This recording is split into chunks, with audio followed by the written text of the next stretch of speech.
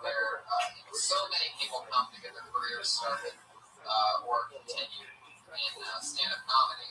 And the privilege of so many people signing up today, I think it was 32 or 34, something like that, which is a record, by the way. That's good. Congratulations for that, guys. Are they all in here?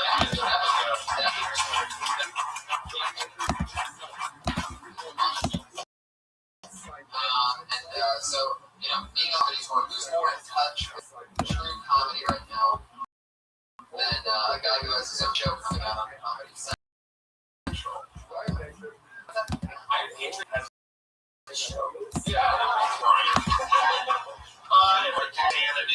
If the editing is, where everything needs to be, could be December 1st. Wow. You could see Stevens on your Comedy Central program. December 1st. Possibly. It's all about you. Like, a lot of people get their own show.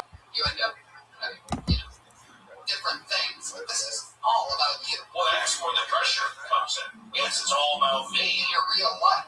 A lot of it, yes. And there is, pressure with that. And this real stuff, it's not like I have a normal life or a normal relationship with my mom. Oh, my mom owns a cake store, and I had a dog, and, I'm looking for a house, and we go around, they play the cornball music. It's not that. It deals with mental disease.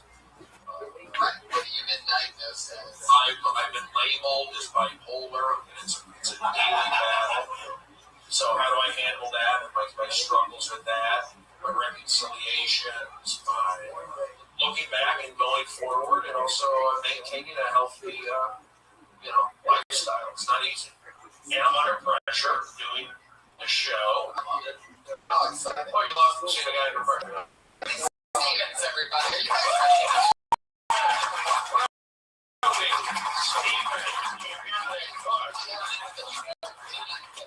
This big magical black 60 seconds. 60 seconds.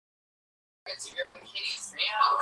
That lets you know your time is up. So if you keep going on, you'll run out the very much Hollywood narrative. It's already stuck its way into the show multiple times. Because can I ask one thing, Tony? Yeah. Is there anybody willing to go to Coffee Meet and get me a vanilla latte? If you're not, sure. No, I'm kidding, but I would like one. If you want to stay watch for the Diet Suckers. Josh, you want to make that run? Josh, don't worry about it. Don't worry, I can find you. I'm okay. I'll be back in 15 minutes. Josh, you want to watch the show or you want to? Fairfax. How are you going to do it? I'm really going to make poor Josh. No, don't do it. After he won. Producer on the show. I pay him money. Well, then Josh should pay somebody here. Yeah. How about this? There you go. Okay.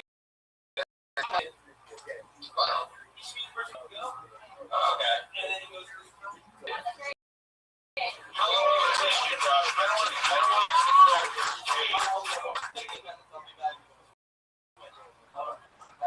but I like it. Bring it with you. Don't tell me producer. Getting the vanilla latte. What is that? Orange vanilla latte. That's what you like. So you're being more. I'm sitting on oddball. That's what happens. You know, I'm bossy. I'm not bossy. I'm important. So you're about to start a show. But dude, this crowd can get me a coffee. I didn't say it like that. I asked. Oh, but you're gentle. Josh just won an epic battle, by the way. Yes. He fought good chocolate. You don't know, he's a homeless transvestite. Josh? Well, comedy. Oh, man. Lived a little bit around Tony. You know that? Didn't make any sense. He said he could go ahead. All right. Let's start bringing comedians up here. Yeah, we know how it works. You guys ready to get it started or what?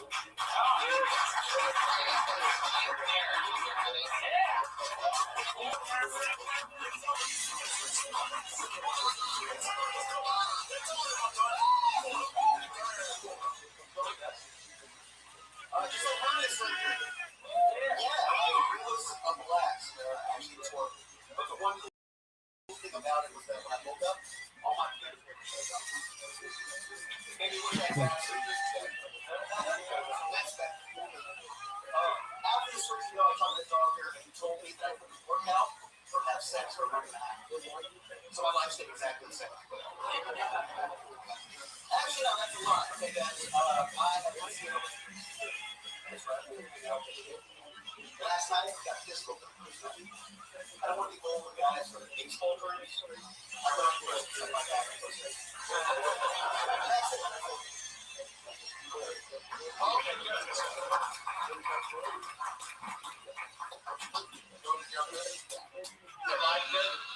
I like the hernia fit. Got my attention. I had hernia. No, it's around 6 feet. Did they go laparoscopically or belly button?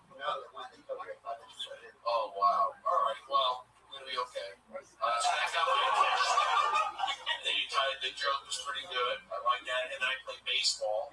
Got my attention on that. It was a little graphic. There was a rape with a bat. Is that? It was just step in that. Okay. All right. You know, I like that you were the first. I like you had a good personality. Keep doing it. Fuck yeah. I spent most of your set trying to find a pen and a piece of paper from Brody, at which point he pulled out his phone and was going to start taking notes on his phone. But I know Brody so well that I know that if he has his phone in his hands, it's just going to get distracted from social media network. So I spent most of your set trying to take care of that so that it's not a problem in the future show. So I have no idea.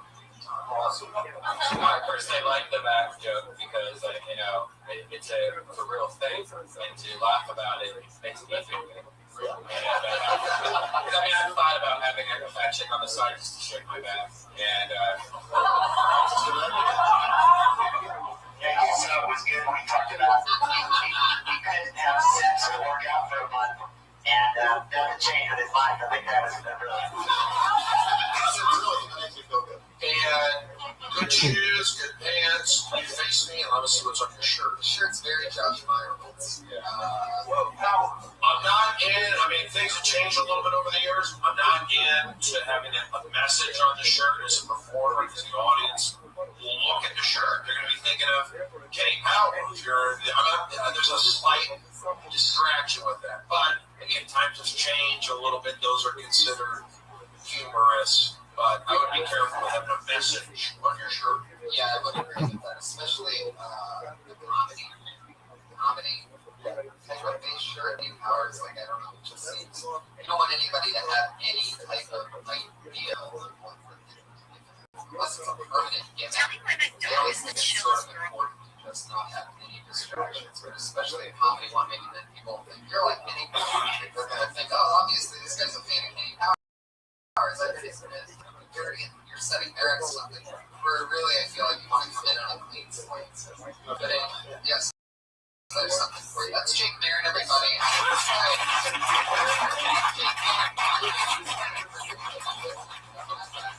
want to send your tags to the Canadians, a lot of them with their Twitter handle. I haven't even tweeted it now. Yeah, I noticed that. I noticed that we're a little bit low key today. Well, I'm working and I'm having some, issues. I'll talk to you. I'm telling you guys, gotta watch the show, enjoy it. Are those previous episodes available on I don't know where they're at, You might be able to find it if you go home tonight or sometime this week. Seriously, look up what HBO did. It was originally, that's how awesome the show actually is. Because HBO had made it 15-minute shorts, and Comedy Central bought that from them. I mean, in a minute, Here's the deal. But here's what HBO had it. They could have said, you know what, we like it. Let's bring it back. We know you. We're family. Let's bring it back. That didn't happen. Number one. Number two, this crowd not totally with me. I'm kind of okay if they don't watch my show. That's my problem. I'm a good guy.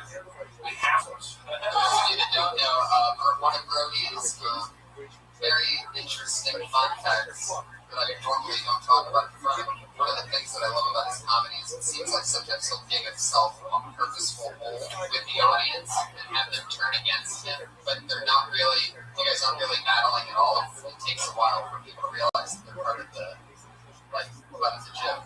Well, it can take a while, but again, I'm doing professional set. I start both stages. Now, again, the Oddball Comedy Festival, there's 15,000 people. I'm the first one they see on the main stage.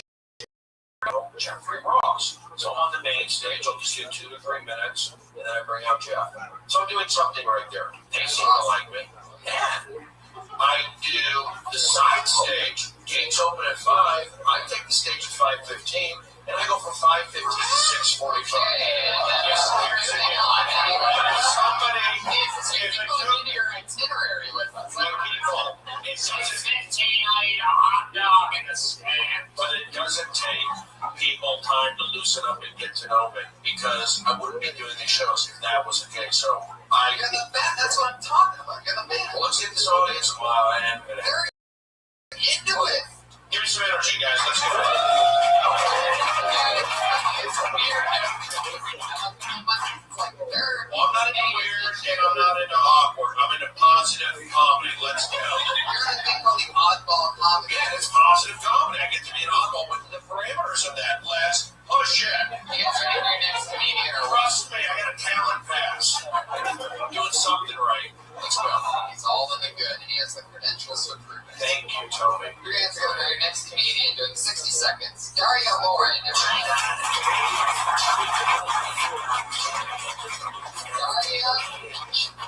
Lauren.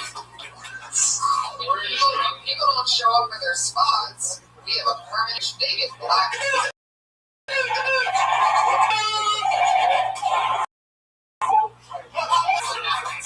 It's blacklisted. The Patriot hates this set of noises. How often does that happen?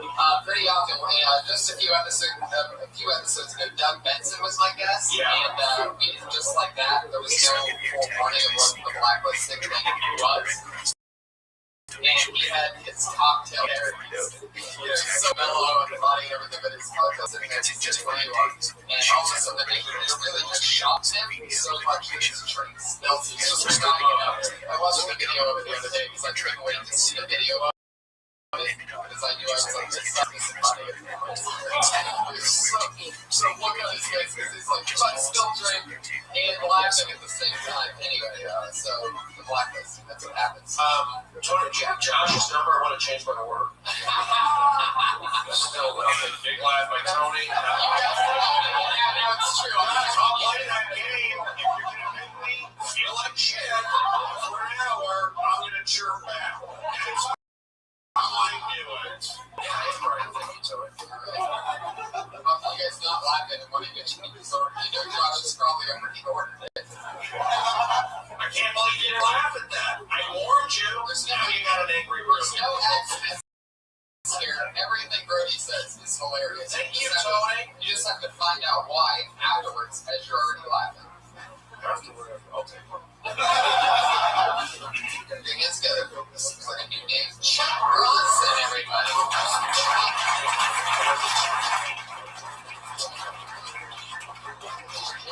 You know what that means, everybody. You know what we'll never see again.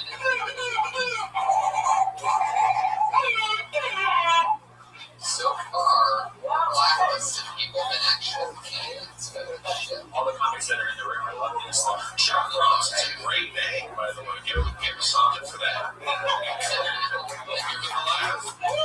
More laughs. Here we go. It's Victor Klekov. That just seems like no one could have corrected 36 people that signed up. Victor Klekov? They're all in different handwritings. So what are these things? Very, very strategic. Energy guy. Cody Ginley. Is there a Cody Cody Ginley.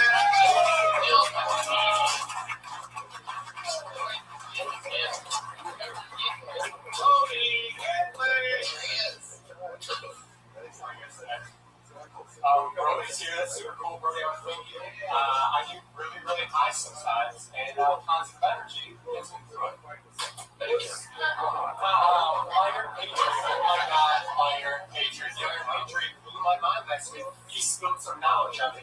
He said there was a difference between comic book Iron Man and movie Iron Man. Did you guys know that there's a difference between comic book Iron Man and movie Iron Man? difference was? Your patron. What was the Osborns, right? Norman Osborn. Norman Osborn was great guy. He's the guy for comics, right? And so Patriot.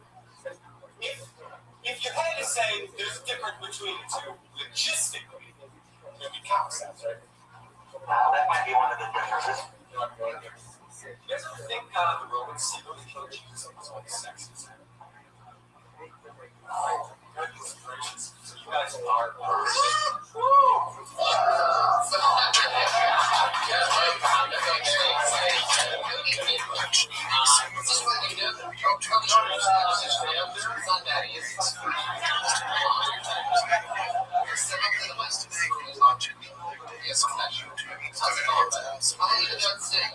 just probably about a year.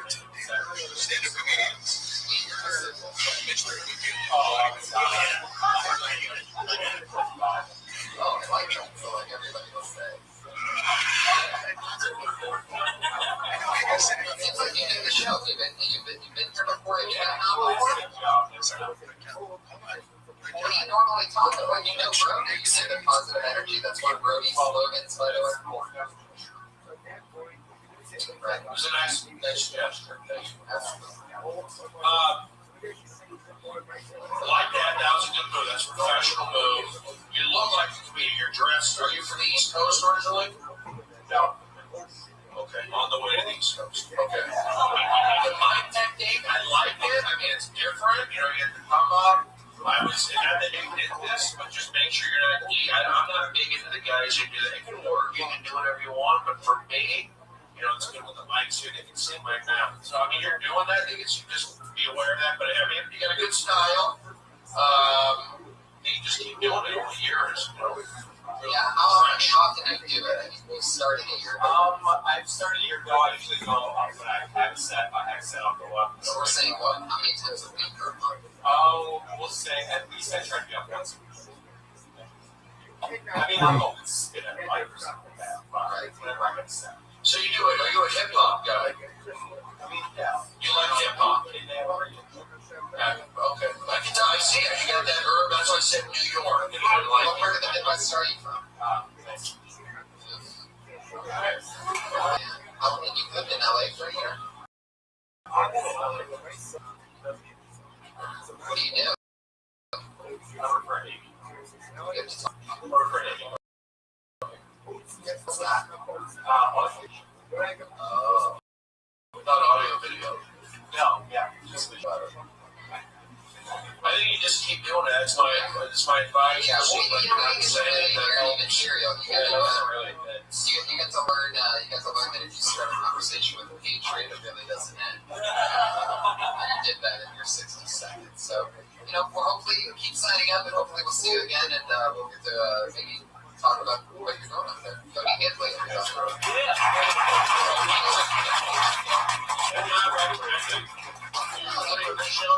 Well, I mean, it's not really. You recommended a banter with a patriot.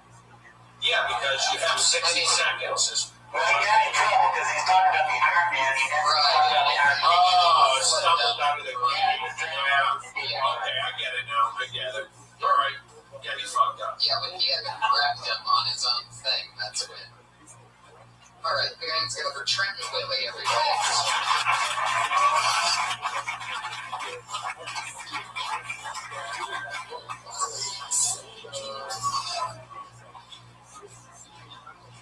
So, I want to tell you about my life.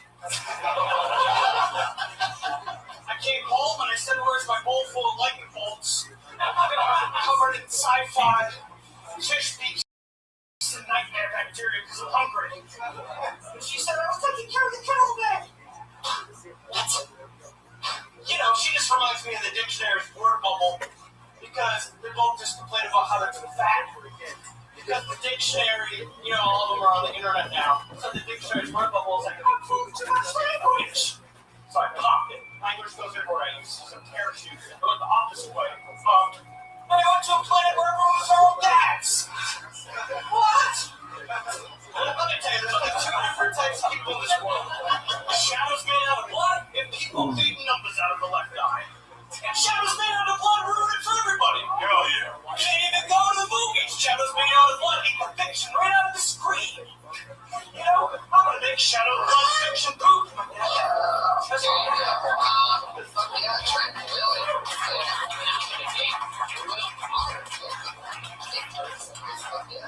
How long have you been doing stand-up? 2004. Wow. Are you on mushrooms now? I'm living inside of a purple triangle right now. Yeah.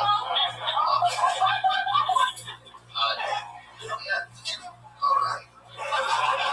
It's fun. It seemed like you walk a very fine line now from people going like, what the fuck is this guy talking about? To bringing them back by being a little silly. So that must be dangerous. If that's your material normally, that must be a very dangerous line to walk. I was thinking about it while you were doing that. It almost seems like, you came out of the gates with, I want to talk about it, like, it's so funny and goofy that you said you wanted to talk about writing from like a double with or whatever.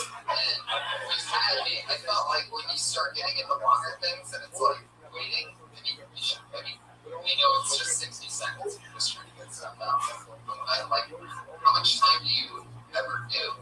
Like, what's the longest set that you do on a regular basis? Longest that I shoot up, I feel sick, an hour and a half.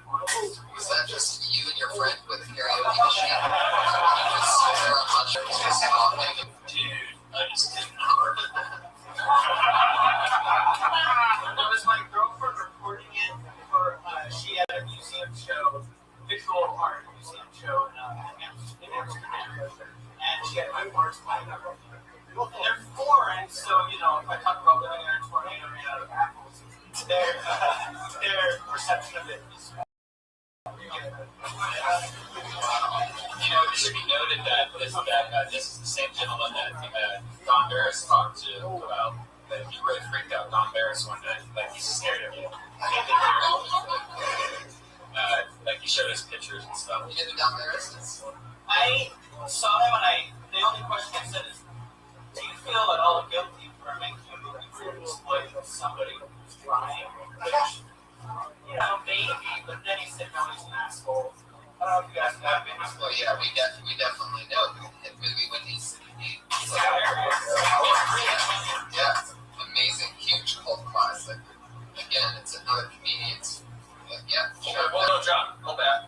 I didn't get a chance to talk, right? Hold on, right? Okay, watch her. No, I can't get my coffee. I'll tell you why. I forgot to say soy because you're allergic to nuts. Yeah, let's just go back to this. I'm a good person. I'm hosting and running the Oddball Festival. Okay, well, you're getting promotions. This is podcast. So this is what I think. Now you're running it? When I saw Butcher Cody, Cody take the stage, the first thing I wanted to say to him, Josh, where's my coffee? That's a funny bit. Yeah, you want to bring Josh up here so people can see exactly what's going on. Stand next to What do I know about comedy? What do I know?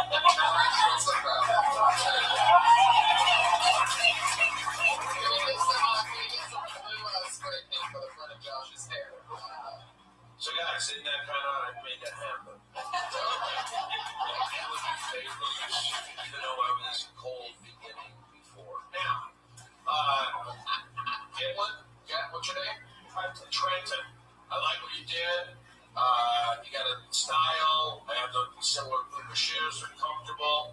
You came up, you took the mic, did your stuff. I can't go into material. I understand all how that works necessarily. But your look, your confidence, it's all good. So just keep doing it. Talk to Tony. These guys like that are, I guess, writing more jokes. But the character, you should be booking commercials. I don't know if you already are. I see you doing commercials. I look at when the guys come up here, the overall thing. So confidence, you seem to have it. Look, you have it. Look into commercials as well. You can do both. Yeah. Sure. There you go. What's up? I was in a hangover, so I know how nasty. Yeah, you should definitely try to get a commercial agent. Yeah, he's got a good look. That's what you got to do to work in this town. It's true. People with faces like mine don't get beer selling commercials.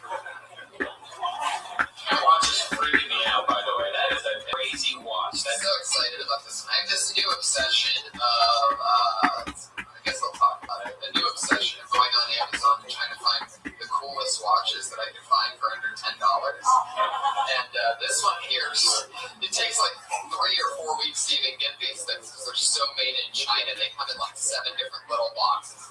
It takes like an hour to open it. And then you end up with this watch right here that has the time, the Chinese time, which I'll never use, on that bottom left dial.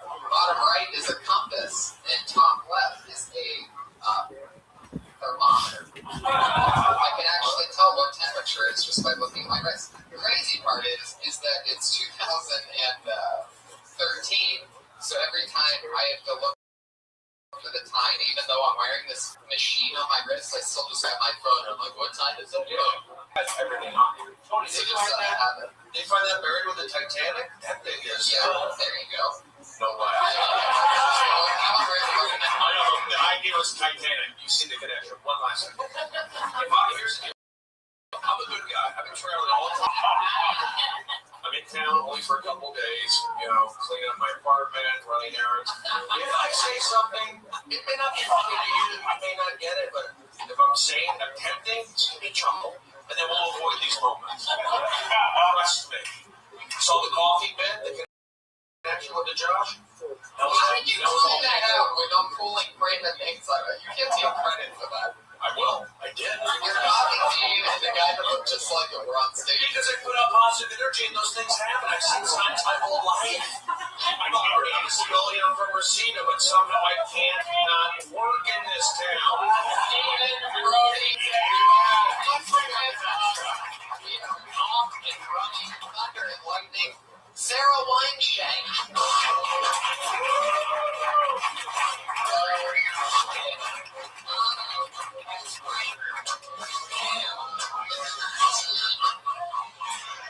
What's up, everyone? Guys, I'm going to talk to you about how I think ranch dressing people are the worst. They always got to let everyone know that they're a ranch dressing person. Excuse me, waiter, order pizza. Can I get some ranch? Waiter, order fries. Can I get some ranch? Nuggets. Can I get ranch? Jack in the Box drive-thru. Extra ranch? Guys, I want you to imagine being on a date with a fat white bitch eating a lot of ranch. You guys, can I get some of that? Like, what is ranch? Someone's like, oh, this mayo doesn't have enough flavor. Let's throw some seasonings in it. Called it ranch. Ketchup? People like ketchup. There was the weird, picky little kid eaters. I don't want anything on my cheeseburger, just chili, like the beef. No, and a little bit of ketchup.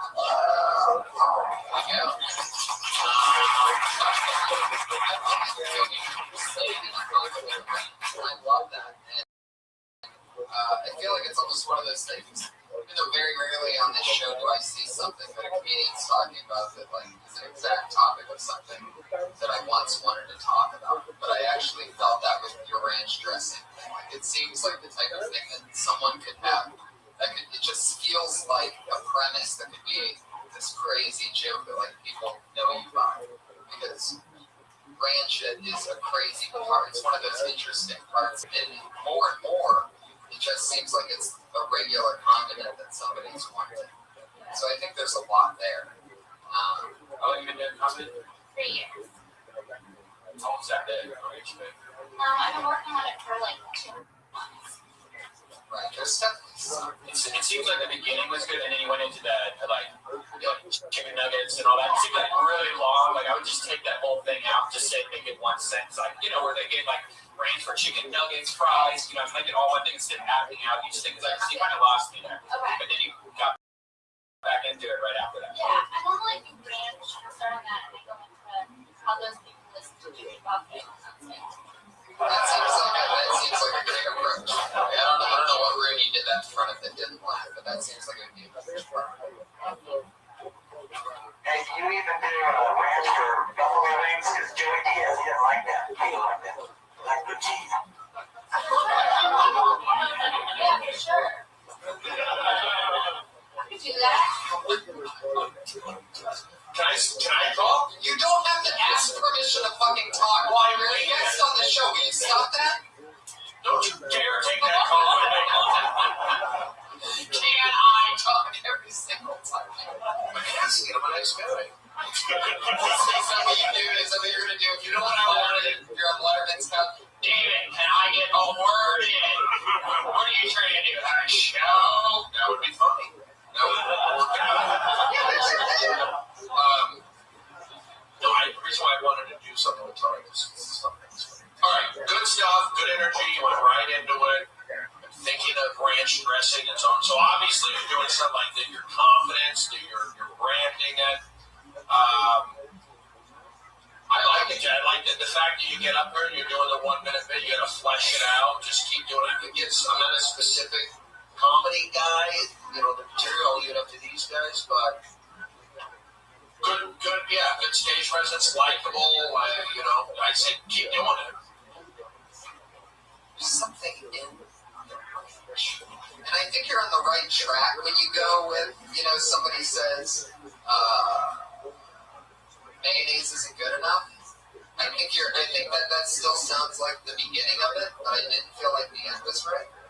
You know, it's like, it almost seems like You said mix it with spices, right? Yeah. Maybe you could add to it like I want mayonnaise, but I want it a little bit more sour, mixed with spices or something like that. I mean, like, Sour. I think it's saddle ranch. it's like somebody That's what I was said, thinking. That's on my mind. Yeah. It's more for fruit. You know? I feel like the person would say something like, you know, this ranch is good, or I mean, this mayonnaise is good, but like you crumble some salt and vinegar chips in it, or something like. You have to have a reference. It's not that, but some kind of reference that's funny with flavor, like something, some Billy Goat fucking. Didn't Blink-182 have an album called Dude Ranch? See, I know ranch. It gets me going. That's how I write. I just take words and push visuals. Put them together. What's your name? Sarah. Hey, what's your last name? Wine Shane. I like the name. It's memorable. It's easy to say. Got a good look. It's people are gonna like you. So just keep doing what you're doing. Very German name. Yeah, German.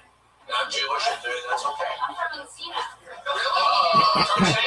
Yeah. You got it. That's what every German person says when they are in front of their Jewish person who they've been targeting. They know where it's from. It's alright. I'm from where you're from. It's a German name, but she might be Jewish.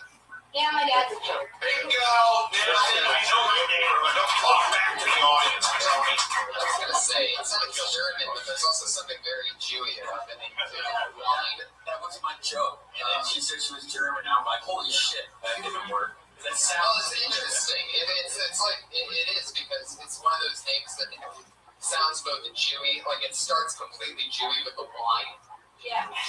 Oh, wine, I mean, it's so terrible. And it's German, yeah, Jewy. That's racist, okay? Oh no, it's Jewy. Right. Okay, cool, yeah. I've never met a white guy with the last name Clinkscale. Like, those are my black friends, and that's a black last name, and black people know that too. That doesn't make it racist. There's a Jewish person that says something It's Jewy. I took offense. It's very Jewy. Even the word wine. Jewish. Say it's very Jewish. Say that. So my Jewish friends can say Jewy, but I They can? Yeah. So we're going to get the N-word battle and get uncomfortable? Anyway, the last part's very German with the shank. Like, it's like, I'm gonna shank you, like evil. I'm a German. So it's like one shank. Evil. You're the most German last name. Yours is just creepy. Reichel?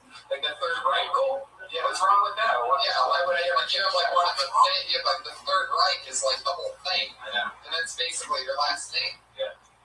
That's why I It's like my name being Tony Holocaust, you know? Alright. I'll see you guys later. She's at Princess Jane on Twitter.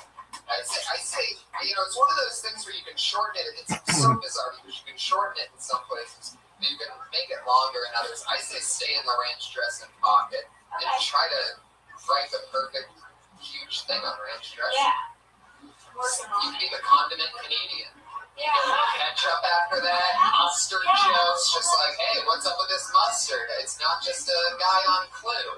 Alright, I don't know. Mustard and relish are hard.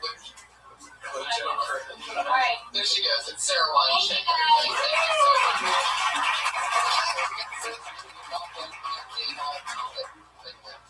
It's part of the song.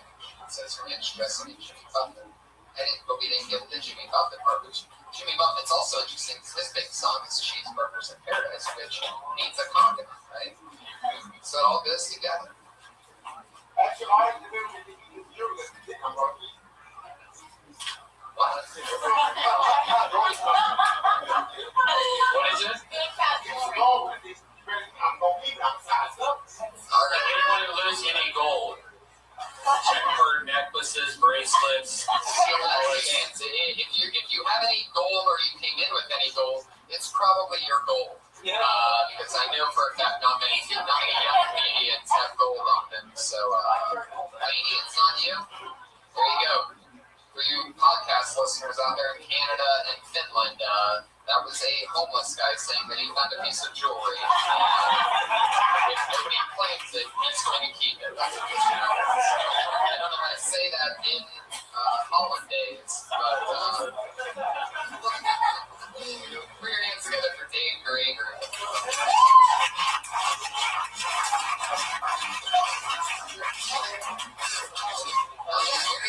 Give over Dave Grager. So I have diabetes. I don't eat anything. Diabetes didn't make me black. I used to be Filipino woman. I tell people I have diabetes, and these might do. They feel that you start listening about foods that I can't eat. Like I don't know what to put in my fucking body. Like, bro, you got diabetes? Damn, this sucks, man. So you can't eat anything. You can't eat carbs. You can't eat lollipops. You can't eat bacon. I don't know what I do if I can eat bacon, man. I think I just like, why the fuck do they do that? Do this shit to blind people? I think I'm blind, dude. Shit, man, that sucks, man. So you can't see anything, man. You can't see colors. You can't see rainbows. You can't see bacon. Damn, man. I don't have to see bacon, man. So annoying. I think that's it. I have another joke, but I'm not even there. So that.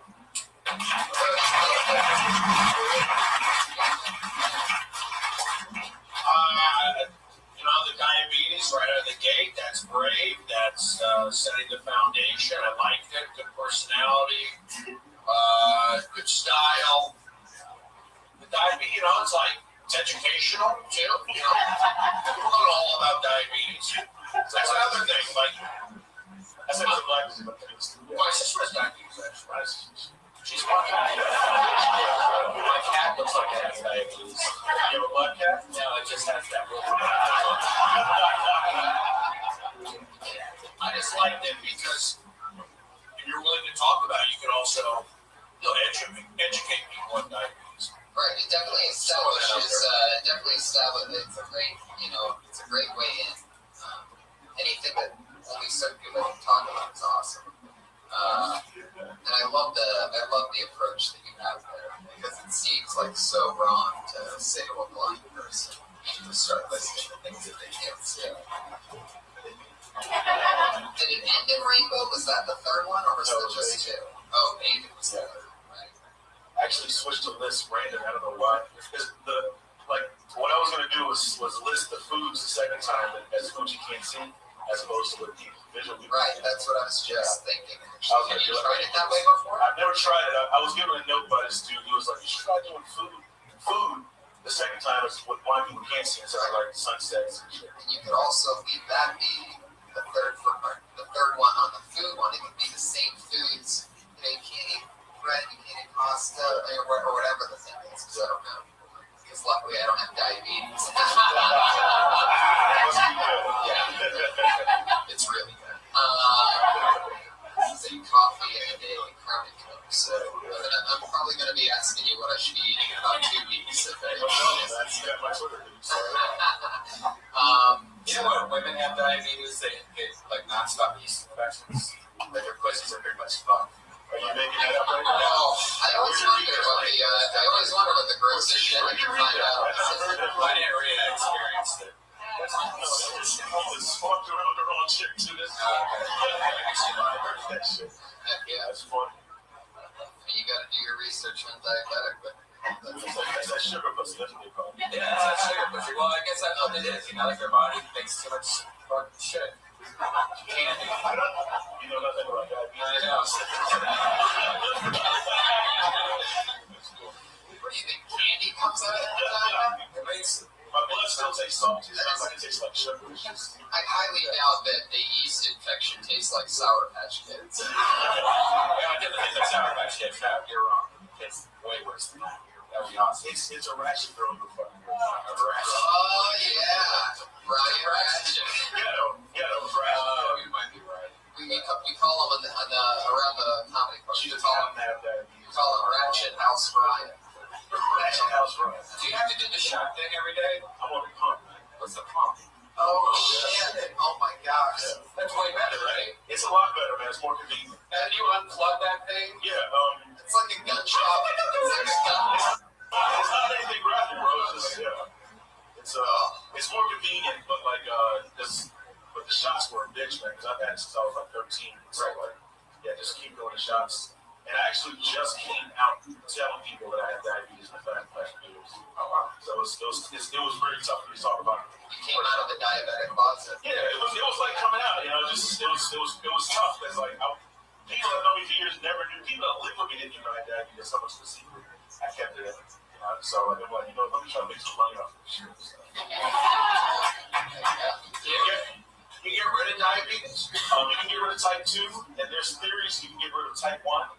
But essentially, type 1 is where the pancreas doesn't work anymore, and type 2 is where the pancreas does work, but the body is not accepting the glucose or the insulin that the body shoots to get the glucose to use energy and stuff. So it's biological. Shit. Wow. I have type writer diabetes. Type writer diabetes. Just made it up. Word it'll last there. Again, your blood sugar goes up when you type. Is that what you say?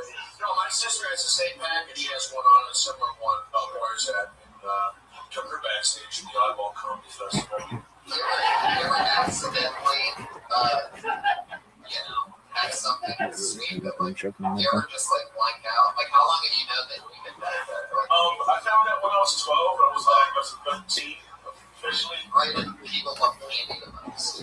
Well, I've never been a candy person. What happened is, like, I was more like the breads and pastas type thing.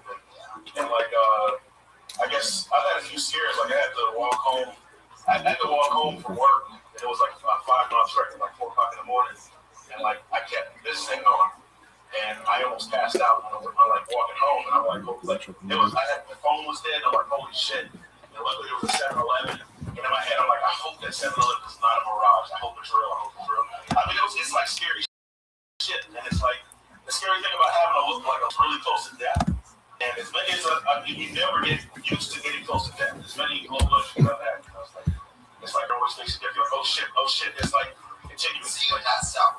I've never passed out. I've lucked out without passing out. Yeah, and like, because I mean, like, I wake up in the morning, like sometimes I wake up in the middle of the night, like, sweating and cold. I've already get some sugar. So it's just like, I've lucked out completely. So now it's really weird. I told you guys I was vegan now. I was also karaoke sometimes. And one time there was a guy there that passed out. And we were trying some like orange juice and some Coke, and he didn't want it. And he went out, and he finally took some. That's when I learned about diabetes. It's a very strange disease.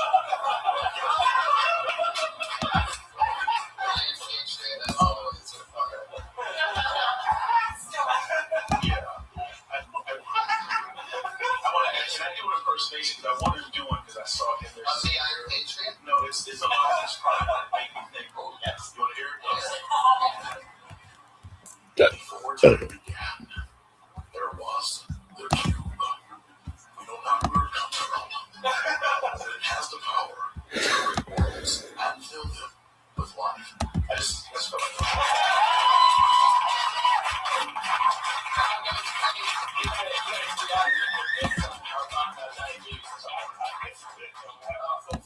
That's awesome.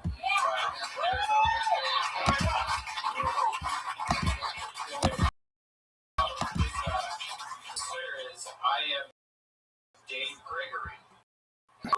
Dave Gregory. Would you like a diabetic Dave?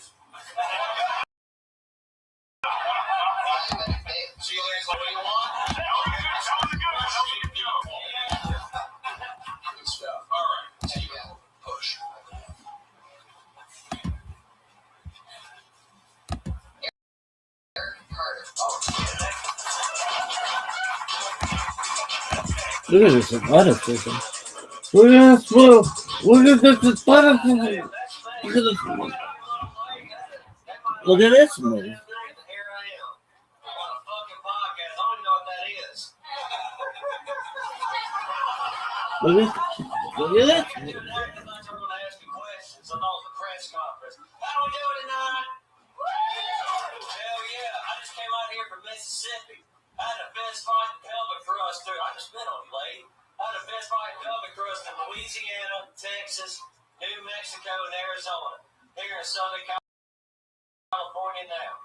But being a son of it, I'm also a family. I love my daddy, I love my mama, I love my brother, and I love my sister. I love my sister until the bitch broke up with me. I am also a Southern stud as well. Fucked every girl in my family tree. Wow, buzz. Bang, buzz.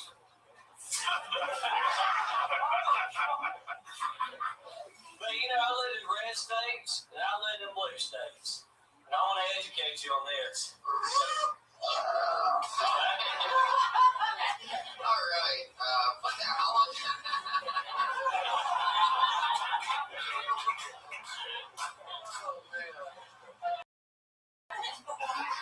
I saw you at the fight last night. You was doing the press conferences, all those prize winner fighters. How long have you been in Los Angeles?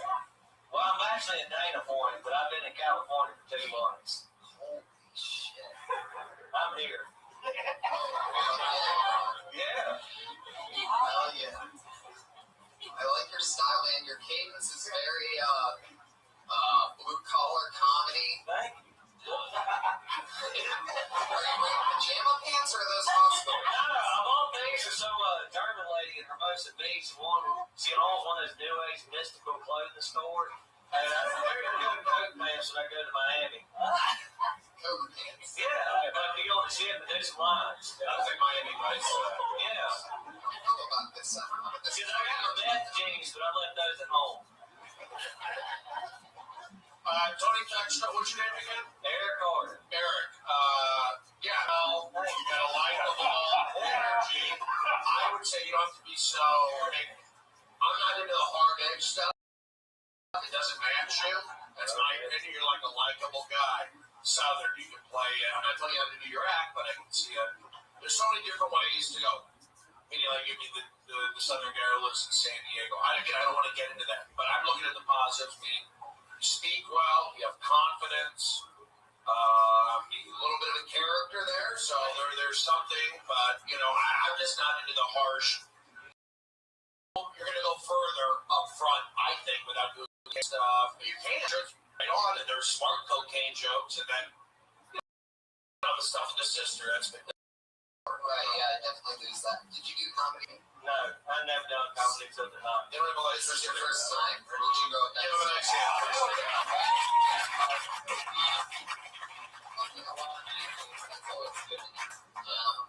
Hell yeah.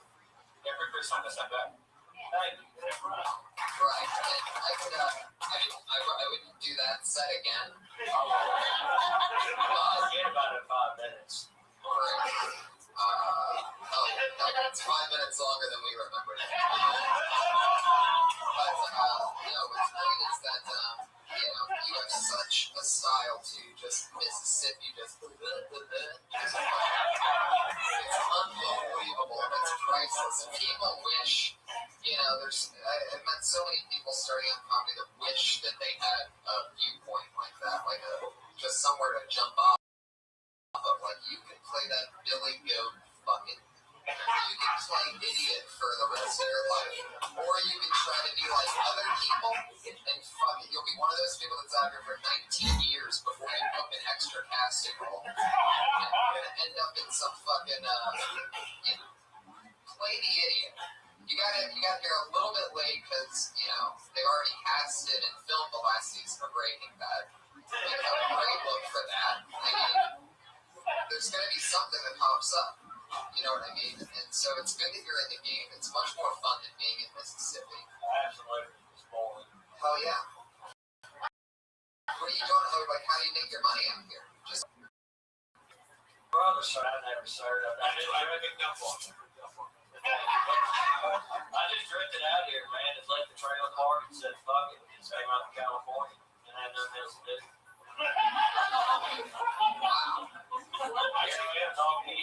Keep it real. Yeah. So, I don't know what the hell I'm doing. Someone's over there, something going on here, and I showed up. Nobody knows what the fuck they're doing the first time or after the first time. It takes tons and tons of times. But I'll tell you, you're already ahead of the curve because most people think that they have things figured out after their first time. And the fact that, you're smiling and you're not taking it too seriously gives you a huge edge over people that, get nervous and don't believe in trusting them, it seems. So good luck with everything. I'm so glad that everything started here. Please come back, sign up again. That's Eric Carter.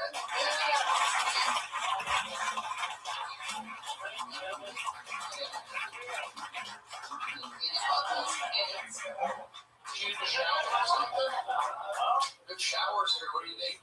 No, that's good. Evans and Dana, who left the mobile home? Well, I left the mobile home. Some ladies let me live with her at Dana Point. I didn't have to fuck around. How's your water pressure? Oh, it's good. A lot better than the outhouse back at home. Oh my God. That's all the shit you gotta be talking about. Mobile home, outhouse. Have you heard of Wi-Fi? You know what that is? That's Morris Lawrence.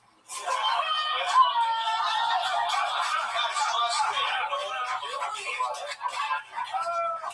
I was at work that day when you're just starting out. There was nothing that I was on to $3 millionaires. A lot. I know what I'm doing. Oh, you're good job. Good job. Just doing it. That is the perfect. I don't think the Wi-Fi thing, you know what I mean? Say, somebody asked me if I know what Wi-Fi was, something like, I'm like, is that martial arts? You know what I mean? Like, you can take what you're given. You know what I mean?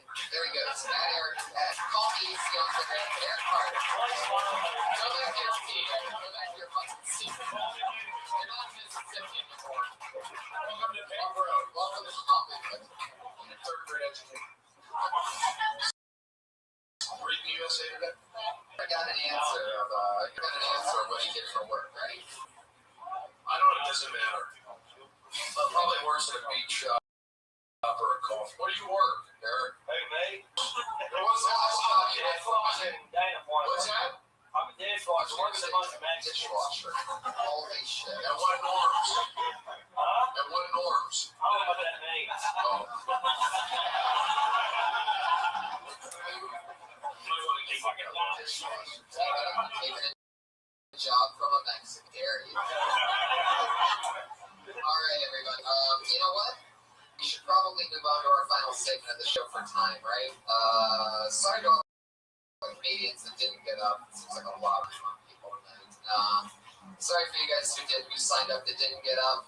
We're going to move on to our final segment of the show, which is always exciting and fun. There's two lovely young ladies that are part of every single show that we've had, and they've been being built here 60 seconds a week for 16 weeks. This is their 16th show, and so let's flip it this time. And going first tonight from the great state of Florida, she dropped out of college to pursue her stand-up comedy career, and that all started here in this room. Put your hands together for our friend and yours, the one and only Kimberly Condon.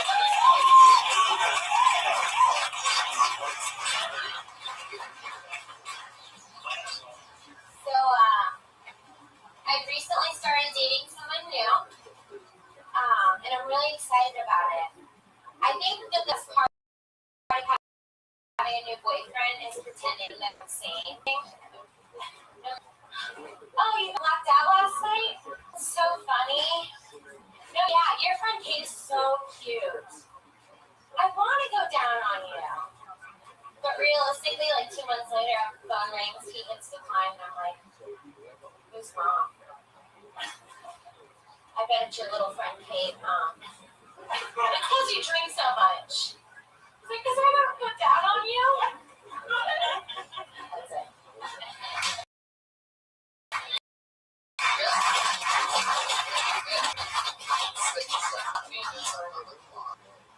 But at least it's a new one, I would make the examples funnier. Yeah, it's really new. And the going down, keep the going down on you. I think that I would switch the two of both things. As long as that's a potential for 4 more laughs to that way. Yeah. Just because it's a rule of 3 type of thing doesn't mean that the first 2 can't be funny as well. And everything starts as sort of a one-liner sometimes, unless you take that approach. Anyway, point being that that's a good new thing. Oh yeah, I also feel like originally when you started in talking about pretending to be sane, I mean, you can get that example later, but I also feel like there's something to be acknowledged in, like, it's almost like how when people wake up in the morning to a phone call, they don't want to sound like they just woke up. I think everybody tries to do a normal voice. I feel like there's something in comparing that to that, pretending to be safe. Almost like when you're throat, try to get the groggy stuff, cover the phone or something like that. I feel like fighting that type of thing is crazy. Last week, Brody. Did you go? No, I didn't. I liked it. I mean, I don't know what the whole process is exactly. So we were going to remove the stop that right now. Just looking at the big picture. All right.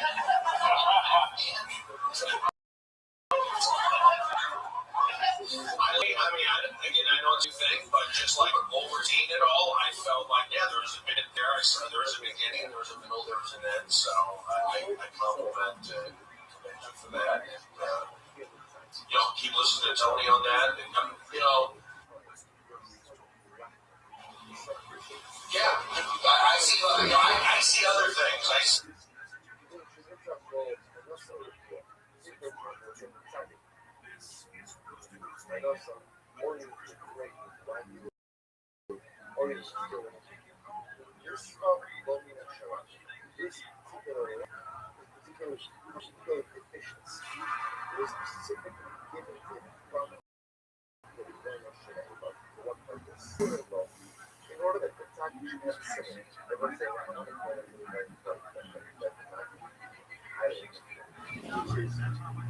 The likability is in the smiling, and that's what I would say. All the comedians I see here today that really have good, got a good voice, good point of view. So, have you ever had a bit about how women are a certain way? I know that you don't talk very much about. Well, I'm a unit, so I don't view the a certain way and this and that. I'm just kind of like in the moment. I'm like Johnny Manziel. I played baseball. I was a failed pitcher. So I kind of do it that way. But yeah, I mean, there's so many different forms of comedy. Yeah, there's different, the guys versus girls, and this and that. I just feel. I've studied so much on comedy that I always tell the new comedians, it's stage time and jokes.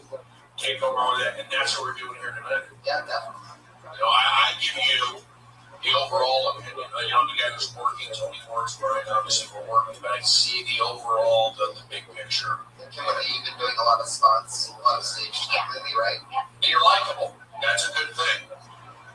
I noticed that all your bits have you playing a character. You notice that? Like every time you're always just like you're acting stuff out. Yeah. Have you ever tried to that?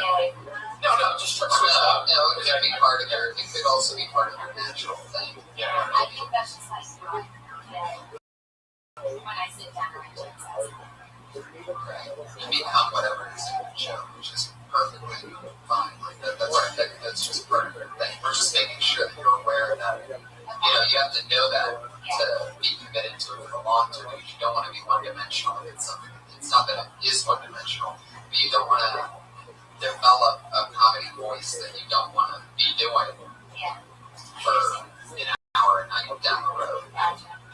Going down, how does that start? What's the idea?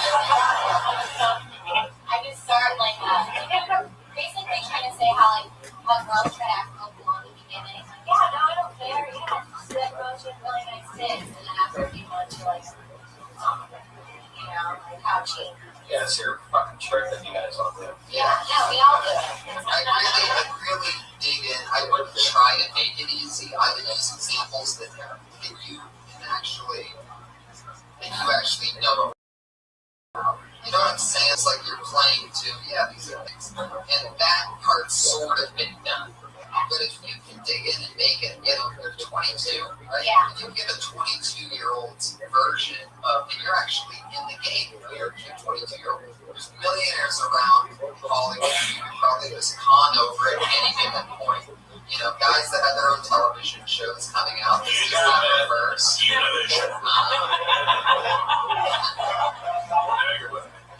So, you know, if you can figure out, like, things, even if you haven't done them in real life, things that you would do, or, like, specific, conning fucking examples, because I think that's what'll make it funny and original. But as far as it goes, as always, great work. There she is, Kimberly Confidence.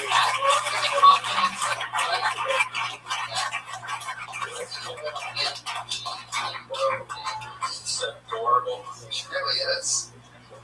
And as always, our other bumpy lady who's been instructed here, always interested to see what she's coming up with each week. Here she is, Sarah Ostajagi.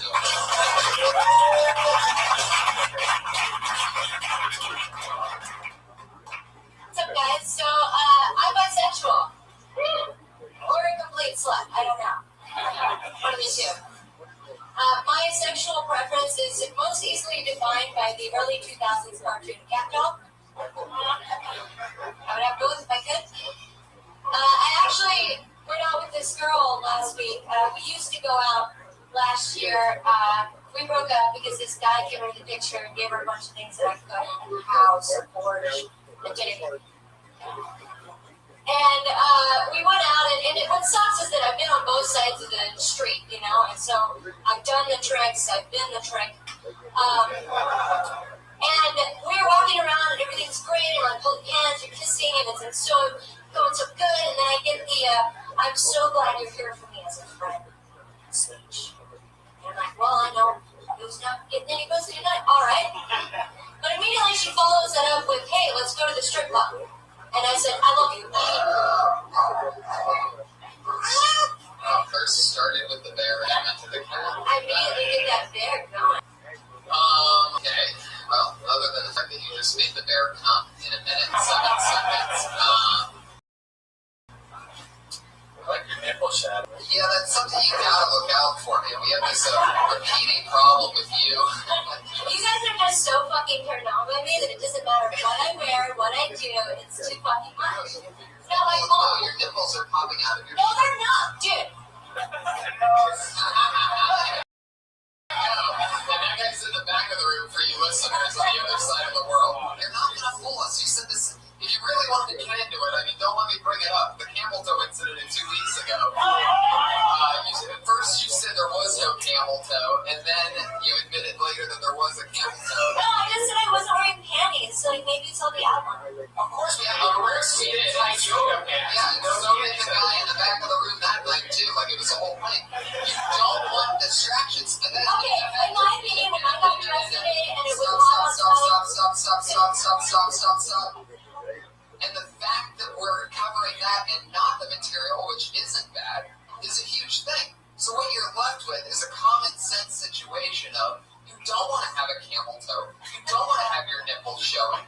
These are common sense things. What would suck is if we're like, all of your jokes are fucking terrible. But instead, you're building and you're doing something, but you're still trying to, or if you're not trying to, then I'm you're wearing a find it here. t-shirt and a Can I raise my hand? Welcome to Welcome to Hollywood. You need a full-size mirror in your apartment. Can I raise my hand? No camel toes in Hollywood. I have no problem with the camel toe. I have no problem. Brody takes the I want you to fail approach. I don't want to fail. You asked Kimberly to take off her acting. That was a joke. Why are you crying, Sarah? Sarah's never crier on Kill Tony. I'm just like, I'm trying so hard and I didn't. Well, you did good, but the whole time I'm looking at your nipples, but we're set. Can I raise my Why are hand? you so offended if I was telling you that your nipples are When popping I out got of your dressed shirt? today and it was 110 degrees outside, I wasn't fully thinking like what's here. And this is where you come to learn. Yeah. Plummeting blood. This is where you come to learn. Your nipples can't be out when you're I don't mind it. I see a lot of comedy. I'm okay with it. Brody, you're giving terrible advice. I don't think if you got you serious experience nipples never Oh my show. god, but you know how you guys are Chelsea distracted by Gray, your nipples never show. Definitely not. I'm you know gonna you guys are fucking distracted by my nipples. People still laughed at what I said. But they would laugh harder if your nipples aren't showing. Do you really think you're right I about think they this? would laugh harder if the jokes were when they get better and your nipples are showing. That's funnier. It's actually not, Brody. I think it is. Extreme pent-up sexual tensions. Well, the audience applauded me. The first time this audience applauded me, Tony. If you have, I'm saying like, look, ideally speaking, yes. Brody's taking a stance on a joke, by the way, for you clappers out there. Actually, he's saying that the more naked the female comedian, the better that it is. I think it's funny if you've got good jokes and you're a good comedian and you're up there with a camel toe. I think it's funny. It's a layer. You don't think it's a distraction. Meanwhile, you tell the guy that's wearing a Kenny Powers shirt that that's a distraction. Because you're looking at a message, you're reading something. The nipple is like, oh, You're reading a camel toe. You should have seen these pants from 2 months okay. ago. I'm just getting my opinion. That's what it's all about. We don't agree on everything. I don't mind it. Why the tears, Sarah Mostajami? But you're being built in a war zone No, for I know, 16 weeks. I take it up the ass from you guys every week. I get it, but No, you really don't. First of all. Second of all, if you do, it's because it's unacceptable. And we want you to be good. It doesn't end up working for us if we end up, hey, we're building every you guys week should here. just talk to me about my fucking jokes. Like I don't like. But you're just Tell me about that. You always do this. You're always fucking talking about drugs going on. Now you tell me about my jokes. Like, why do you tell me I just I don't want to talk to you outside, first of all. Let's get on this job. No, you come up to me. Second of all, What? this isn't. Stop talking. Sarah, stop talking. Let's hear the joke. We already heard the jokes. No, we want to hear about them. Seriously. I wasn't paying What attention. you two hecklers don't realize, you two uneducated hecklers. Let's take a vote. Who saw nipples? Who heard jokes? I saw nipples. I heard There you jokes. go. And these are people from the back of the room. Like, it's Sarah, do you know her? No, I'm saying like really. It's like the whole first hour of her bit, I was looking at her nipples and why to your nipples. The reason why it's not good for a female host to be showing is because it is a distraction to the overall stand-up comedy. Whether it is to you or not, it doesn't matter. But if her All the guys jokes and her persona and her point of view, if those are getting strong, if those are getting chuckles, then it would kill if her nipples were well, let her build up the that's bits. point. No, It's gonna be a harder road. Let her build up the let her be herself. I said the bits are good. Well, then I don't have to write tags every week for you. I don't think you understand what the show is. It's us helping you get better at the overall thing. It's not about just jokes. And if you and Kimberly, it's an entire thing. The fact that she smiles and is likable and doesn't have nipples showing wouldn't be part of something that we cover with her. I'm okay with the nipples and the camel toe. Also, you don't notice that this is involved from wearing, And we're not saying anything bad about nipples, man. You look fucking hot as hell. We're trying to tell you that you're so hot that you need to fucking not have your nipples, your pussy show, because we want to hear your jokes. some harsh now because these are people that are regulars on the show. It's absolutely true. We need Kimberly and Sarah to come out of this being two of the best female stand-up comedians in the world. And if instead one of them looks like a stripper on stage, it doesn't work. And it's taken a long evolution. I think it does work if you're You're jokes. wrong. Name one that's successful. Alicia Michaels was. You just said once. Well, she stopped, she Name stopped. one that's successful. Name the female comedian who's purposefully sexy on stage that is successful. Eliza Schlesinger, is she sexy? Yeah, the dresses, she dresses down on stage. Dresses down 100% of the time. Name another one. A lot of the African American comedians are looking good. Go to your jokes. It's a safety approach because I'm winning this argument. All I know is I go to the room and a very funny comedian in Chicago, huge breast, high heels. She had a point of view, jokes, and crushed it. What's her name? Forget. Exactly. Well, I have a memory. This has been a fun episode.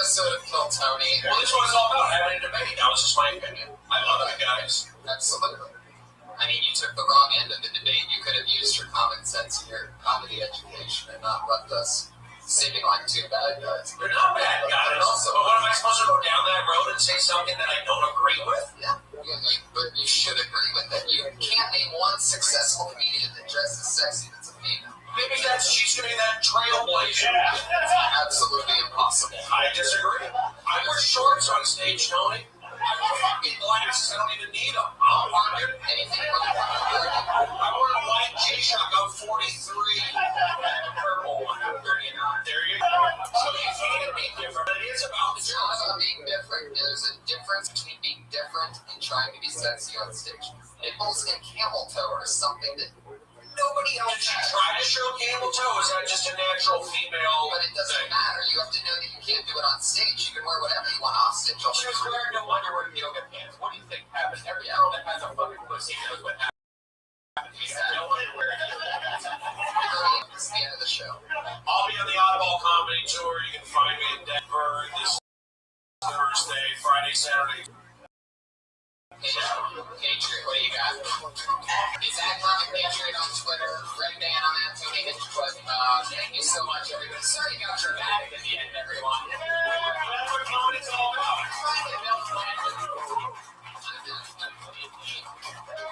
Tony's a great guy. He's trying to help. We're all positive. I just know what I know. And I'm pretty fucking smart, by the way. I went to GPA, graduated. It's a scientific fact that I'm right 99.8% of the time. Thank you, everybody. Good night.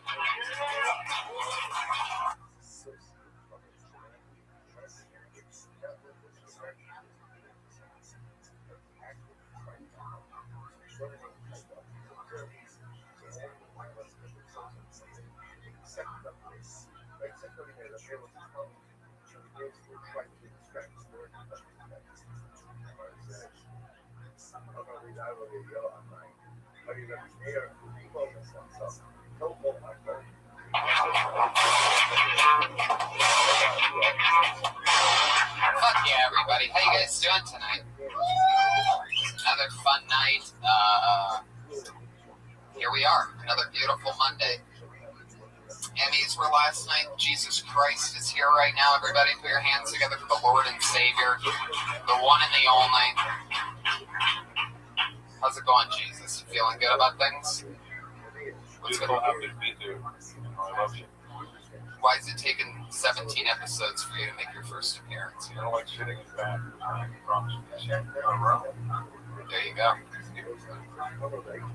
How do you guys feel? Welcome, new audience members. How do you guys feel to be next to Jesus Christ, the Lord and Savior?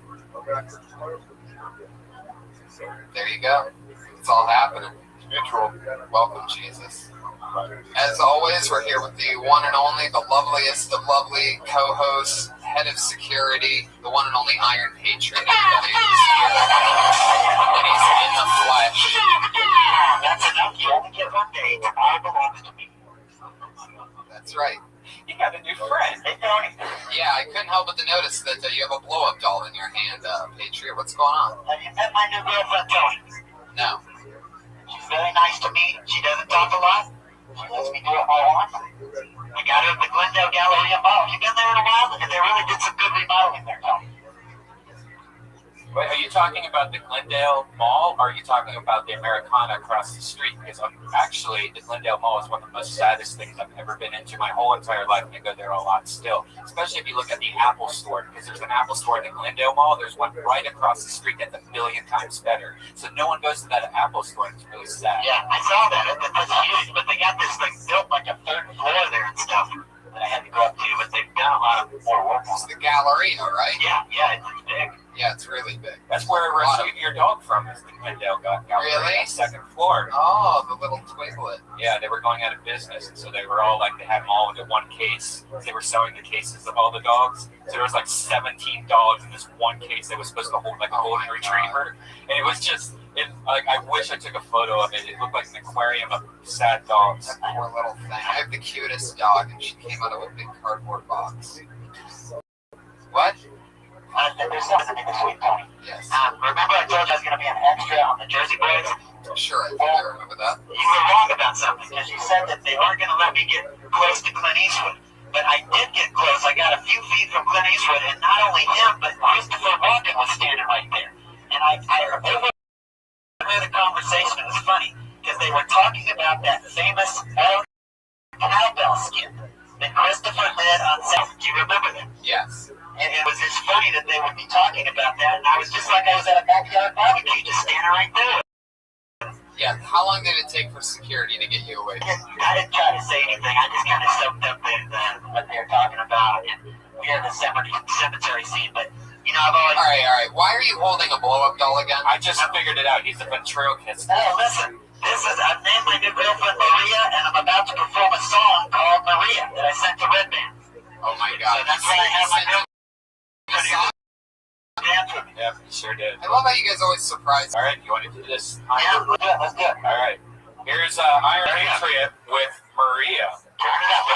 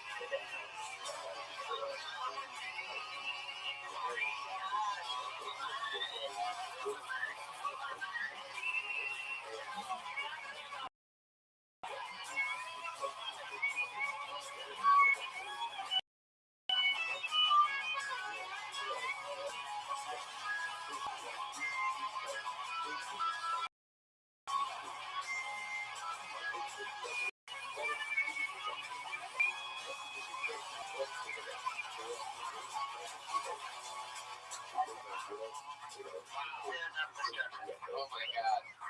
You like when your girlfriend's Wow. For some reason, I feel like you've actually used that before. That doll. I checked it already. No, I got it wrapped up. Sarah brought it up front. Why didn't we do that on the show?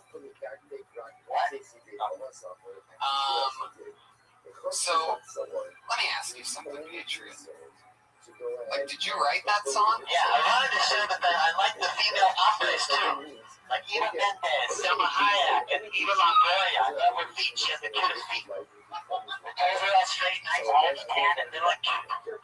So you're saying that your blow-up doll is a Latina? Yeah. Yeah, so Maria, that's what I call her, Maria. Well, Maria is also an Italian. Yeah. I like the song a lot. It was amazing when you held it up and started eating out the blow-up doll and exposing the butthole to the audience. Especially since it was a big, gaping butthole. And let me tell you, I stuck my finger into it with trust that you said you never used it. And I smelled it and licked it, and you were right. Wow. You have a lot of guts when it comes to licking things. I heard you with Jerry Diaz. Talking with Jerry Diaz, you guys are lethal together. Well, I trust you. That's what I'm trying to say. I know underneath that armor is the hardest steel. Yeah. It was fun to do that. It's great bringing back all these Dirty Crabbers on. I really got a special thing, man. Dirty Crabbers, his old band when he lived in Texas. And they played music in the grunge era. And he said to us, yeah, my band played in the grunge era. And I go, that doesn't sound like grunge at all. And he goes, yeah, we weren't successful whatsoever. That laugh is so creepy. It's my new favorite thing. It really, I love that the first couple episodes we had the Patriot as head of security, or as I call him, the head of insecurity, on. We didn't have a microphone for him. We didn't realize how much brilliance was going on under that 60 pounds of armor. But now, we got them all wired. You know, another story happened on Thursday night. Wasn't there an episode of Buck Said? Yes. Yeah, I watched that. You guys are watching that trailer of Don Ron that's coming out with Joseph Gordon-Levitt. That looks fucking badass. I was in that concession stand scene when they went to the movie. You're in that? Yeah, I was in that. I mean, I was an extra, but it was funny because I was in that concession. We know you were an extra, dude. There's no, what would be the lead role? Yeah, I know. We know that. No, but all extras are almost more fun because they're like Easter eggs if you know them. So you'll be sitting there and be like, oh shit, there's the bee in the background of fucking Sister Act 2. You should make a compilation. Thank you. The guy with autism helping me out with my words. Wow. In a rare, that's like seeing a shooting star inside of a comedy showroom. Is the autistic guy correcting the obsessed fucking... Anyway. But I was playing a video game and waiting for the scene to start, and then Scarlett Johansson just walked in and just was standing right next to me. All right. Let me ask you something. When you're working at Hollywood and Highland lately, now that you have this newfound... First of all, I got to acknowledge, I love the fact that your penis flap is broken today. And his butt flap. Yeah. Right. You gotta let the banana hair out a little bit. So those two things are obviously, now that I see it, they must be connected to each Yes, other. and underneath there's like a Velcro strap. And that attaches your butt. Yeah. That is basically your gooch. Yeah, it's in my crotch. When I was walking here, it must have come undone. I felt like go loose. Did you have a pretty exciting weekend? Are you swollen right now? No, I don't know why. You know, there's just always something that goes wrong with my costume. It's very challenging to wear. It's just always some kind of thing I go wrong. It's a miracle I've made it down here for like 16 weeks straight. It's incredible. I mean, without anything going wrong. Absolutely. And, you know, I'm really looking forward to going to my first trip to the podcast festival out the road to take my costume in the car. Between your nervous left arm twitch, I can't keep my eyes off your costume. For those of you that don't know, a couple weeks ago, we also caught on to the fact that his left arm twitches every time he gets really excited about anything. Does it ever happen when you're writing? Like does a letter from you have like a lot of like high stock market things? When I'm out of the costume, it doesn't happen. I mean, I used to do it a little when I was out of the costume, but now I got rid of it. But it came back when I started putting this costume on. I guess I don't know what the deal is, you know. When I start talking, I mean, I can keep it still, but I don't know. I just take my mind off it. Patriot, that's a great and long explanation. It doesn't make any sense, I know. I'm glad that you're here every episode, Patriot. Put your hands together for the Patriot, everybody. Comic Patriot on Twitter. I'm very excited about tonight's show. You guys know the format. Comedians each do, I'll talk about that after I bring up the guests. Your guests tonight, two of my very funniest best friends. It's like a flashback to what I call the class of 2007. I started in 07, and these two guys did as well. We've been road dogs together since the beginning. We've done gigs all over the town and everywhere else. So I'm just going to bring them up. My first guest is the opener for rock and roll bands like Guster and Fun. He's the official tour opener for Curb Your Enthusiasm's Jeff Garland. But most importantly, he's one of my best friends. Put your hands together for Matt Edgar, everybody. Here he is. We started during the same week.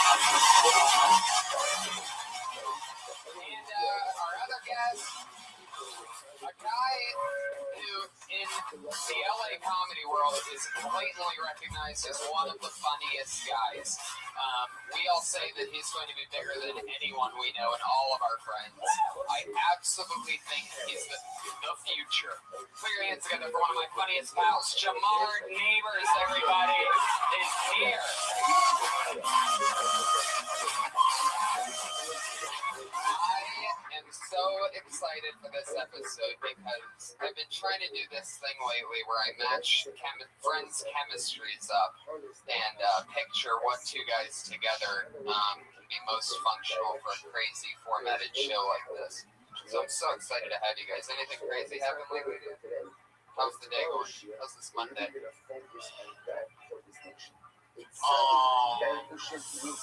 at Josh Martin trying to fix his speaker over there. He has no idea what he's doing. Making a piece of wood around it. Is that what that is? Good job. Good fix. There he goes, Josh Martin, producer of Kill Tony, the silent assassin, which is good because he has a speech impediment. You might recognize him from a couple episodes ago when he did his infamous cereal joke, which I heard getting compliments last night on the front patio from audience members. I remember when it was just a puppy of a joke, and that's the type of fun we're having, watching little gold come to all together. Is once again about 20 of the comedians that were signing up for the open mic downstairs. Once again, they've signed up for the show tonight, and it's always fun to see what happens. You guys ready to get this thing started? Yes, sir. Let's do it. Everybody gets 60 seconds. You know that your time is up at the end of that 60 seconds because you will hear the meow of the kitties. And you better get off soon because if you go over your time, that angry West Hollywood bear comes out. It used to be a few seconds. If you ran the light for a bit, the bear would come out. But I don't know, Red Band's getting pretty excited with it lately, and he loves just... See? That bear gets angry quick. So, what do you guys say we get this thing started, huh? You ready for another crazy fucking... Are you drinking red wine over there? You're so classy. The plastic cup. All right, everyone, put your hands together for your first comedian tonight, and we sit down the mics and when they're performing. Anyway, put your hands together for Ziggy Clutt, everybody. Ziggy.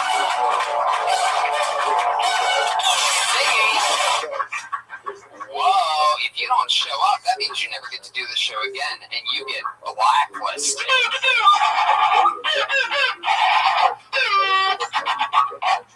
That's what the Patriot does every time somebody gets blacklisted. Oh, Alex sounds every time you say the word black. Well, we have figured out that since he's from Texas and is very goofy, he has a bit of natural accidental racism that is an ongoing thing with him. Sometimes you'll just notice him say things that are like, what's that song about the girl named LaQuisha? Letitia, Jacob and Letitia, two monkeys. What the fuck? In the jungle.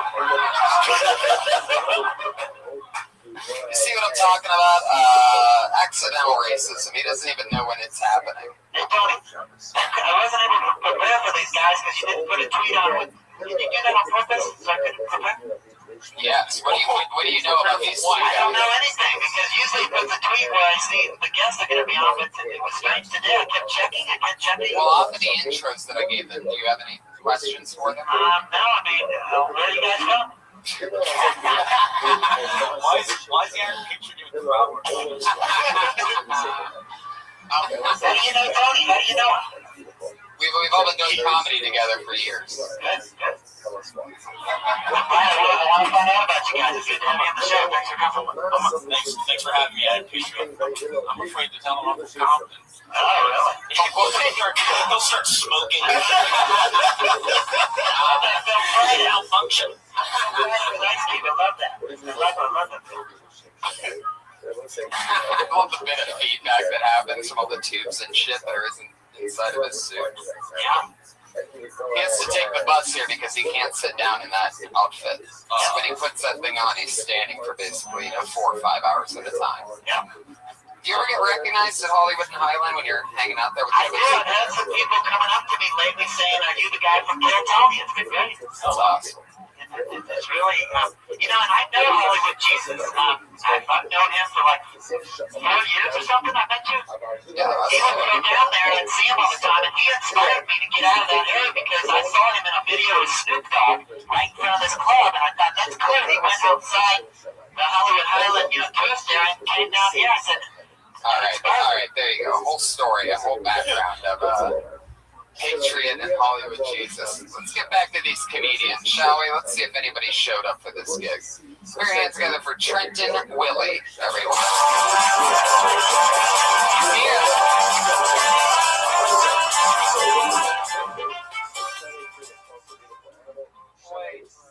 Whoa. All right, so Colorado one time with a group of friends, and I stopped at this restaurant in Iowa. It was a Christian-themed restaurant called the Garden of Eden, and the motto is "You can have it your way." He knows what I'm talking about, right? I sat. So all the exercise at Exodus, and I sat in the New Testament, and I was eating a little bit of crust pizza. Then my friend just started bleeding out of the mouth. There was blood and blood and blood and blood. We're all waist deep in blood because he was choking on the nails inside of this croissant. And then I said to the waitress, "I want to speak to your manger." She said, "I can't. I would if I was able, but I don't want to lose my job." Then it turned out the restaurant didn't even exist. 5 seconds on fucking. It's got 60 seconds on church puns. Different than last time. Yeah, hey, I'm a fan of the pun. I hate on it. I'm a big backer of it.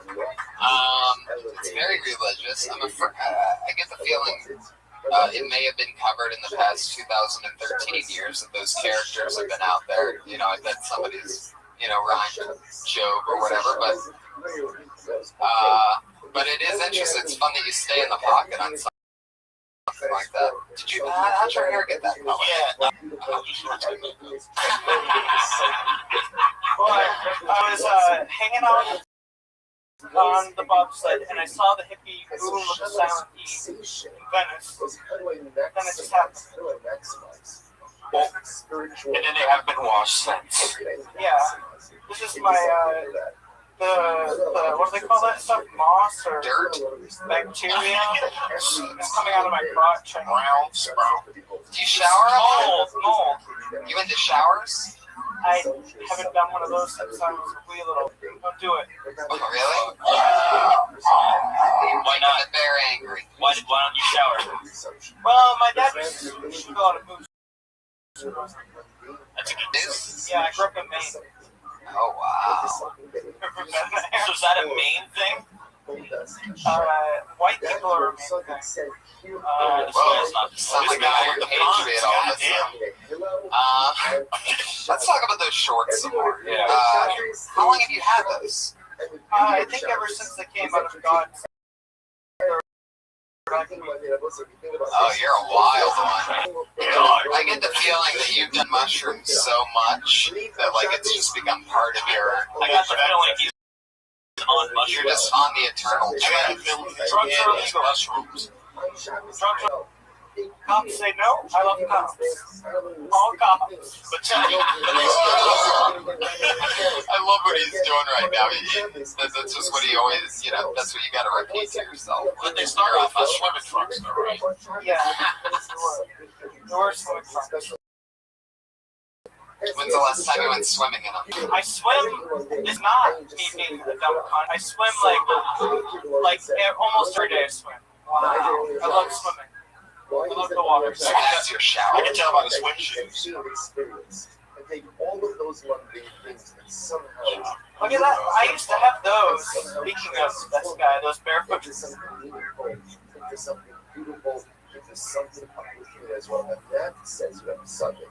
Is the meaning of the statement of the Gemara when the Gemara says, "V'hila hazokein, how you call na'asah shem shamayim."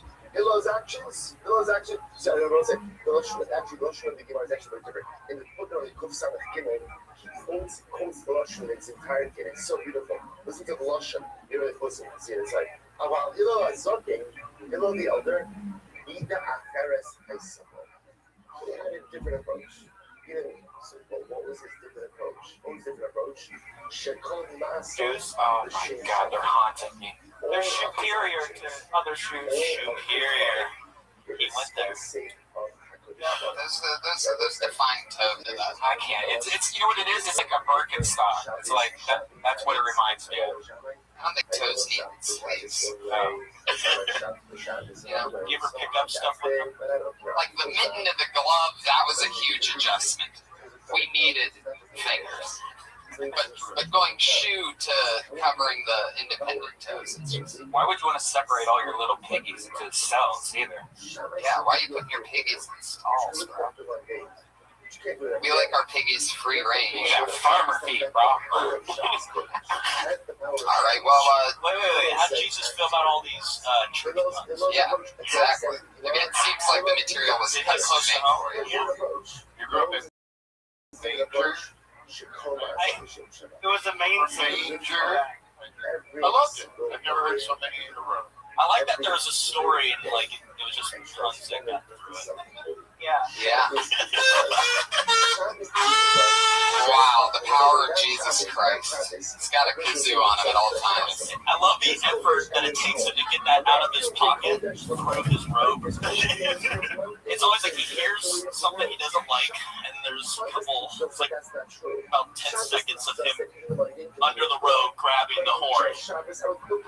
All for the. Is it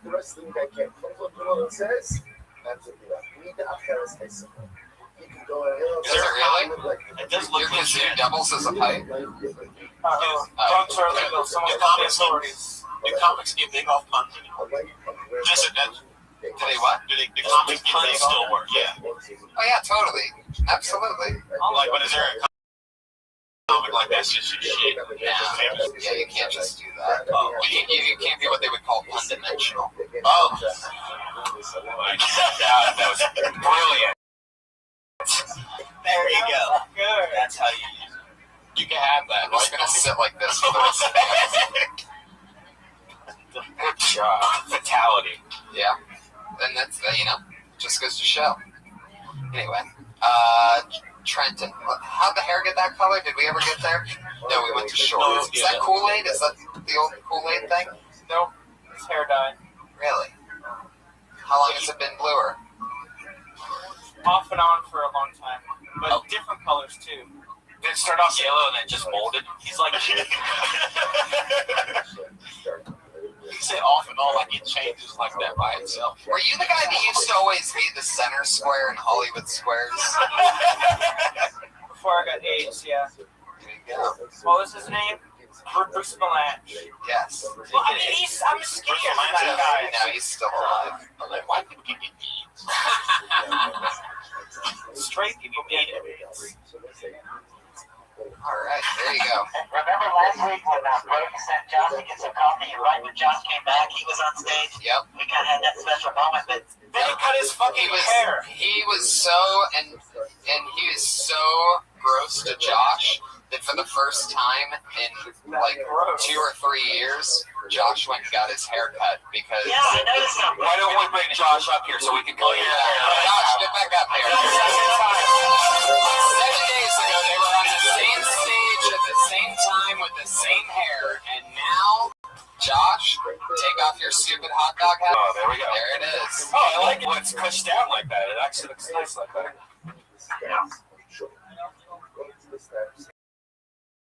Talk into the Patriots' dick. I just want to talk to the dick clap guys. I saw him. He tried to talk to me on the front patio, and then I'm like, I just wow, I look homeless too. Cut my hair. There you go. Trenton Willie is changing people's lives. An inspiration. All right, well, There he goes. Trenton Willie, everybody. There he goes. That was fun. Sometimes you don't talk about the material at all. It's very unorthodox. Anything can happen. You know what I mean? yeah. Orthodox. Definitely. Oh, yeah. Patriot, how do you feel about what's going on so far? I wouldn't feel good. Justice will triumph over evil. How long have you had that blow-up doll for? I bought it a couple days ago. I drove over there and got it. Where'd you drive to? To Glendale.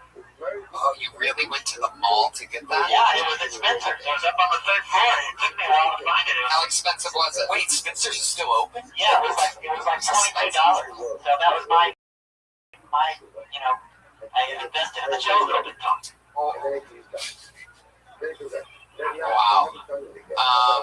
Was it do a write-up on my taxes? Was it embarrassing for you to buy that? Yeah, but You wear skies? I don't really care because when I'm going to do business, I don't give a shit. Damn. I'm an ambassador for Kill Tony. When I'm going to get shit done, nobody's gonna stop. Right. Man, that left arm is twitching like crazy. It was. You're a hero. I look at mysterious ways, Tony. You can't even stop him at this point. Hey, wait a minute. It's not about to happen right about now. You son of a That should be a drinking game. Yeah. For alcoholics. A drinking game for alcohol. It's Just a glare. Help me stop it, Tony, before I go to the podcast. What you're doing right now. That's right. He's nervous about the LA Podfest coming up October 4th. We're part of the Podcast Festival, everybody. This is episode 17, and we're lucky enough to be part of something that cool, only at 17 episodes. Yeah, and if you want to get tickets to lapodfest.com, we're staying at the hotel probably, because last year was like a party there. And we're going to have a live Kill Tony there, and live appointments with Kevin Guerrero on Sunday. So Kill Tony is Friday. So it's going to be fun. And we'll be booking comedians over the next couple weeks for that, because that's going to be specifically a show in which we won't be going off the open mic sign-up sheet. We'll just let you know in the next couple weeks if you could be one of the people. And when he says weeks, he means next weekend. So. Yeah, it's 2 weeks. Okay, our next comedian, LA Podfest, October 4th. Brad Sachs, everybody, here he is.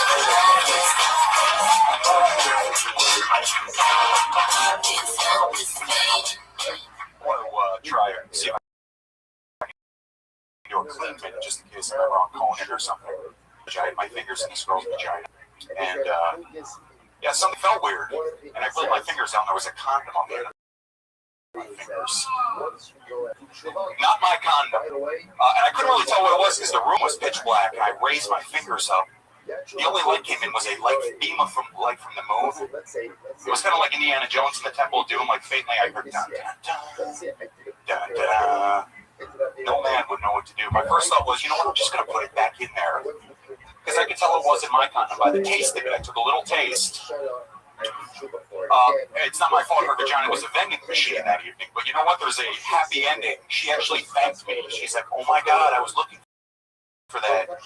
Thank you so much. Like I found her car keys or something. That's it. Okay.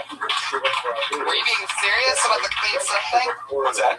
Were you being serious about the clean minute? I'm guessing he was. No, that was a joke. Oh, because it wasn't clean. It was filthy. Right. Okay. Yeah, it was forced filthy, kind of. Like I didn't believe any of it, so it kind of made me not. How much of it was true?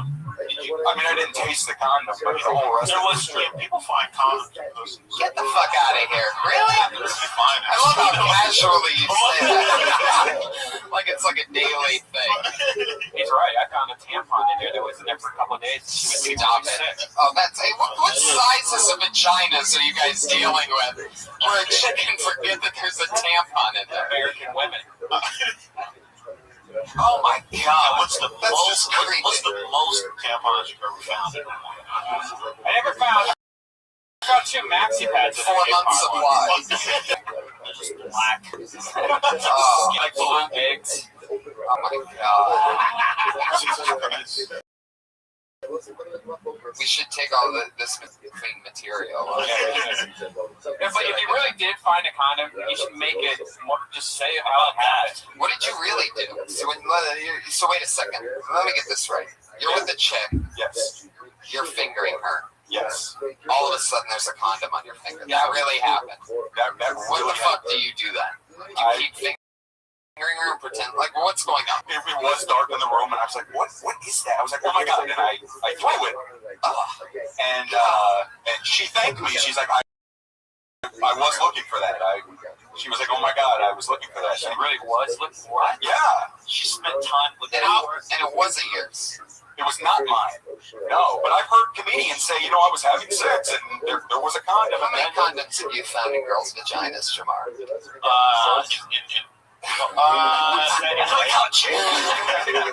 The writer stopped. I like it once or twice. Yeah. Yeah. I feel like I have, but I don't remember. But I think it was mine though. Like I don't think it was anyone else. How many have you found? All right. I'm sorry. So you throw the condom and she says, I was looking for that? That's She just, she was like, she started crying. She was obviously embarrassed because I now knew that she had slept with someone probably that day or maybe 2 hours. did you like this girl? Like, where did you No, meet her? it was like a booty call. Like, Where'd you meet her? it was in Ohio State. Wow. What did he go? Yeah. What did he go? She told me that like I found her keys, and I kept figuring her. Then I found her keys. And she's like, I was looking for both of those. Hey, let me ask you this. Yeah, that's totally it. How deep did you reach into the cookie jar to get it? Not deep.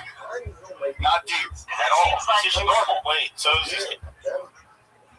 Yeah, it was just hanging out on the porch. It was right, yeah. So it's dark in the room. You feel it. You throw it. We're crying and the lights come up. Where was the condom? Where was it? It was like, it probably hit the wall and then down. for you to find it. Yeah, like It probably worked its way out at that point. And then I just was the last guy that just plucked that gold. And her body was What's the point of wearing a condom anyway if you're just gonna leave it in there and just let it fucking marinate and bake in this oven? Well, I love women during that. We're just like, oh, I have an oven between my legs. I understand it because I really had to pull something out of a vagina once before, and because she was helpless. Is it a baby? Was it an abortion? She can't do that. No, I can pull something out of a vagina. it was a tampon. It's fucking wire hanger. I mean, I said 2 times too. Right, ladies.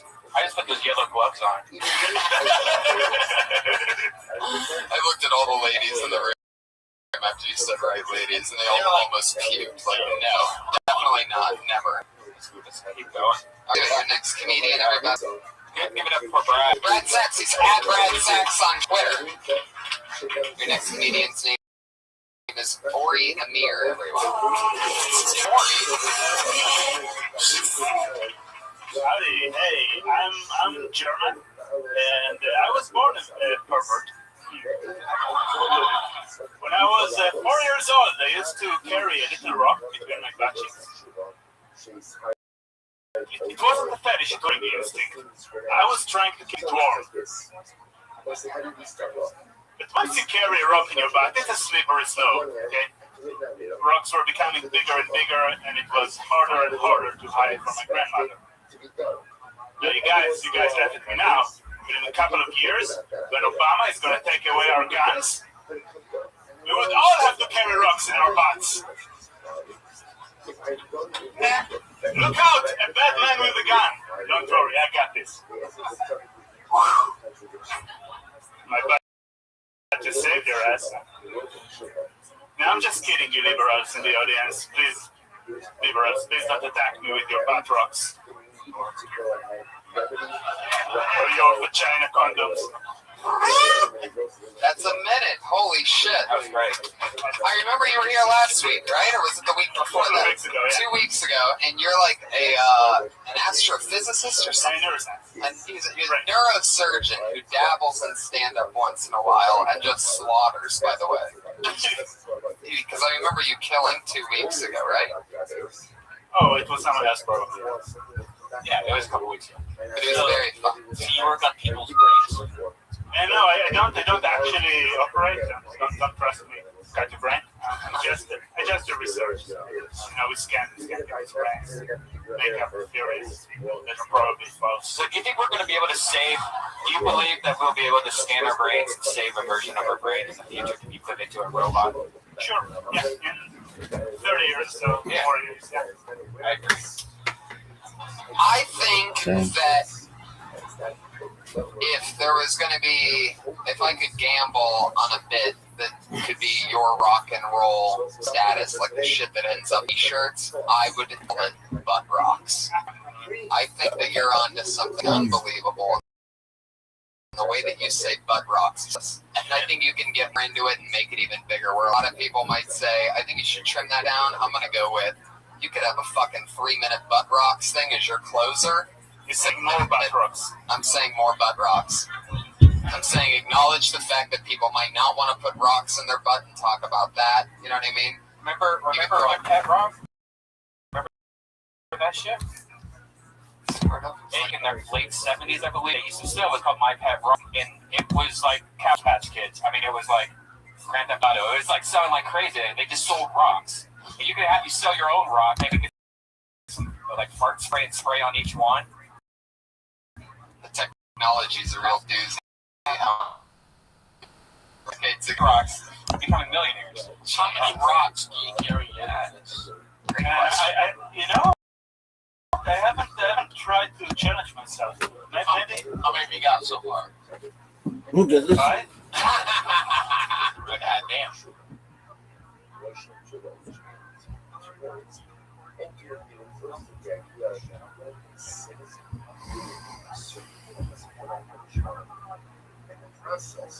I like that this guy works on brains and puts rocks in his head. Right, that's what I'm saying. Like the fact that you are in neuroscience and your bit in this second like Walter White life that you're living when you're not being a genius is about butt rocks.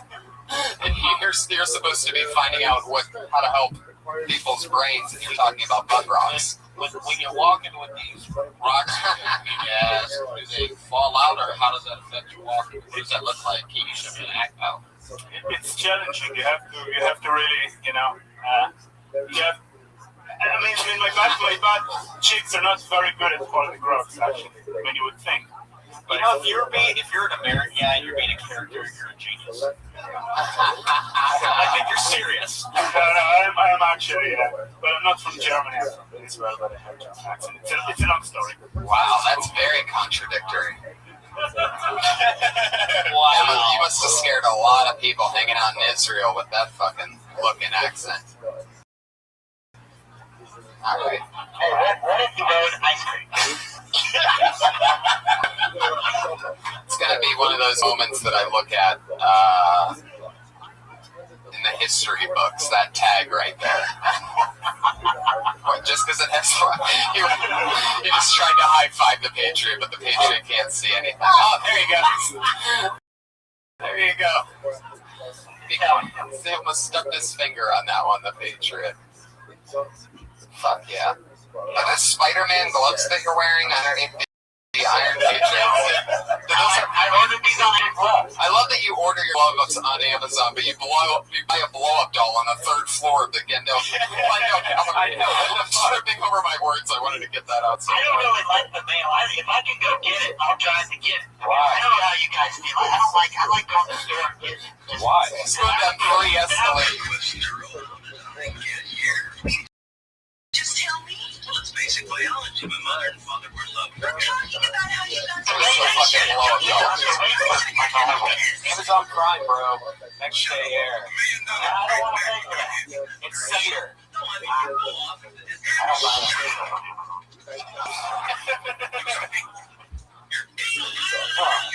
What kind of shoes that they're selling? I was looking at totally. What kind of car do you drive, bro? 98 Chrysler Sebring. What the fuck, dude? Why aren't you driving a Volkswagen? I'm a PhD student. I'm not we don't get paid much. Yeah, but you can get neuroscience. Doesn't you pay much? Not while you're still a student, like a PhD student. I'm not like. How much longer do you have until you start? Well, until I graduate the year, I don't know about making money. It's a year?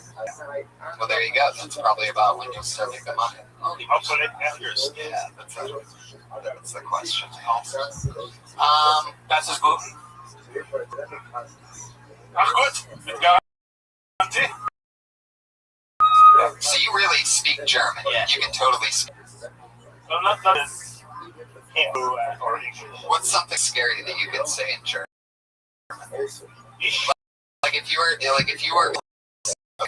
going to, really try to scare us for like 10 seconds before you killed us. Yeah, do Nazi talk. You ready? Yeah. The different. I'm not actually going to continue.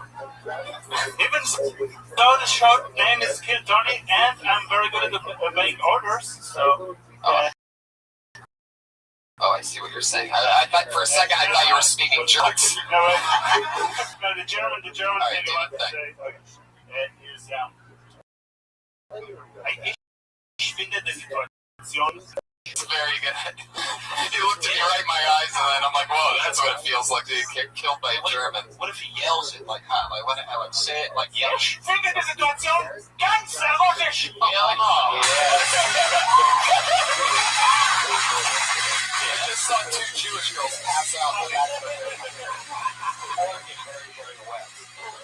Oh my god. Dude, keep coming around. I love you. That's Ori Amir. He's at Ori Amir on Twitter. That's ORIAMIR. Funny motherfucker. I'd stick with butt rocks. I'd say it's something maybe like, a lot of people might not want to stick rocks up their butt, but hey, don't rock it till you try it. You know what I'm saying? Throw one of those fucking masterful puns we were talking about. Or talk about how last year's model was a butt stick. Right. Right. How it's better to have rocks than a stick. Right. A stick can only reach so far, whereas rocks you can throw. And I'd love the act out on the field, by the way, about slow motion and shit.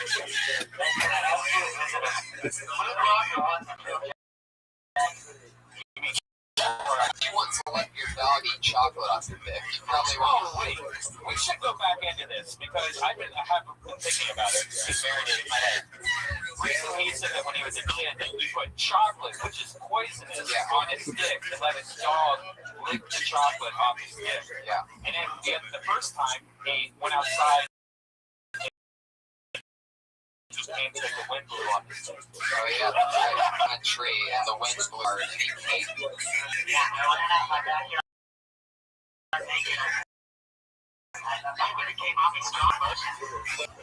It's interesting. I did think about how I put chocolate on my cup and let my cocker spaniel lick it up, and basically served my dog Bucky a banana split because I had the chocolate, the banana, the nuts, the cream. I had it. Oh my god. My banana was even split when I was sick and guys. I love that you have your own section split and you only define a dog. I just admitted it. I gave my dog an ice.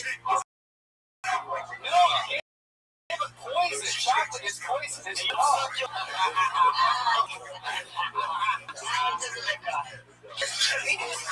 yeah. I mean, what else would it be? Right. You can't wrap it. Just let him squeeze. You're about to I didn't come on the tits and nothing. Come on, let's not go to sex. You know, Tony, I get the feeling this dog made you come since the thing before that was a win.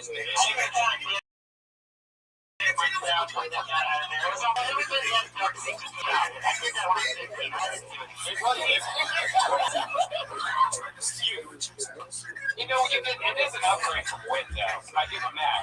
If you just waited one more year, you could have let the dog give you roadhead while you chose. 15, what the fuck? You're supposed to be a young man at that point. Patriot, not feed your dog poison on your hair on this dick.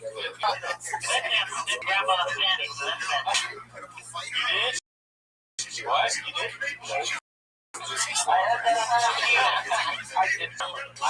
You can't.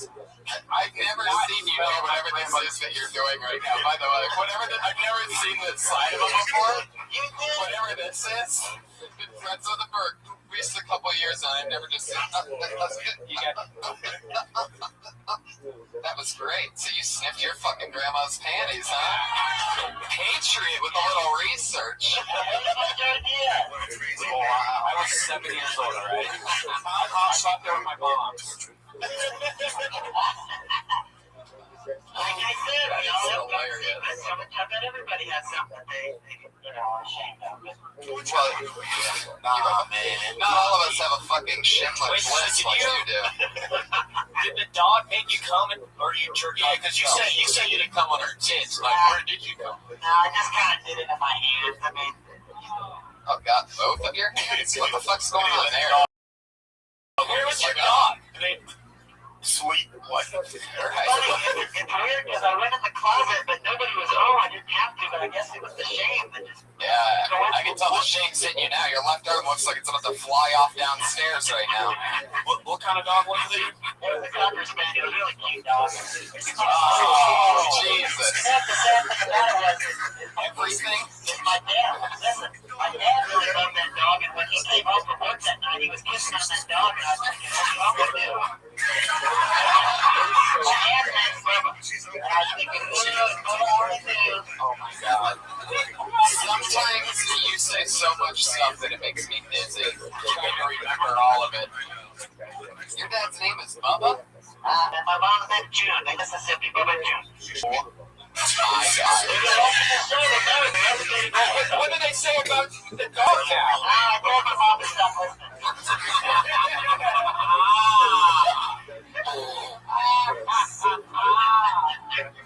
You know, it's good she heard it for a while. That was good enough, but it's you know, she don't understand it that when you go to the comedy store, everybody, you know, you talk about, that's what's great about this place, is you let it all hang out. You don't have to be ashamed. You're right. Alright. We're together for Dustin Emery. Subject bestiality. I don't want to fuck cow. But if I were so inclined, I mean, it's totally cool to chop these creatures up and fry them in a skillet, but once someone gets their dick in that, everyone's like, whoa, that guy's a monster. And in my mind, if you're cool with eating cows, you should be cool with fucking cows. And I'm not saying that every time you go out for a burger, you gotta go jizz in a cow. But I am saying it could make for an interesting first date. And that's it. You just write that? Just now? No, it was serendipitous. So you're saying the first date would be with the cow, or you would take someone? I realized like a half hour before this that the bit was a minute and a half long, and so there was some stuff there that led up to that got cut out. Gotcha. I had to edit this bit. Right. See the deleted stuff to understand the whole movie. Yeah, you're definitely, there's definitely something in being a monster thing. Like, you lost towards the end. I can't even remember exactly what was going on. But Do you even care about fucking a cow? Like, you really want to fuck a cow? Not particularly. Are you vegan? Vegetarian. But you think it should be okay that you fuck a cow? I don't give a fuck. You want to fucking cow? I don't think That's the point you're making, is that if you want to fuck a cow, go ahead. Yeah, it's. I wanted the irony kind of juxtaposition of the idea of it's totally cool to, like I said, chop them up into itty bitty pieces. But fucking them, Oh, that's no good. that's the observation. Yeah. You ever done comedy at a rally? No.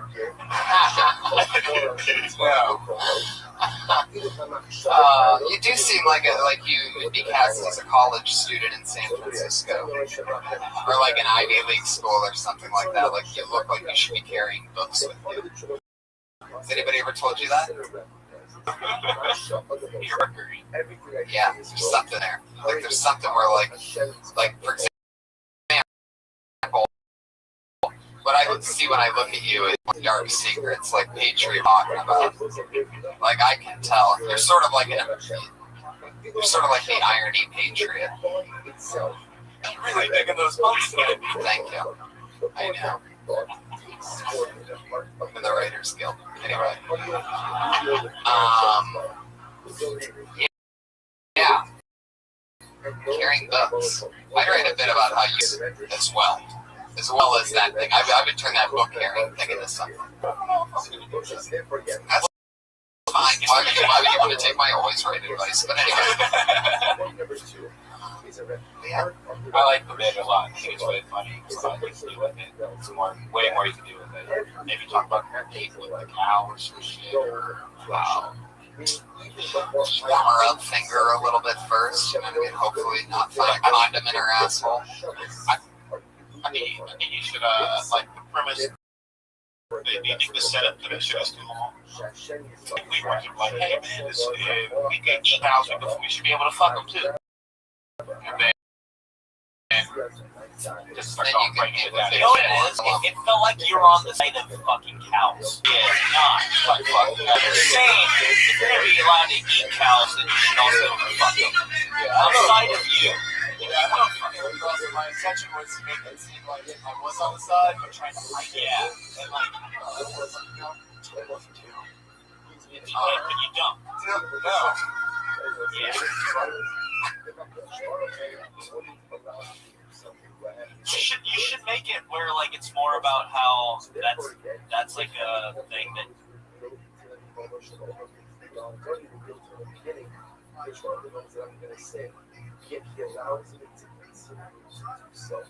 what does that tell me?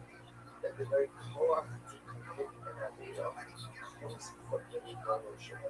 now again, don't confuse the fact that Hashem gives me the cloth to me that I can once, of course, that's not what it means. But what I said, the Torah, the physical cloth, the cognitive cloth, to be able to do what I wanted to do in life, even from the Ribono Shel Olam. This is the argument they said. you think rather than like being on the side of fuck, because that's not even honest. You know what I mean? Like you really don't think people should be cows.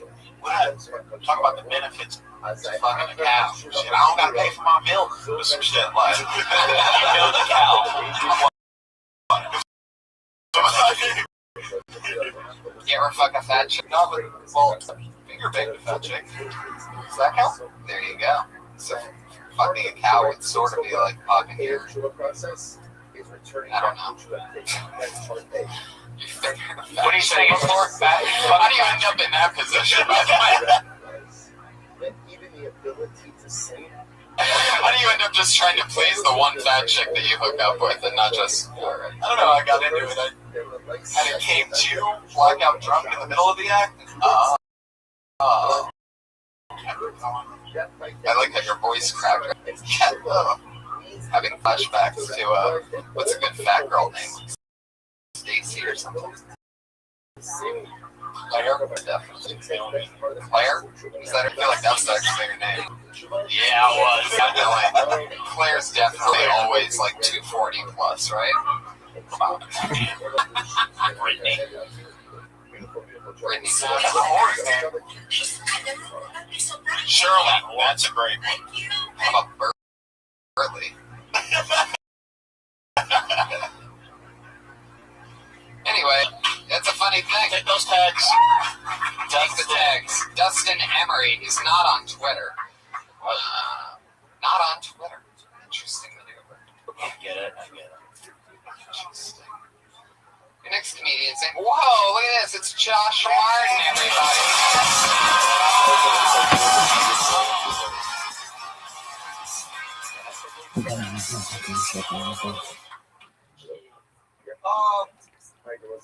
Well, statutory rape is a big issue, guys. A lot of people getting caught fucking 6 years.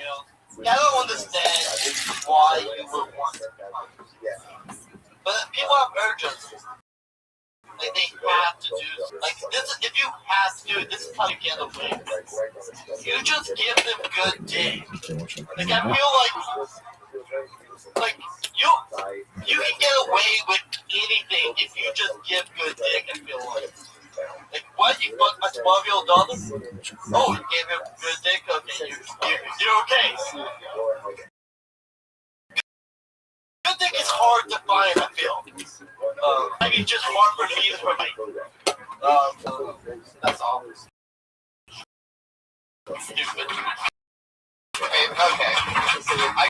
Okay. find something. Hard dick is hard to find, or A hard dick is good to oh, find. good dick is hard to find, or I'm just really good at providing. I'm really bad at providing. I would say good dick is hard to find, and a hard dick is good to find first. And say everything. Stay in that pocket of a good dick. It's so funny that you give no explanation on what makes your dick so good. That's how I think it actually. I just feel like you can get away with anything. Like you can rape a 9-year-old kid. Oh my god. You know that shit a kid won't get an animal. Like if you give that kid good dick, like probably won't get it. Josh, do you really think if you raped my 9-year-old daughter, you came up to me and go,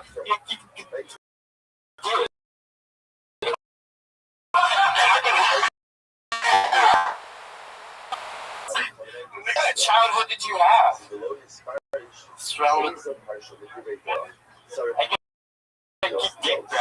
When you're talking about dicking a child, like what are you talking about? What about a 5-year-old? If you gave dick, you get dick to a 5-year-old, would that be? According to Josh, if you made the 5-year-old squirt, it's all right. She was squirt, she was pissing on herself. Oh, she loved it. I'm totally gonna get away with this one.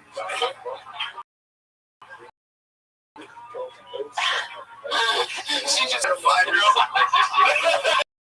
A 5-year-old could barely walk because he learned how to walk.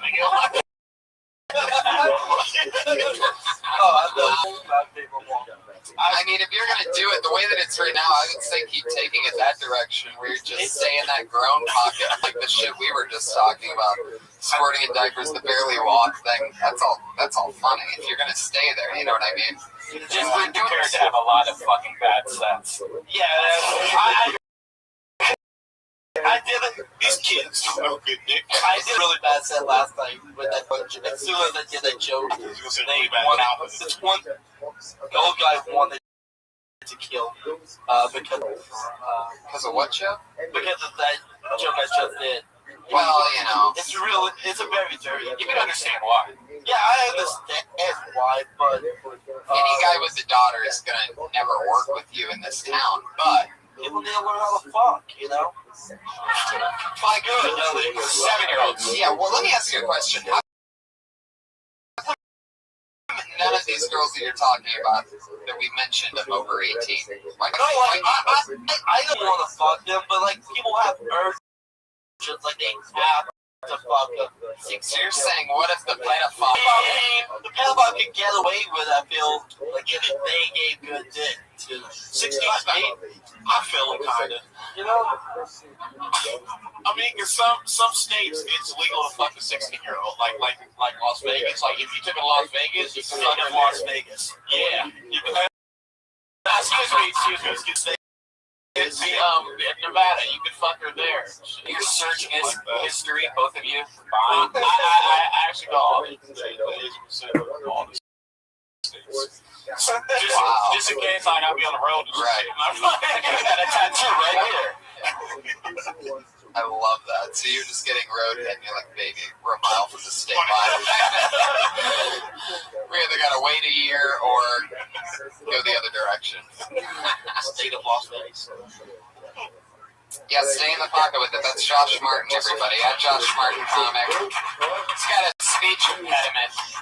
Notice. It's pretty blatant. Almost like you could have changed everything to hot girls. They can shit pussy, they can get anything they want. You know what you're talking about. It is, and you could do that. You technically could leave the kids out of it and just say you could rape a woman and give her good dick. I think you got it better. You don't you think rape jokes are like the worst thing? Like, Oh, it is, yeah. Well, unless you're talking about raping babies, and then that's one level worse. Yeah.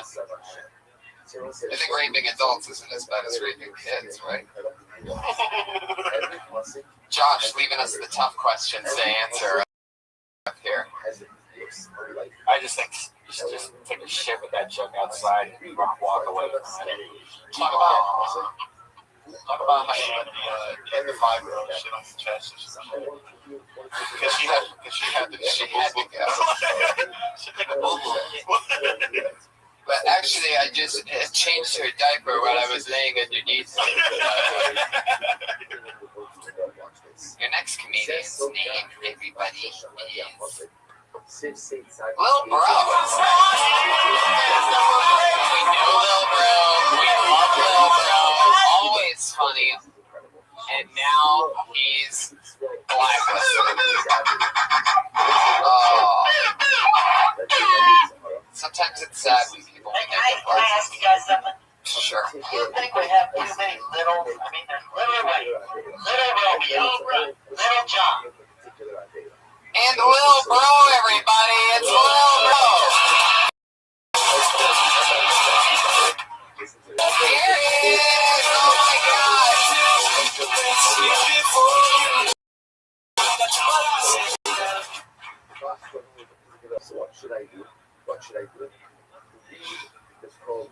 I want to say, man, black men, take care of your kids. Be there for your kids. I take care of my kids. I got 3 boys. I'm there for them. My kids stay with me, and my ex-wife and her husband. This son, we share a room. I actually stay with them, but they don't know that I'm living with them. I sleep in my oldest son's closet. So I'm pretty much, even though I'm at a bad point in my life, I'm realizing if I had a job, I have everything that I have at the house now. I have Wi-Fi, free cable, get free food. Like, why should I get out? Like, even once my kids leave home, I think I'm going to still stay there in the closet. That's all I have. That's a sitcom pit. Sitcom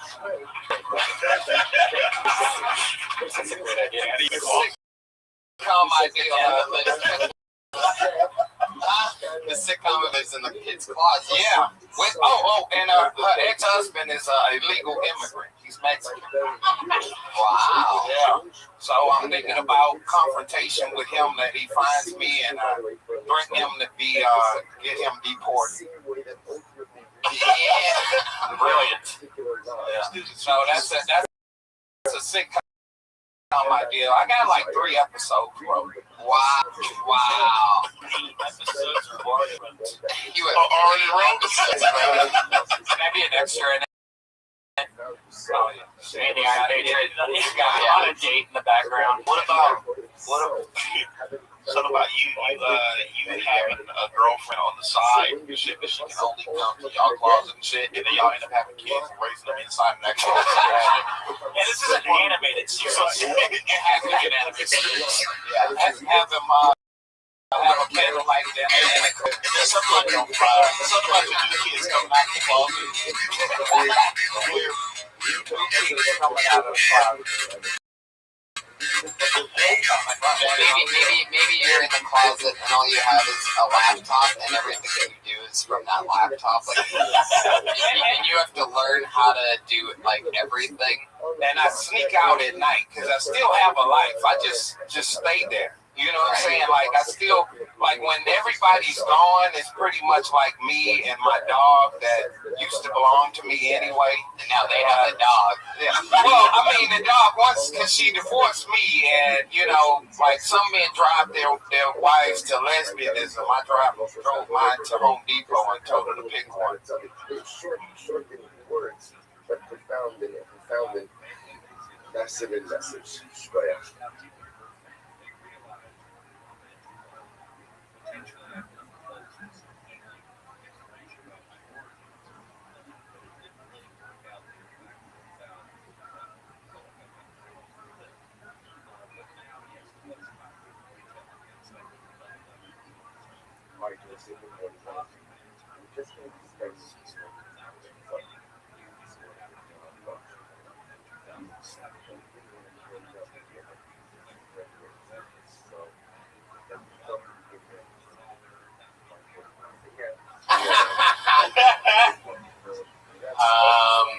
Fuck yeah.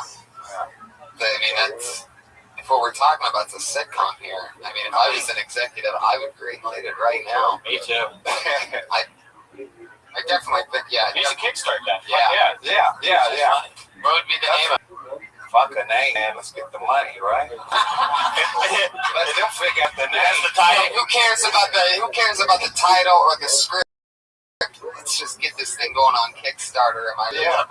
Just give me that money. Hell yeah. When you come out and you be like, black man, you should take care of your kids and shit. But ain't no niggas in the room. They wouldn't hear it anyway, though, Jamal. If they wasn't wrong. Fuck they get my kids. Do you think it'd be just as effective if it was something like, hey, people, take care of your kids? Well, it's more based on, like, me being a black man, like, the circumstances I go through to want to take care of my kids, where, like, I still want to be involved in my life, but I can't do it because I got kicked out of my house. I have nowhere to stay, so I kind of turn to my kids. My kids kind of help me stay at their house and keep it a secret from their mom and the husband. Yeah. Kind of like Mrs. Doubtfire. Yeah, but I'm not dressed up like a woman. Yeah, but that's it. Yeah, but what if there ain't no niggas in the audience? That was the question. No, it's not stand up. That's not my stand up. I was just like as far as the joke goes. Oh yeah. Do you live with your kids? No, I'll stay out. So, like, Oh yeah, I don't know what they're doing. but I thought about it. Like, how could I spend more time with my kids and, you know, be there in their lives every day, even though me and their mom are not together. You see, so I make the sacrifice, plus I have no place to stay. So my kids sneak me in. Me and my oldest son kind of share his room because they have a big house, you know, so it's the house that I used to stay in until the divorce, and she got it.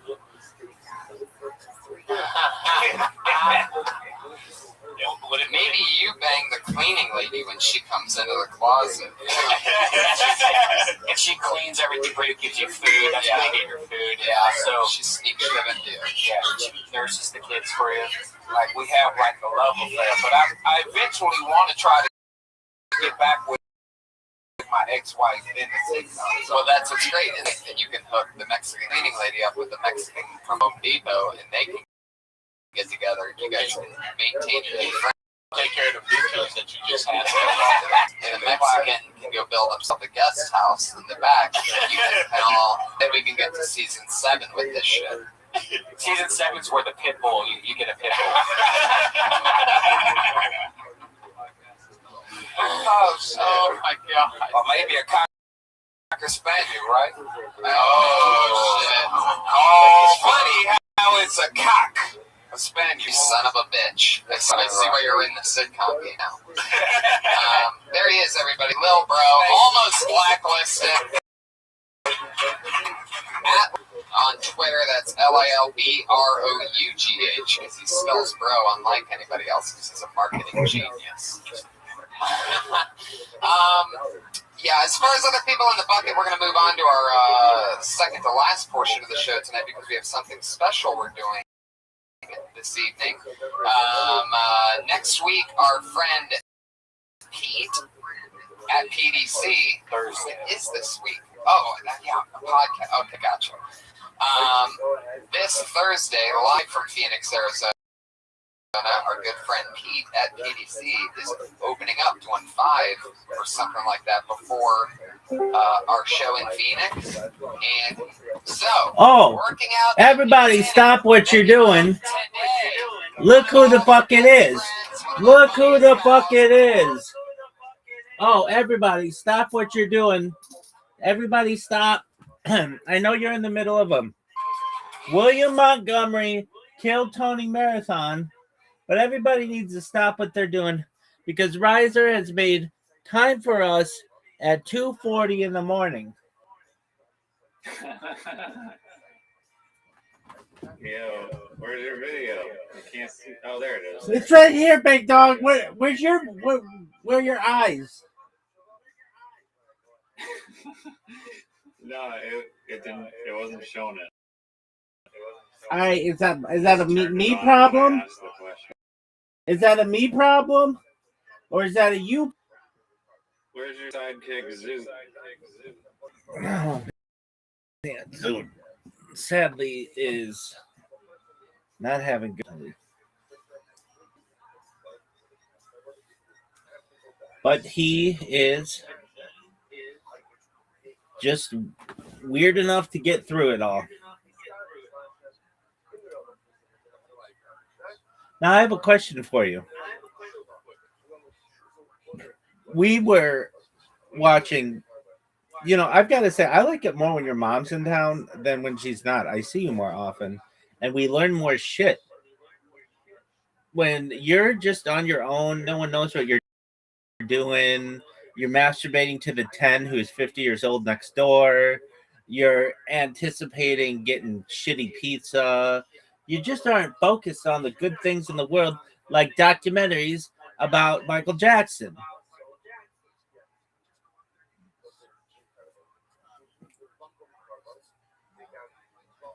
Are you ready to watch a Michael Jackson documentary? Yes or no? I'll wait. Yo, Riser, are you fucking there? Riser, what the fuck happened to you, dog? You just fall asleep? Riser. This is bullshit, dog. This is some of the most bullish. Yo, yeah, fucking finally. I was talking the whole time. I don't know why. That sounds like a you problem, son, because nobody can hear you. Now they can. Yeah, I said first I'm gonna whip your ass in Literati. That's what I'm talking about. Okay. And then Mancala. Wow. Okay. And then we're gonna. Only then, when you're bifurcated, then we will watch the Michael Jordan, Michael Jackson, the Michael whoever documentary. Excellent. All the Michael documentaries. Excellent. Any other famous Michaels you can think of? Oh, dude. I mean, being a Michael in the United States in the 90s was like the best time of any name ever. You had Michael Jackson, Michael Jordan, Mike Tyson, Michael Keaton, Michael J. Fox, Michael Richards. You had Michael. There's another one. There are a bunch of important ones I'm missing. But it's the best name.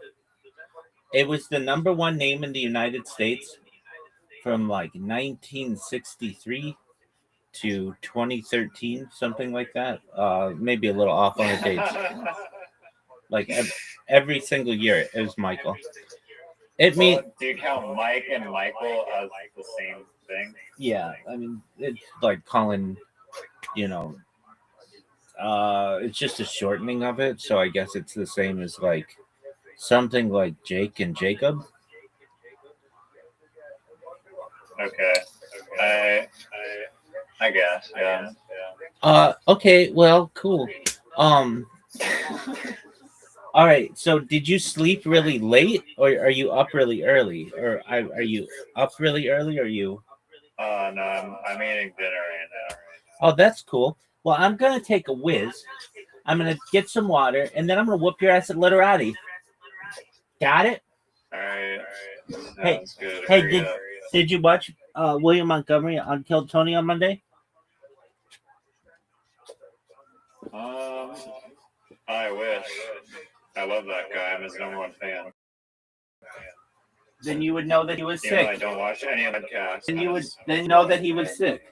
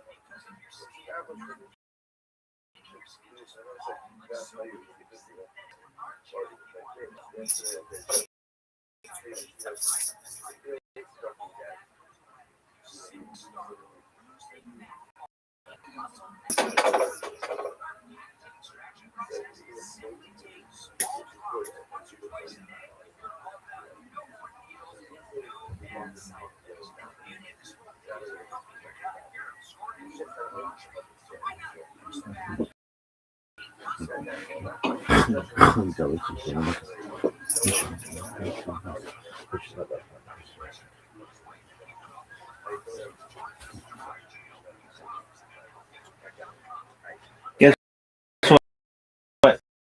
I was on 2 podcasts on one in India. I'm giant in the Commonwealth, baby. Everybody knows about me. And then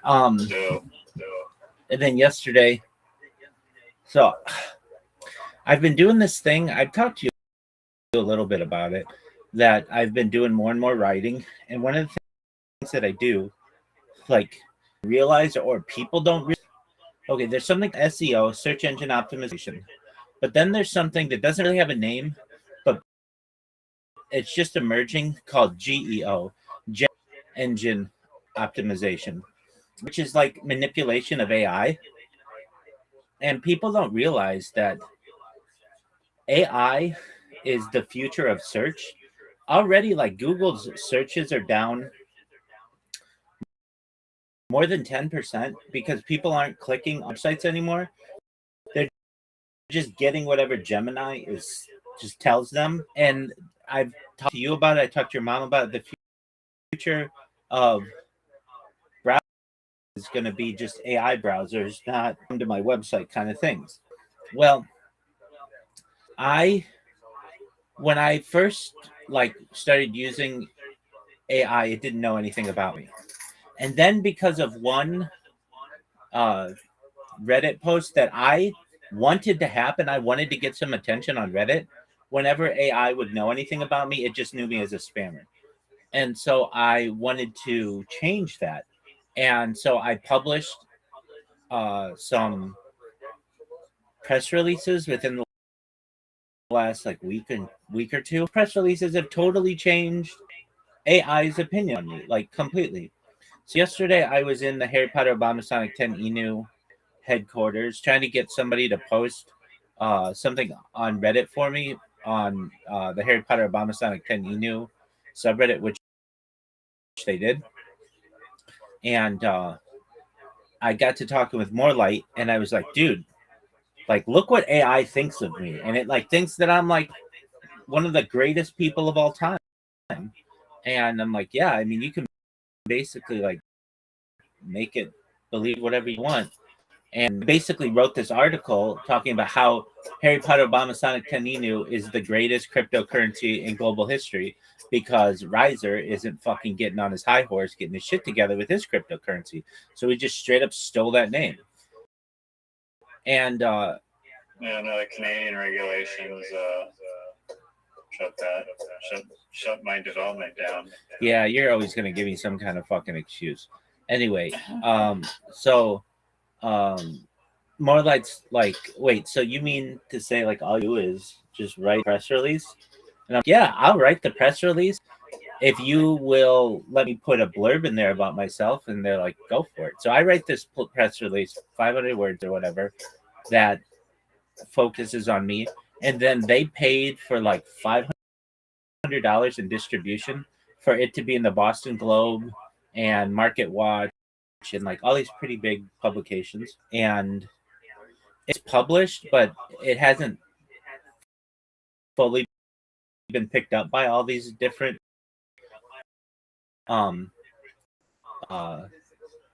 yet. But then whenever you Google Harry Potter Abomasonic 10 Inu, I'm I wrote this article to be Harry Potter Abomasonic Inu is in talks with the United Nations to sponsor the NFL, Major League Baseball, National Hockey League, F1, and the Olympics and the World Cup.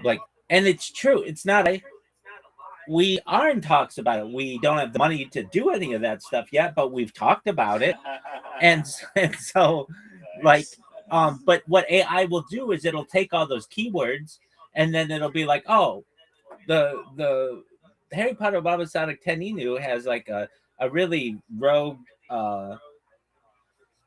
advertising methodology. They are working with all these sports, organizations, yada yada yada, and it's all so basically we did that yesterday, and on so Monday I was on this Is that podcast. what you published in the like Boston newspaper? Is that you're working with Augusta National at the Masters? Yeah.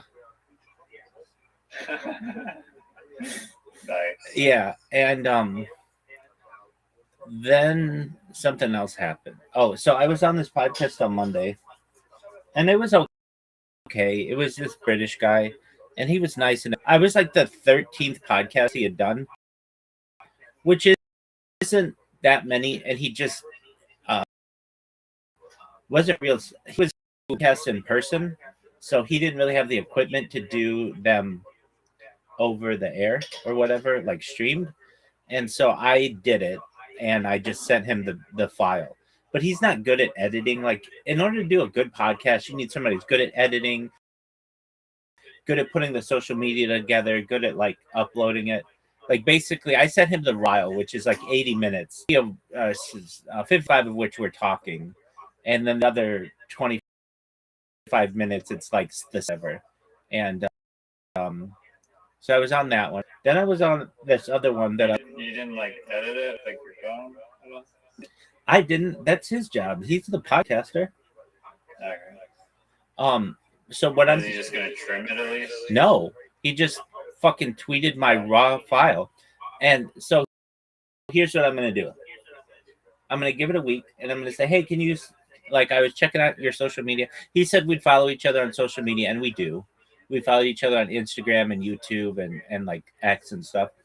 And I'm gonna ask him, hey, did you have a chance to publish it yet? And he's gonna be like, oh yeah, I published it from your YouTube page or whatever. And I'm gonna be like, oh, I was under the impression that you were gonna put it on your like he didn't even have a Spotify account for his YouTube or for his podcast or whatever.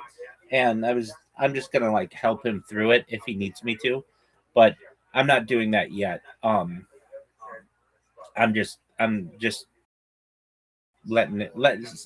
seeing what he's doing, and it takes it a while to get them published. So, okay, there was that. Then I did the Mike Holt show on Monday, and I'm tired. I've been up all into the day to do this show, and we talked about improvements of the world. And so we get into nuclear fusion and nuclear fission, and we get into tidal power and generation, and like all we agree on. But then the topic of like 3D printed animals comes, or like 3D printed meat comes up. And I think this is a good idea. I don't want any animals to die. I'm really against if we can avoid it in the future, killing anything. I just think that that's like a good strategy to have. And he's like, I'm never going to eat. I agree. Excellent. And he's like, I'm never going to eat that. And it's like, well, Tuhawk, you're 78 years old. No, I'm not saying nobody's forcing you to eat this stuff. And so we got into a little tiff in that discussion. And then a little bit later, we were talking about like I'm an advocate for smart streets and the smart grid and smart housing. Now, I know that this is a fear of some people because they want to maintain their independence and stuff, and I think that's cool. Whatever. But when I'm driving in LA and I'm hitting red light after red light after red light after red light after red light, or I'm on the freeway and literally it's just stop and go, stop and go, stop and go. When all of this could be aligned like by sensors and stuff about that. I'm about it's just much more efficient, it's safer. And a big I really am, and I always have been. And I understand that there's the classic quote that I love of Benjamin Franklin. Any person who hold on, any person who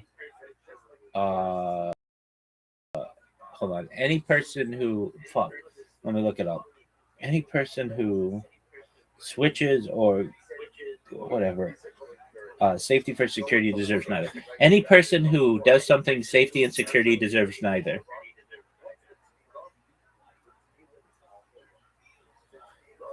Ben Franklin's.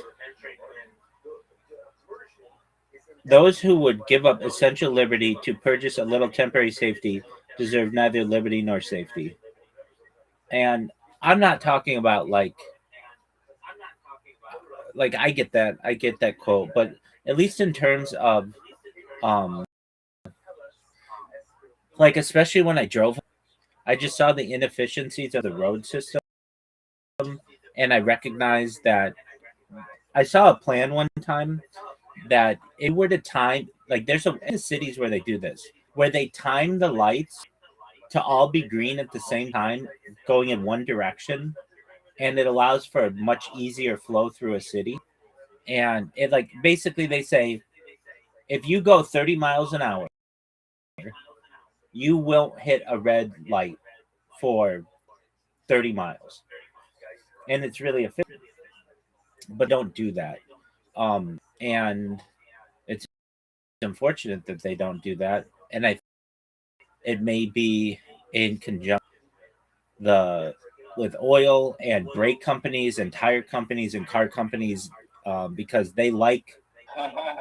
Well, this isn't some kind of theory. This was proven in court in the United States, where we used to have electric trains in LA, like you would have in like what trains? Electric? Electric, yeah.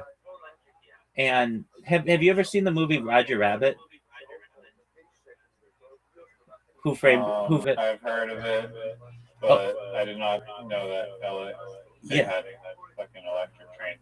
Absolutely, many United States cities did, and Standard Oil, General Motors, and Firestone Tire all colluded to buy the train companies and put them out of business, and that forced everybody to rely on the car, especially in Southern California. And that's why many Southern California are so wide. You'll be driving down the street wide because there used to be a train that went right down the middle of the street, and they took out all those trains in like the 1940s and replaced them with more costly buses and cars. Anyway, this isn't going to case, and the Supreme Court fined these companies. They found them guilty and fined them a grand total of $1. Anyway, when it's already been proven that these companies have colluded like this, I wouldn't put it past them to collude about the street system as well. And when Oz was in here the last time, or perhaps 2 times ago, we did all this research on the smart grid system for the smart streets. Like basically, he was like, "I think Austin, Texas, will be the first smart street city," and I'm like, "I don't think so." There are stuff like this in China, and we looked it up. China's got this place called E-Town, where the whole city, it's this whole area of Beijing. It's like a huge area. All the streets are all pre-planned and pre-programmed, and they're all on timers and stuff. And there are robots that deliver stuff, and there are robo taxis. Like it's the largest area where all of this type of technology is tried out or like tested. And Shenzhen. Nope, it's Beijing City. Look it up. It's been around since 1994, and Shenzhen's a big deal too. But it's Beijing E-City or E-Town. Beijing. Shenzhen, they got like the little delivery cars driving all over the street and sidewalks and drones. Right. So the place where they test all that stuff before it goes live in a city like Shenzhen or Shanghai or Guangzhou or Wuhan or any place else like that is Beijing's E-Town. like basically they test it there to make sure it's good, and then once it's good there, then they expand it to their cities. So basically, they have this area of Beijing that is completely autonomous. Everything from the lights to the like the the driving, everything's autonomous, and the robotic, everything. So I had a little bit of knowledge, and then um, uh, what's his name? Oz and I were looking at the best places where this could happen in the United States, and Arizona is the best place for it. It's like a grid-like city, and it's got good weather, and it doesn't have as many people as like LA, and it doesn't have as many constraints as California does, and so it's a little bit better than Austin. It's better than Irvine. Irvine, we roll out a lot of test things like sensors on streets and things like that, but just state laws make things. We have Waymo start here. They'll start in like other test markets, but then they might expand it because we're a pre-planned city. But a city like Phoenix is much bigger than just like Austin or some other areas, and it's built on a grid system. And there are like areas we were looking like what would be the first city in the United States to where it would be illegal to drive, and the argument was it will be Phoenix, Arizona, where there will literally be like an area where you're not allowed to drive there. Your car either has to go into self-driving mode or you have to get out and park or something, which was kind of fascinating, like a weird idea that like you wouldn't be able to drive somewhere, but that's going to become the norm more and more. So anyway, I was trying to talk about this stuff with Mike Holt on Monday, and he's like, I don't want that. And it's like, I'm like, okay, well, I mean, we don't have to agree on everything. And it's true. It was good that we didn't just sit there and agree on everything, and we debated a little bit. And he's like, I live in a neighborhood where he's like, and that'll never happen in Australia.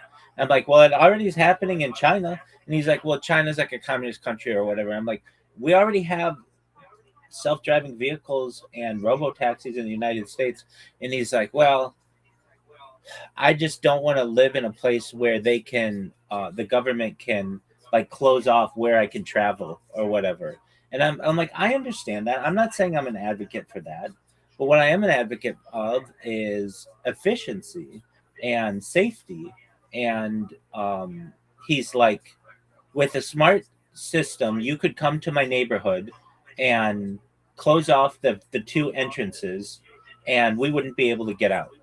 And I would like, yeah, but the authorities could do that anyway. They could just come there and shut off your neighborhood access if they wanted. I mean, there's nothing inherently evil about a smart grid system that would do this. And so we talked about that for a little bit, and then it was over. I don't know why he doesn't do longer podcasts. He does 20-minute podcasts, which if you know anything about podcasting, it's like there's a lot you want to cover, and many of these things, you know, you want to get into things, and we just don't have the ability to, but that's okay. The first podcast I did was like an hour on Monday, and then Mike's was 20 minutes. So all in all, with all of Mike's, we'll have more than an hour of content or whatever. Okay, so then I know play literati and everything. I'm just giving you updates. So then started looking into my SEO, and like when you type in Rabbi Rothschild, my goal is for my streams to come up number one. Unfortunately, that's really difficult to do because there are other rabbis there, and they're like historically important individuals, and there are it's hard for me to outrank some of their websites. But I do with AI. Like I'm getting to the point where AI starts to talk about me before it talks about some of the other ones, when before it didn't. So it's just a matter of time. And I'm doing that through press releases and writing and things like that. Well, there's this. I really wanted, when I looked at images, I wanted like more of my images. I do have some, but I wanted more because I have video content and picture content, but it's ranked, and I didn't really know why. And the reason why is because I don't use um like when I create a video, I don't go back and tell everybody. If I have like a robot that's just publishing my TikToks or whatever, it's not like specific to what I'm doing. So what I did is I created a couple of robots that are now putting SEO key terms in what I'm doing, which has really helped. The last few days already, my videos are now ranking better. And to like just create a version of Rabbi Rothschild version of every single major meme that there is, both in the pictures and so I've been working on that. And now I'm gonna whoop your ass at literati. How does that sound?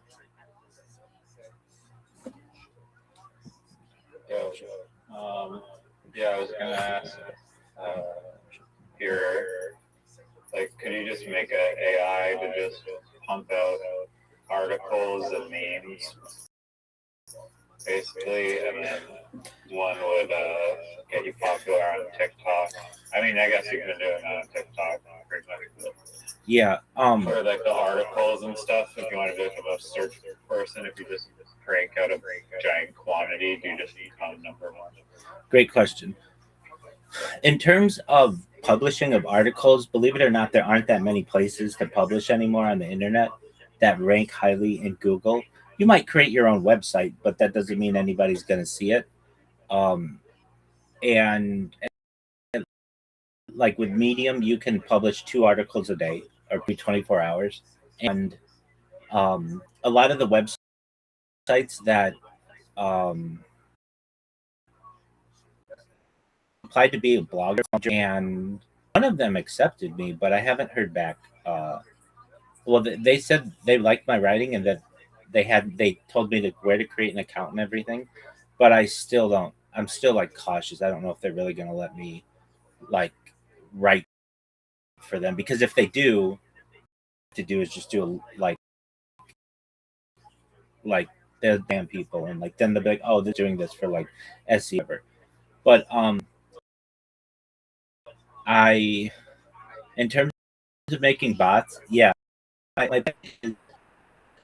different memes, and then what I'll do is I'll upload those to all the various meme sites, so that if you're like, when you're like on Reddit and you can add a meme, there'll just be a random, like my meme will be in that database. Does that make sense?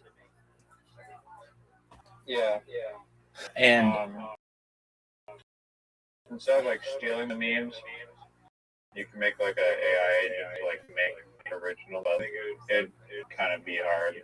There's too many memes out there. I did both. Like to get a good one. I did both. So that Obama poster that says hope?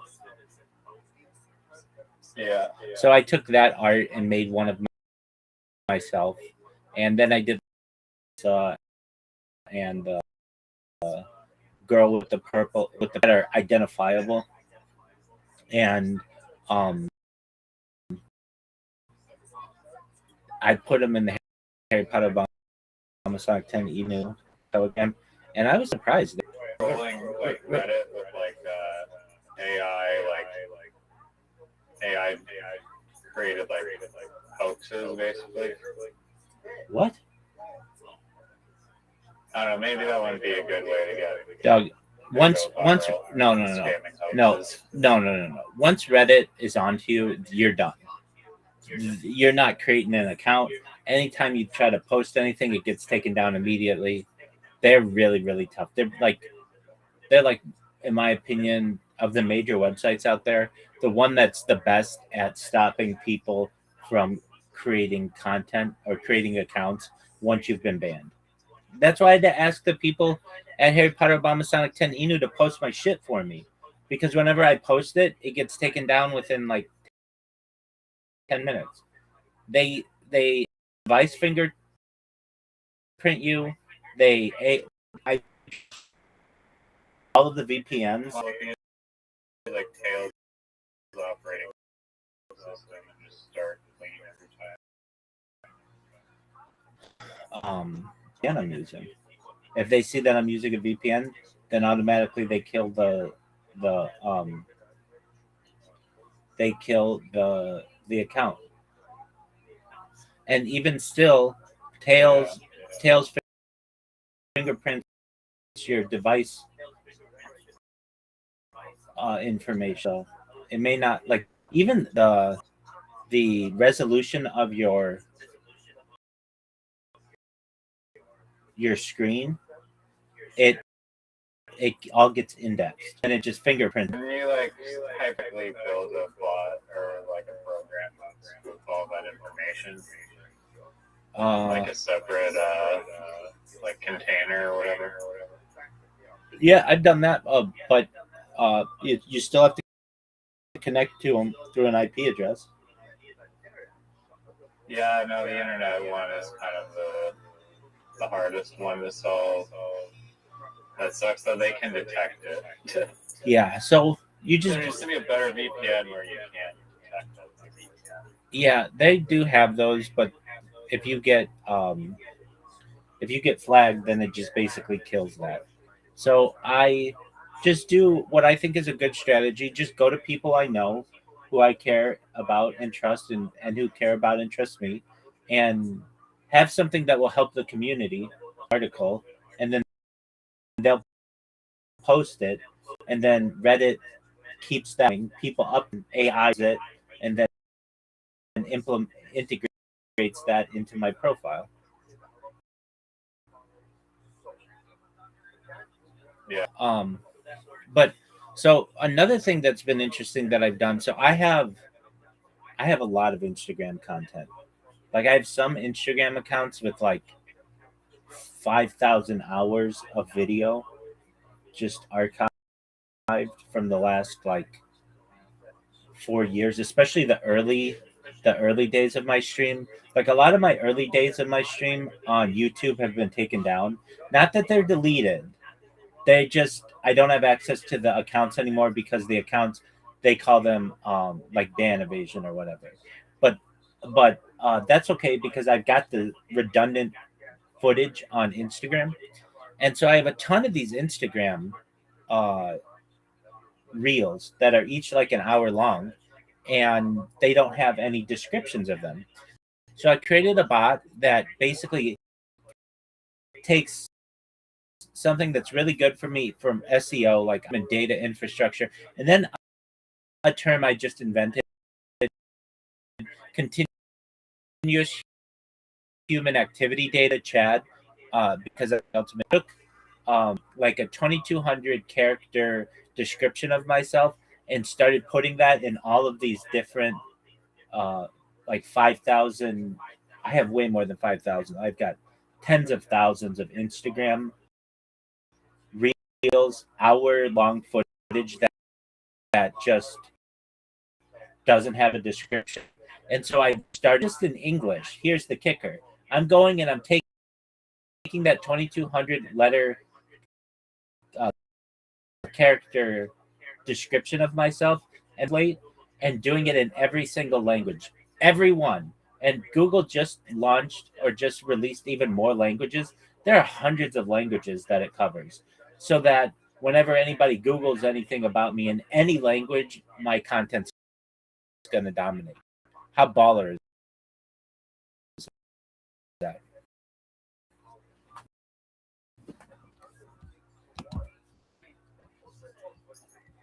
Yeah.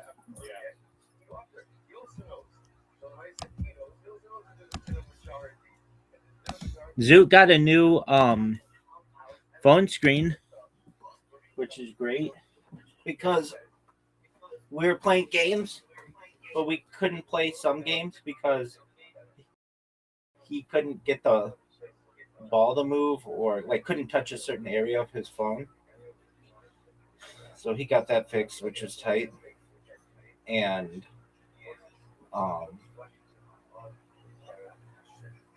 Has he done any more goddamn stand-up? Yeah, he did some on Monday. Nobody was there, he said, because of the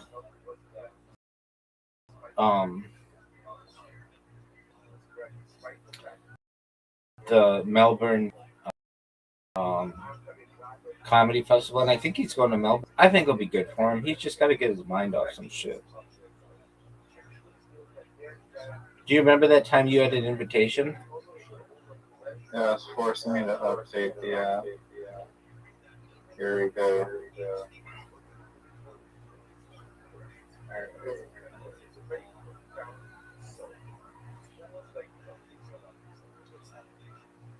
No, you go first. No. No. I don't want to hear No, your you go dog. I don't want to hear your bitching. It's okay. GG.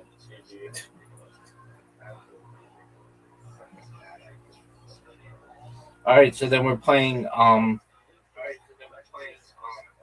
ViralRabbi, you go first. Dude, I'll destroy you. No, it's an advantage. It's a disadvantage to go first. I'm not even kidding. Why do you always say that it's an advantage and host advantage then?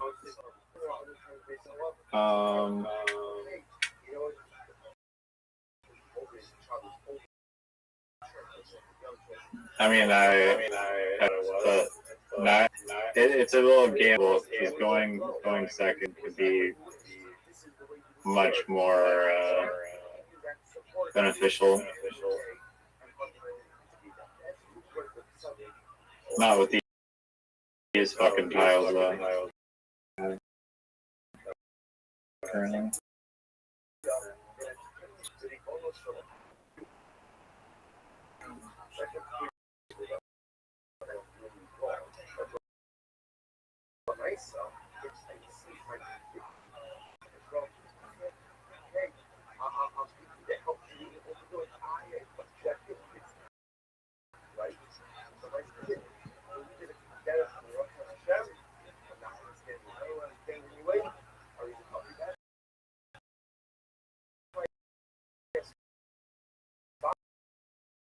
Comes down. So they'll say, oh, you all know that story. And which is Eliezer was wrong. Why does the Vasco come? What does the Vasco? It's just when the vegetable, the Vasco himself went ahead and this guy, Elamai, because everybody else was convinced that he was convinced that it was the Ratzon Hashem spiritual because it was the one that was saying stop.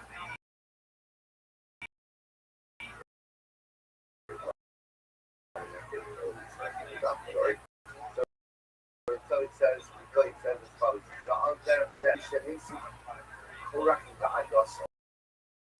Let's listen to this. Precious Torah. It's only amazing. The earth open, swallows up Torah. Right? A pretty clear indication. Guess what? Was wrong. Moshe was right. Once God Yisrael responds to the earth opening up to swallowing the Torah, Atem Anisem es Am Hashem. You, they accuse Moshe, you're killing Jews. You kill Jews. What? First of all, Torah started. Nice. Thanks, baby. Thanks, baby. And by the way, Moshe can't make you. Moshe can't make you. Only after the Spark. And yet they're accusing Moshe of killing Amalek. What's the shot? He said, they go back and question, trying to say, you know about Shemayim, but in this smoke of Kalapdesh, of Rias Hagala, Kiofacham and Shemayim, the Dan spiritual, I think it was listening to me. I think essentially says, the Congressman said as follows, Mother just in motion, good motion. And the Dan was most in relay, will be your powerful animal. And there's no question in our mind that you are convinced of a particular character. And you are convinced that that character is correct. And it is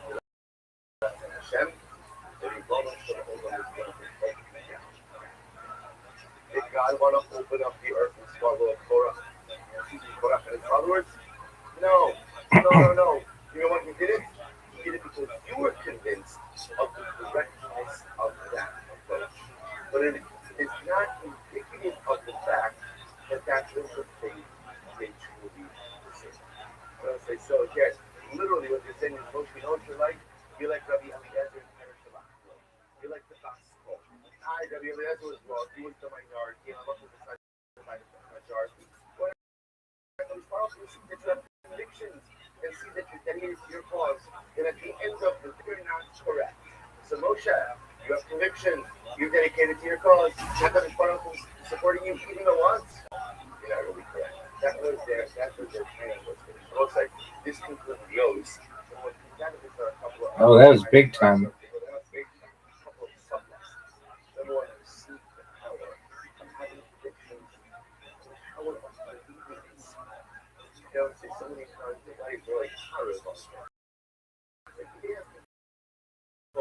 Yeah, I think you find a lot. But we're involved in a lot of things. So nice. Thanks, man. What am I doing?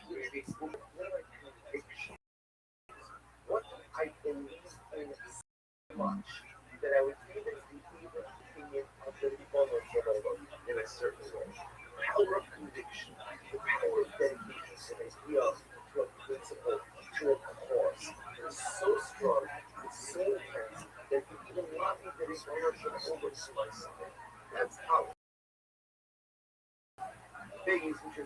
I wish there was something in this game that, like, it didn't have to be one person could not get both the Q and the Z. One person could not get all the S's. One person could not. Are you making an excuse of why it's unfair? No, it's just. And I agree it should be balanced. Yeah, but I feel like normally it's pretty balanced. Like sometimes like, oh, you got the Z, the Q, and fucking. Look, no one knows what a Z is. So let's just make sure everybody knows that. Hey, I have a question for you. Part of the world. You did an update on your phone. Does it show you how many tiles are remaining? Yep. Well, fuck. How many?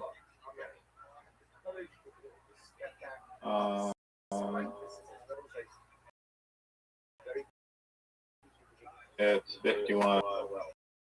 That's some bullshit. Dude, this is a long word. Gibber. Look at you, son. No, the gibber is it's called gibber. Gibber, like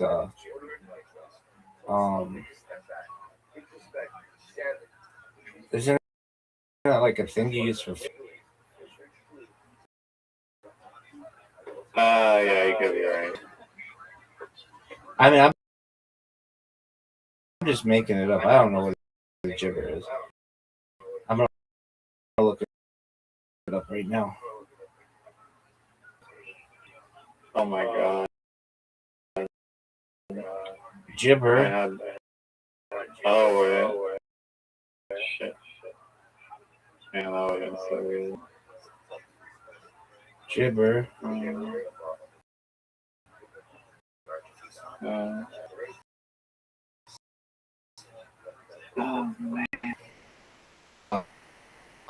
Gibber. Here's our taunts. Like in fishing. Base. Quilt. Dog. Yeah, you know what a quilt is. Like a blanket. Dude. Dog, quilting is like sewing. I actually know what that fucking word is. It's like sewing a bunch of. Doug, shut the fuck up. Everybody knows what quilting is. Everyone knows. Yo, you really. Are you saying that you don't know what quilt? People learn at age like 5. It's like a kind of blanket. Yeah. I don't know what. I was saying that's a good word. Oh, I thought you said that's like not a word. No. My apologies. No, you're good. And I may have come off like that just because I'm amazing, but no, I know what a quilt is. It's a great word that you used.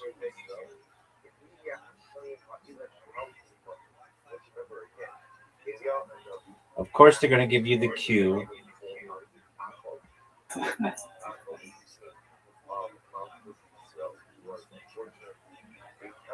Oh, you're getting smoked, eh? Yeesh. Oh, but don't worry, it's equalizing with the awful tiles that I've been built.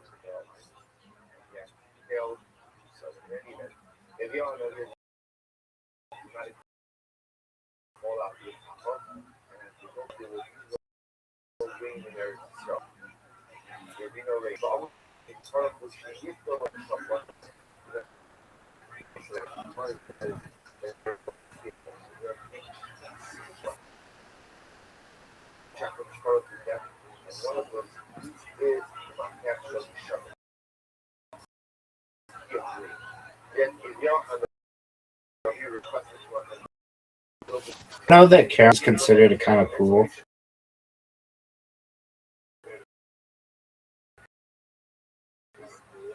Do you know why? Like, do you know why billiards is called pool?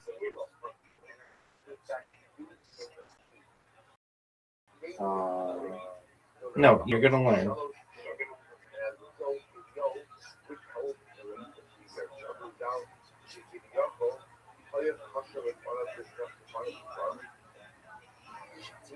Rang? You want to use rang? Yeah, dog. I mean, there's only so many words that the freaking tiles are repeating.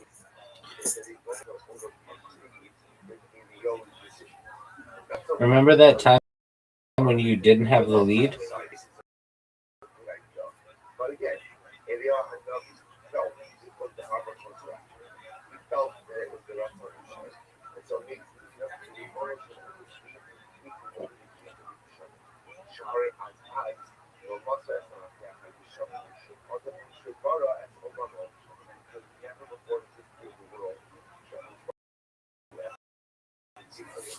I wonder what Bob Lazar is doing right now.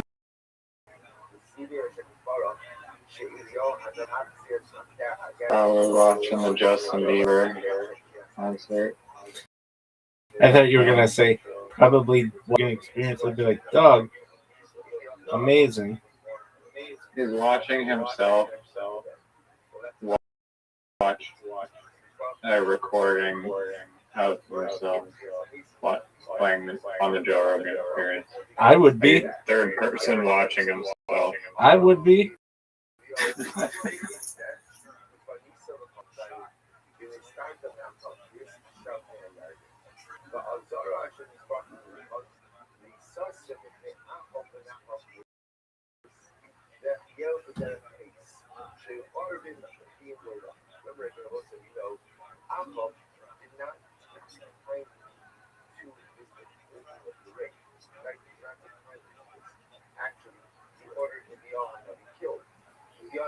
Do you remember that time I had the lead?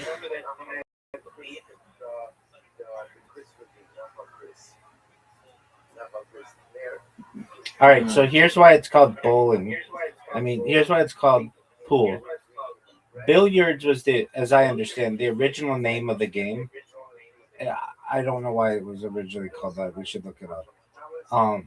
But it would be played in a place where they would do horse racing, and a lot of times people would pool their money for horse racing, and so the ideal is that the name of pool just was a shorter word than billiards, and when all these people were pooling money, and then it became known as pool. Amazing story.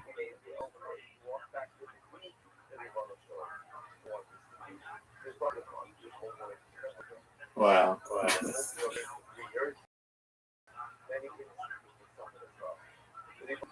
What brought up that fascinating fact?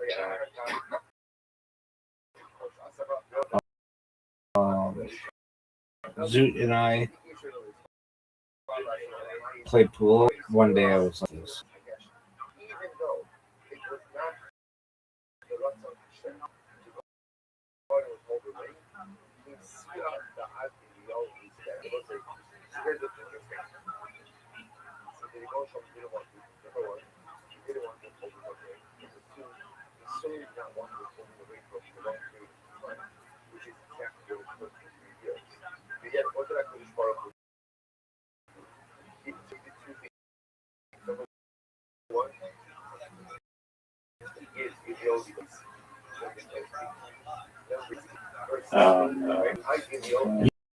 You're fucked.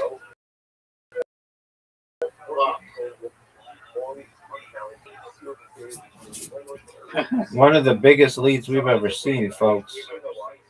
One of the biggest leads we have ever seen. One of the biggest leads we have ever seen. Of the biggest leads. What is this?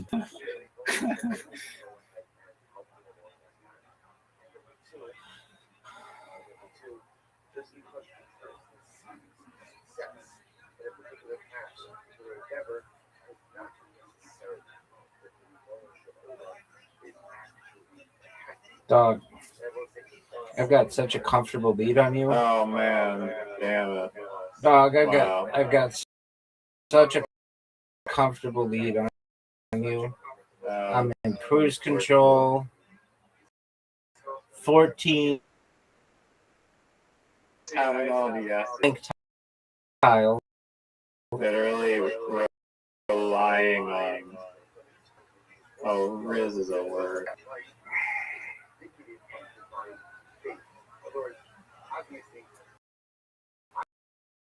Oh, so you have the Z.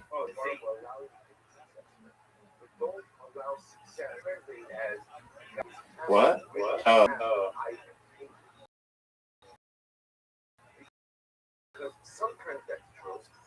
Yeah. Grig, that was good. Everyone knows what a grig is. Oh man, these tiles. I swear to God, they need to do a better job with these tiles. Always like, give me shit tiles, garbage tiles.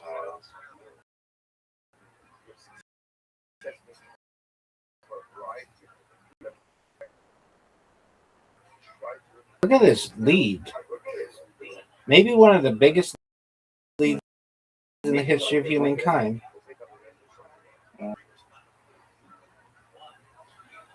Maybe one of the greatest leads in the history of humankind.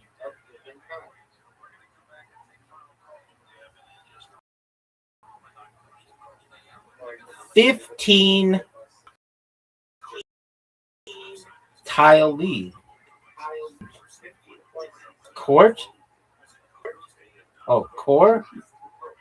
What is this bullshit? What is this?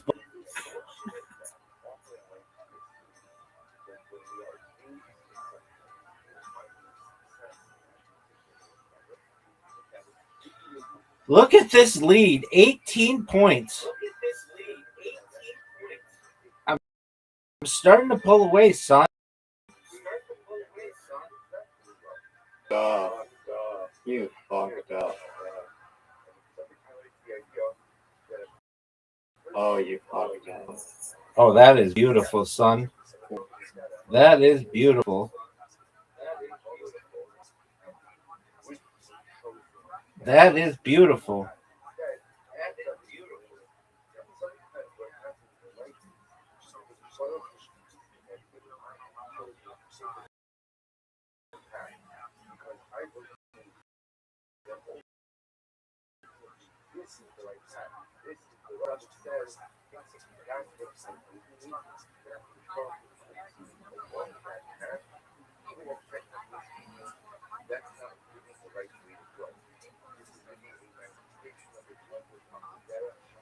Joke. Wow.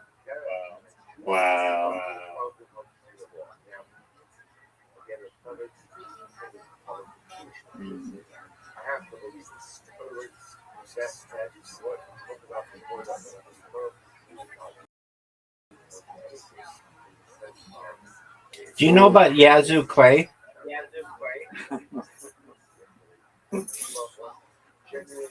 Look at this lead, folks. Look at this lead. 0 tiles left. Oh, are you serious? 0 tiles left? No more tiles left. You have to get a little creative now.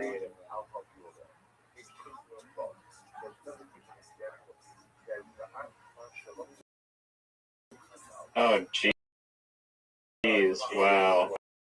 Look who has the S. This game, Lord. Q and Z. That's like Q and Z. Q and Z. They gave you the game. I didn't tack on S's onto other people's work. Q and a Z.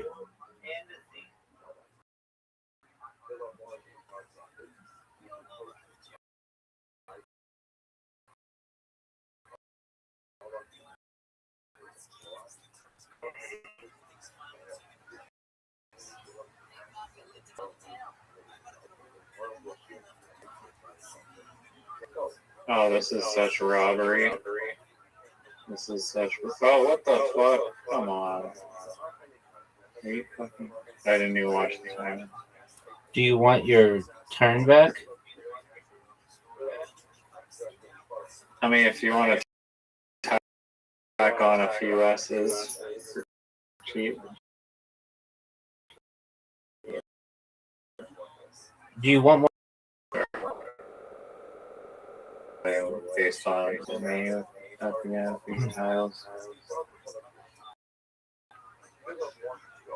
I just handed you a few S's. I don't think I had an S the whole game, interestingly enough. Oh, yeah, I did. Oh, wait. No.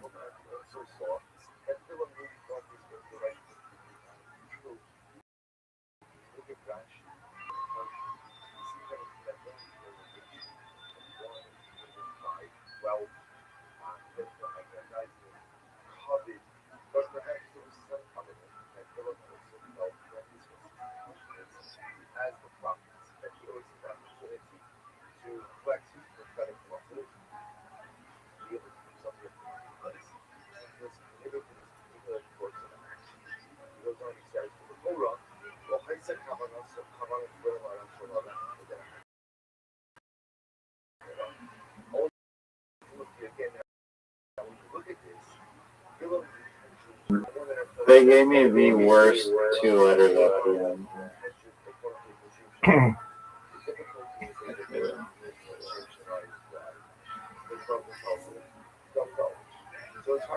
No. Oh my word, it's tied?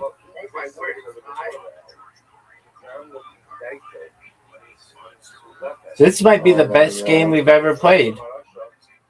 Better be worth more than fucking stuff. Yeah. You won. That's such good.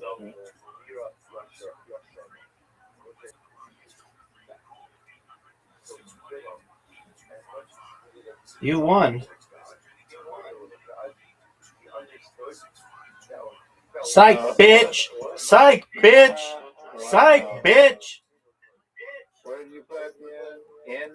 Wow. Yeah, right. What a good comeback. That was a warm-up game. Dude, fuck your warm-up game, son. That was a win. Fair Right, I'm warming up and now. square. Dog. Stretch. Thanks, Sam. You go first, so. If you want to count that as a win, then go for it. It's not something to brag about. That was one of the greatest comebacks in the history of humankind. No, you go first. Go first. Doug, you just complained about me win. going first. I'm gonna win. You just complained about me going first. I was joking. At all.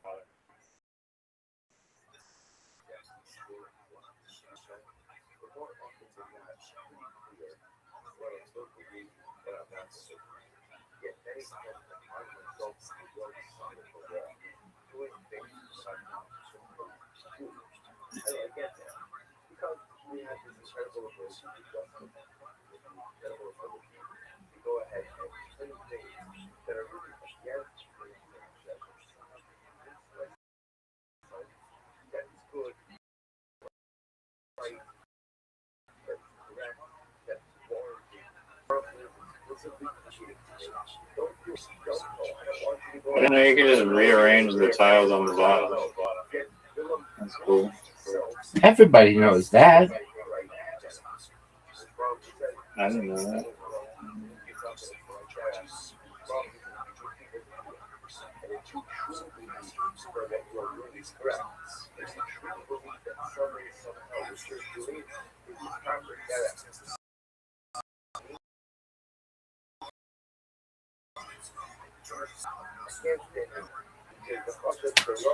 Look at this lead. Look at this lead. I said, look at this lead. I said, look at this lead.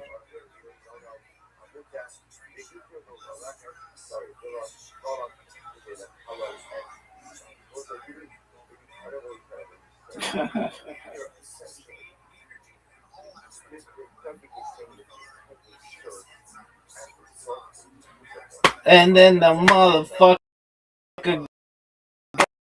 got that sex appeal. Got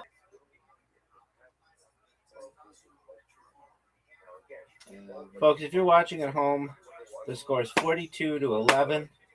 And the previous game was one of the greatest games in the history of this game. I was fucked, and then I made a comeback and won because I'm amazing. I'm amazing. Look at this word. This word strikes fear. Are you serious? In the hearts of humans. Wow. That's bullshit. What word did you think you had? There should be a word. Oh, wow. That's a big word, dog. Man, how many freaking points do you got for yours? Did you hit a bonus? Yeah, ×2, baby. Because I'm sexy. And I know it. And I know it. Look at this motherfucker with the S and the Z. And he wants to complain about me.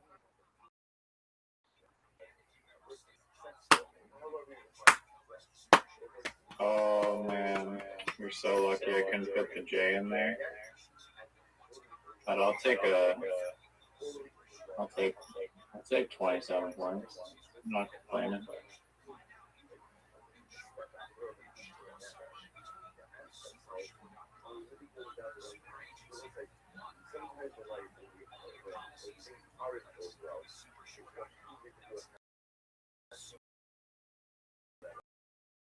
Oh, look at him go. Look at him go.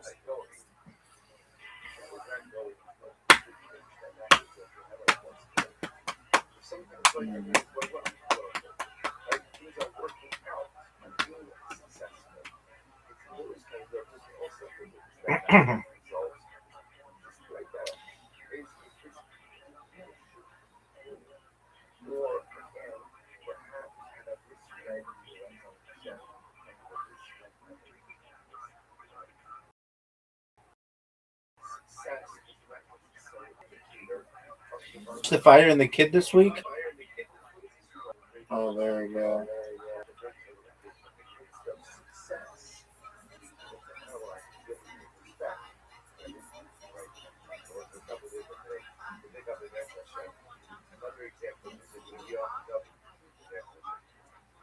Dude, what's up with you and these I fucking didn't watch that super whole words? podcast. What's up with you and these super words?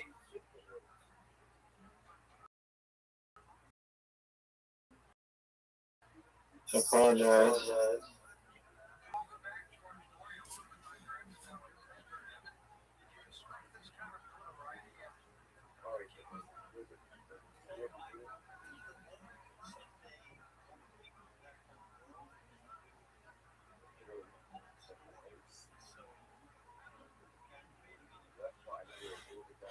Dude, this is a big game. Wow, what We're scoring lots of. man.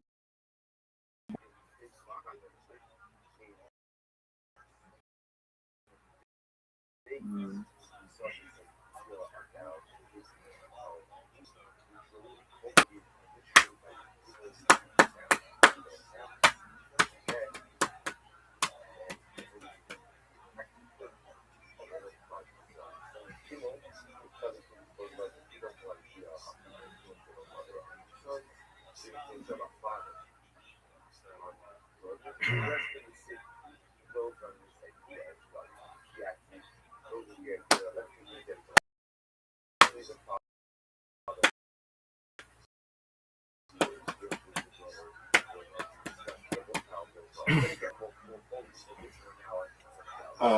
Bad.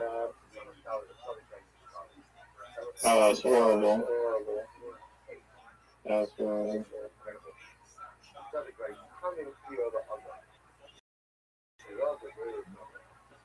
Why do you think it's horrible? I just give you the lead. Not After all my work. Not necessarily.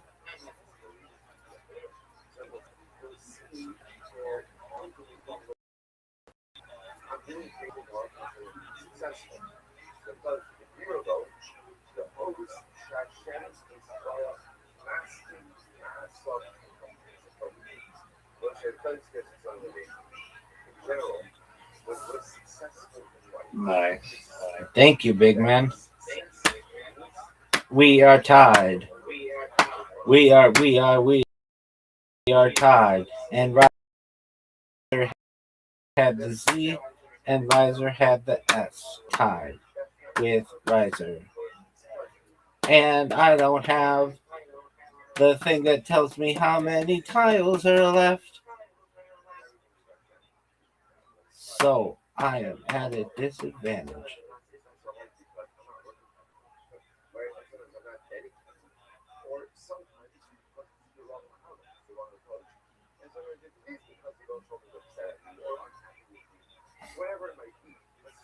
No. No. He does not have a tile to place down. He doesn't have a tile. No tile to place down. He doesn't have a clock. That could have been a lot worse. That could have been a lot worse. Yeah, a bunch of M's for nothing.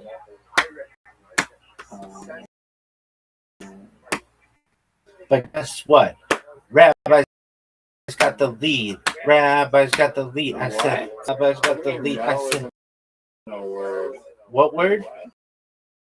What word isn't a word? I mean, no isn't a word.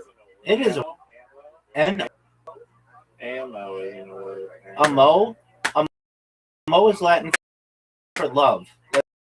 That's not a word in English, son. Ammo? Ammo. I can't spell. Oh, yeah.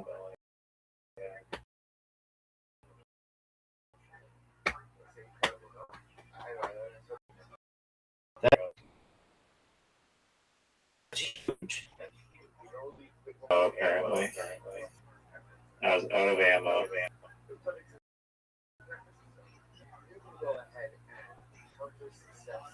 Well, what's he gonna place down here?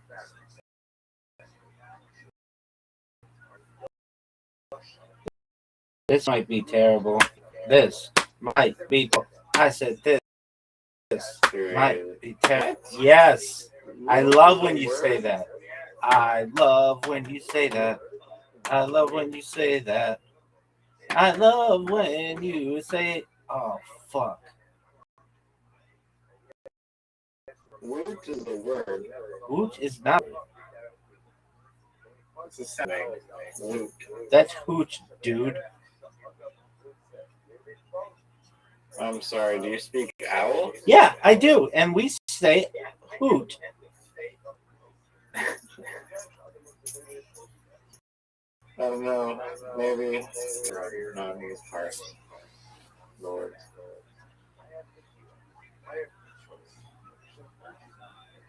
Wow. You know, I gave you the lead. Still getting dismantled. Eggy, that was good. Alright. Nice. I respect that. I gave you the win with hoot.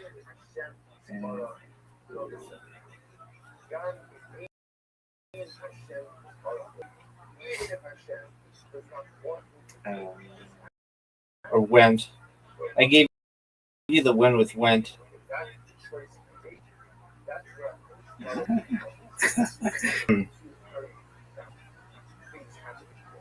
Yeah, this is not my best work.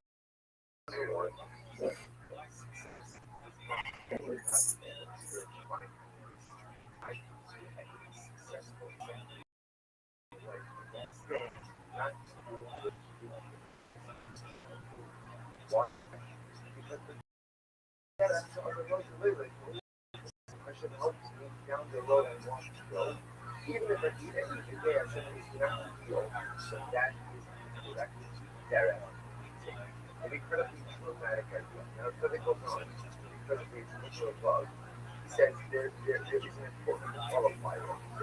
Incredibly important qualifier. He says, Masha, because now, that the Lele, oh, this is gonna be horrible. This is gonna be horrible.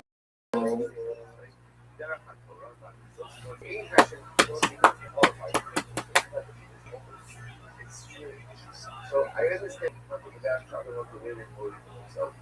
And I also understand that I've done the same that's almost that I want to take. Not a word. Not a word. Cool. Ready? Cool is a word.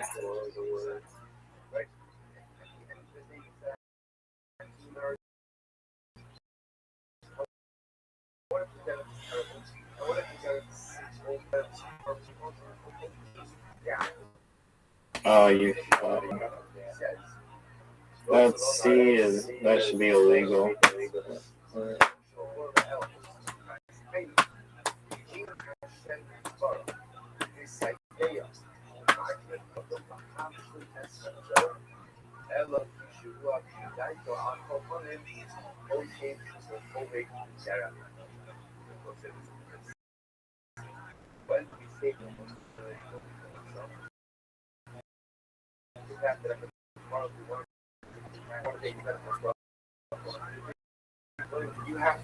So?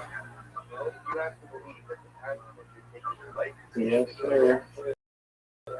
If you believe that the path that you're taking in life is the true and correct path, then Hashem will help you down that path.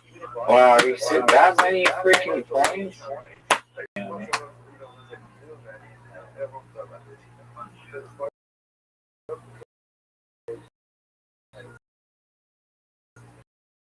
Can't stop. Go, fella.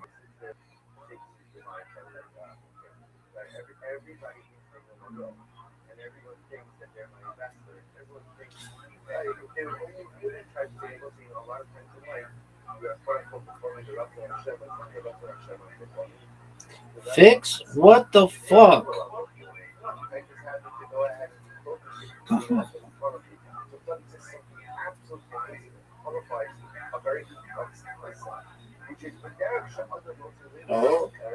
Oh, go. Where's the would start with I or yeah, not the best. Oh.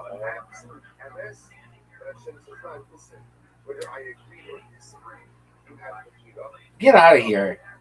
Get out of here with that word.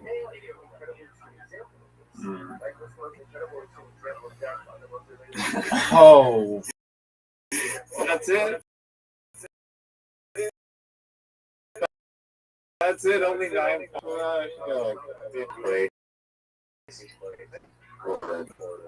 I agree. That was... I'm stealing all the tiles and I don't get a reward. I bet if we...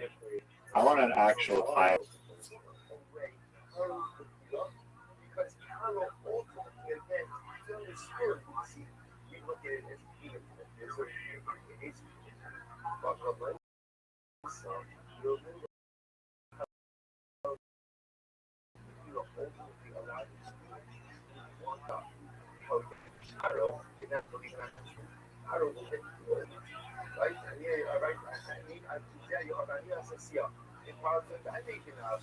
You're gonna love this song. Oh no. Cheat codes.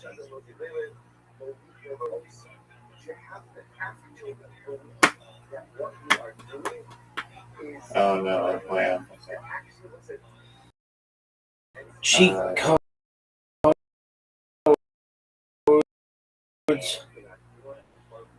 Using.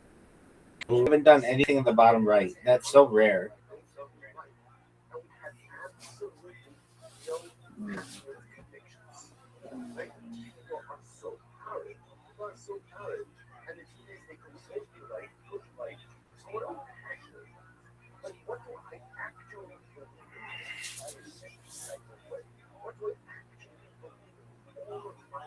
I almost. And I thought that said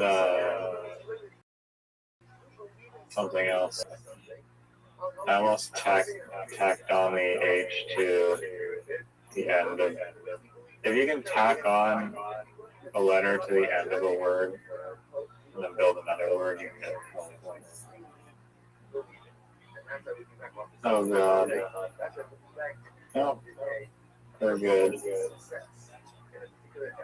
We're good, folks. I don't think you're gonna win this one.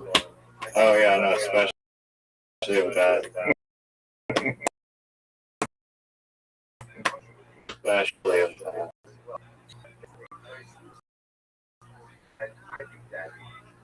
Fuck you.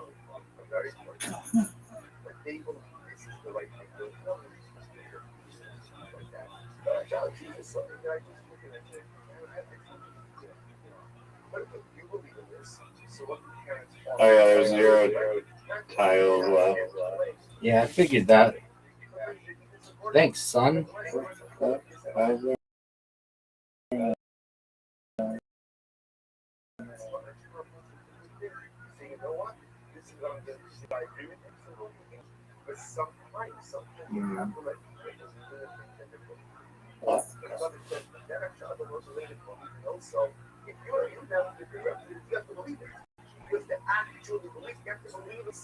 $12 points.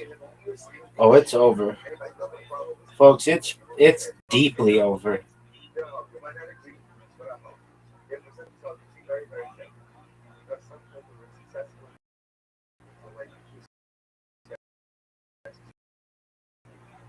He got. Oh, I need a tiebreaker here. Shit. This shit. You got Z. You got Z. You got Q. Listen. You got C. You got Q. It's almost like if you don't get fed like 4 S's in the game, you tack on, you know. Dude, you got the Z. You got the Z and you got the Q.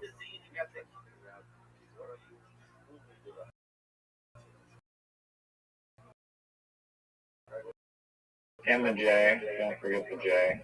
J. Oh yeah, it's an advantage to have that are worth a lot of points.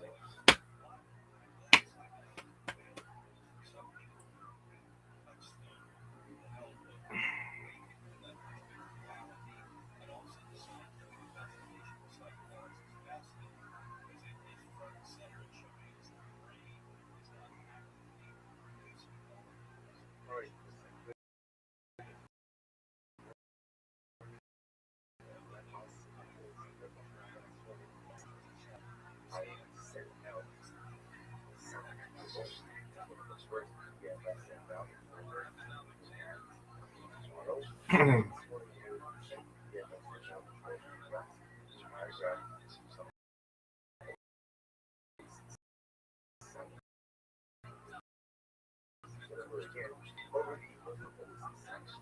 there. There's a little fly. And yeah, no words in the bottom right.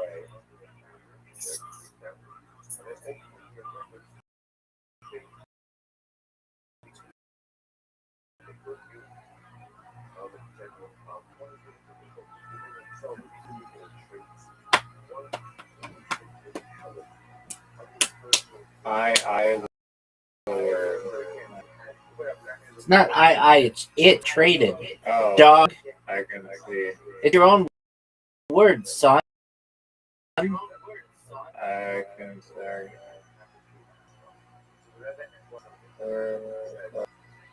If you see anywhere where I can places A V. No. No. Nice.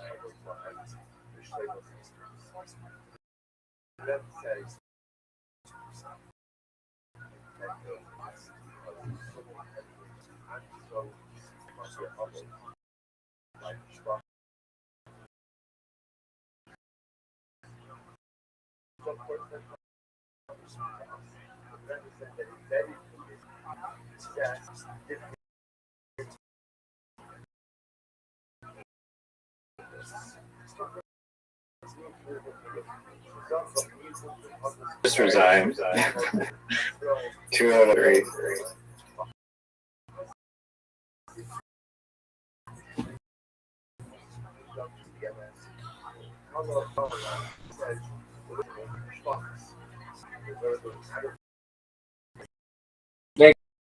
The game was rigged.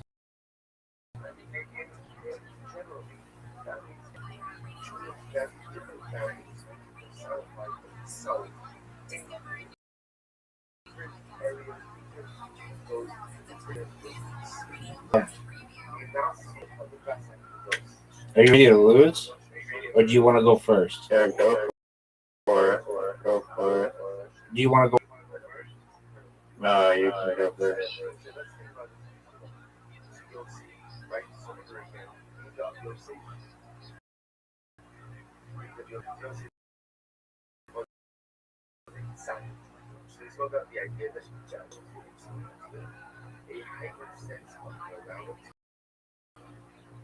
Wow. You're up, son.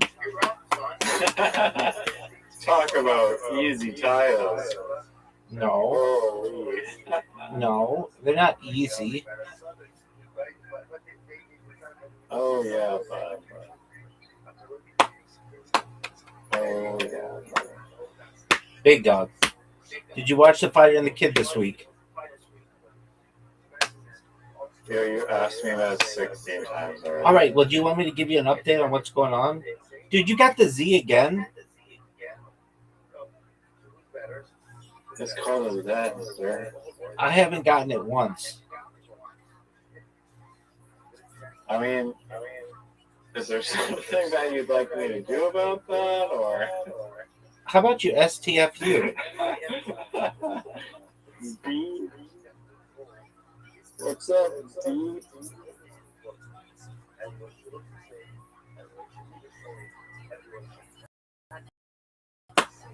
Wow, he's coming out of the gate.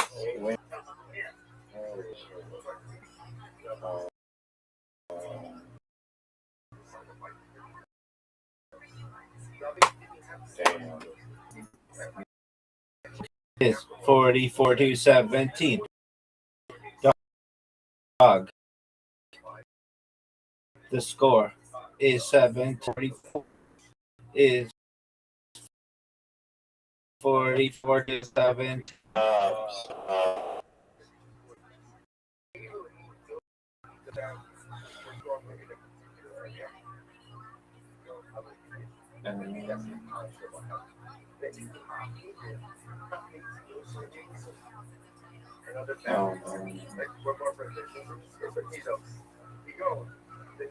Terrible. Tell? My man used tell? I panicked. Okay.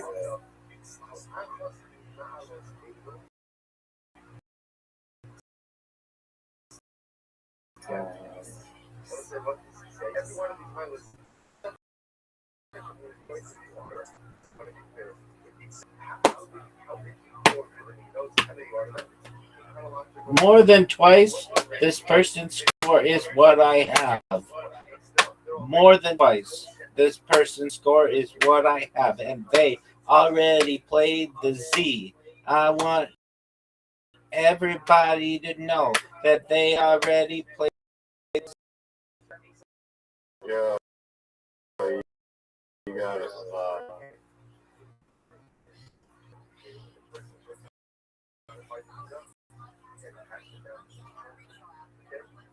Well, in the meantime, I'm going to tell you what happened on the 5 this week.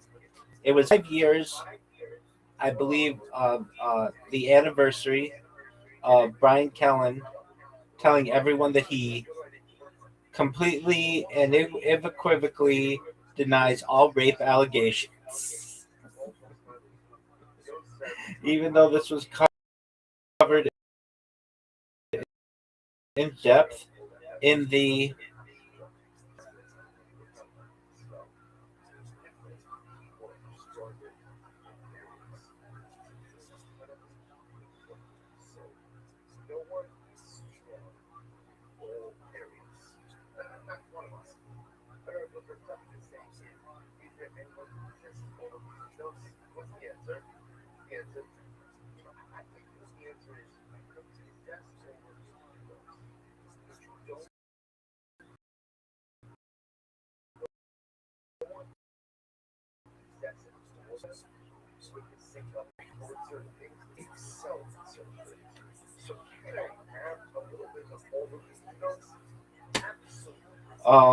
Brendan Schaub just came back from the Dominican Republic, where he did the announcing like Joe Rogan does on some kind of UFC knockoff, some bare knuckle fighting, and his wife, Brendan Schaub's wife, whose name is Joanna, once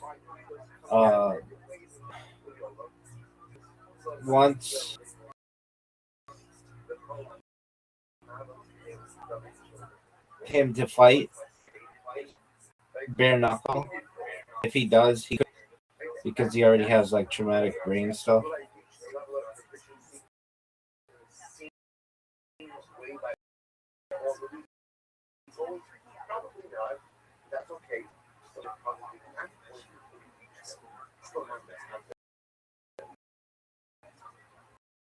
Yeah,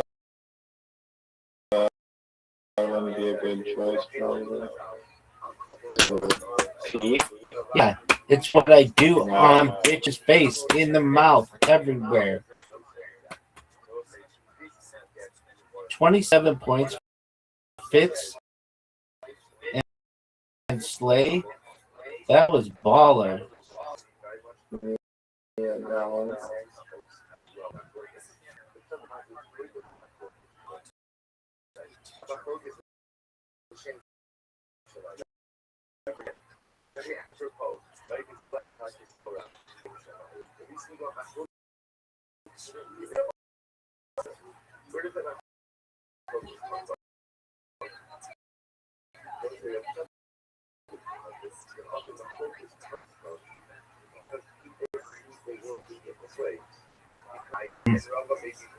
Go. Dog, I have such a big lead on you. I said, dog, I have such a big lead on you. I said, dog, I have such a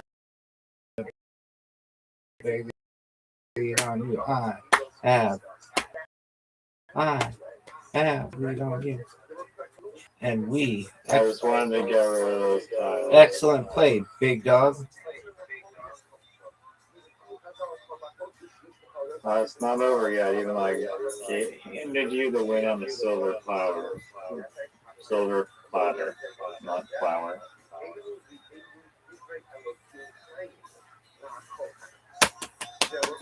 was a good word. Thanks, baby.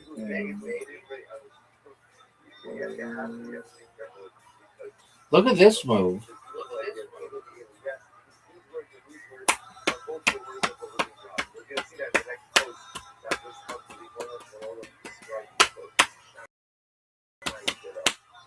Twig? You want to use Twig? What a bunch of bullshit.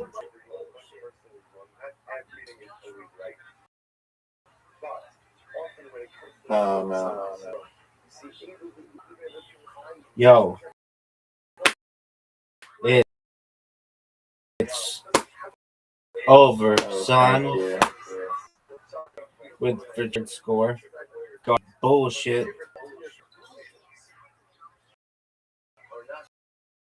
No. No, you're able to pull out good. No, that ain't son. Everybody knows that ain't a word. Everybody knows that ain't a word.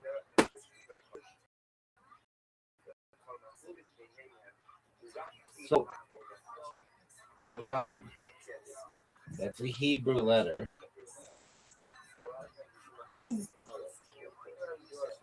Except Hebrew, apparently.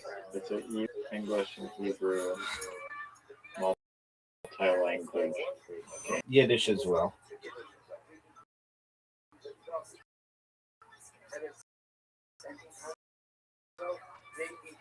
All right, you just triple words on.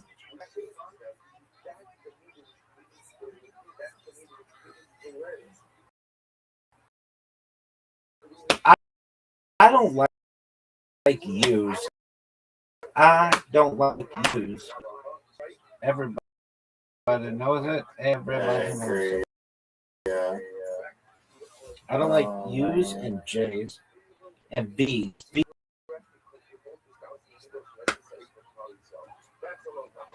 I think Z is pretty easy, especially because you can play Za.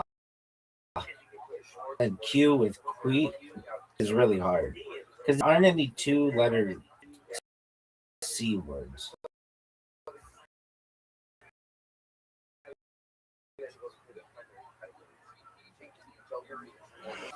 He's suck. Unless you have like a H to go. On Tony this week.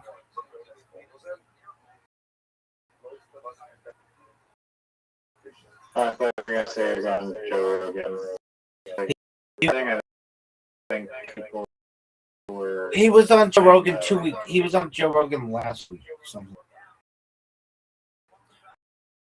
When so here's what Tony Hinchcliffe does, and Joe Rogan asked them to come on Kill Tony at the same time, so he doesn't have to pay their air flights or anything.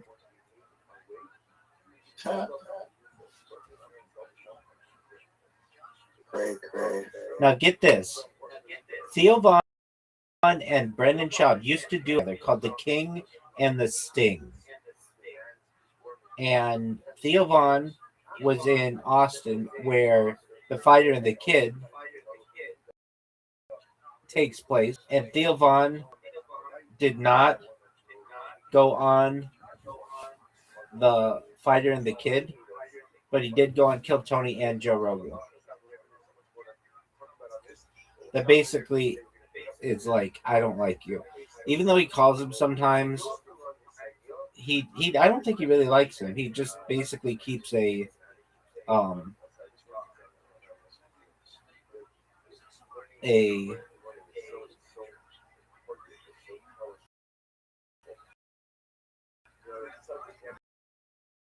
like a business relationship. How's that 18 fucking points? Because it's a double letter score for V. And it's a double letter score for E. So it's 8, 9, and then C is 3. So that's 10, 11, 12.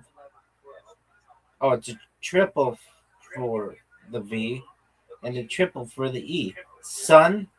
So that's 3 for the E. 3 for the C. That's 6 plus 1 is the triple letter score for the E double. it's a double letter score for the E, triple letter score for the V. The V is 12, the E is 2. That equals 14. And then the I is 1, and the C is 3. I'm swapping all my tiles. Shit tiles came and played.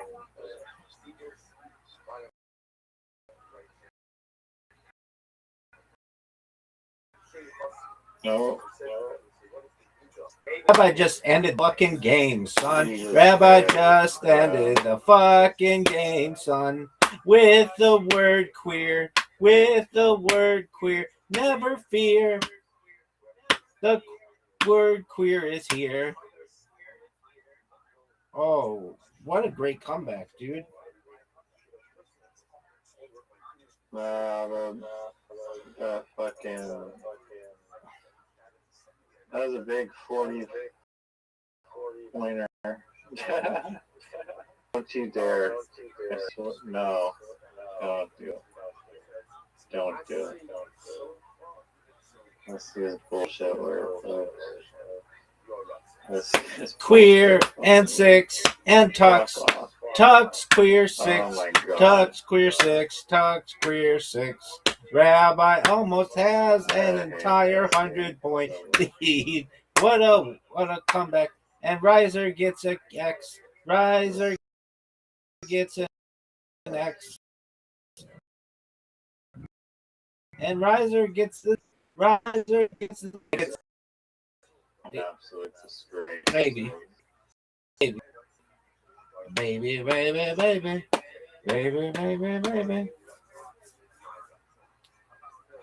You played Anon and Om? What the fuck? Yeah, these tiles are so egregious. I don't know why you're blaming the tiles. Yeah. How many tiles are remaining? 8. Oh, this game is over, folks. Riser needs the greatest comeback ever. Yeah, it's over when they gave you the Q. Yep. Look who got the Q. Word. And all the S's. No. S's. Every single. Oh, yeah.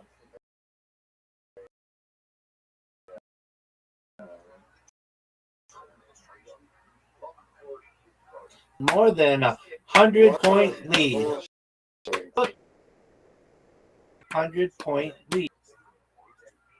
More than 100-point lead.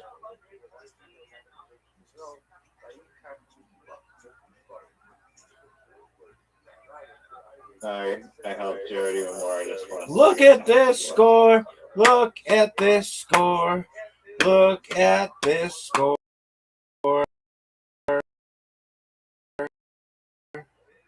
Look at this score. Are you going to make 100, son?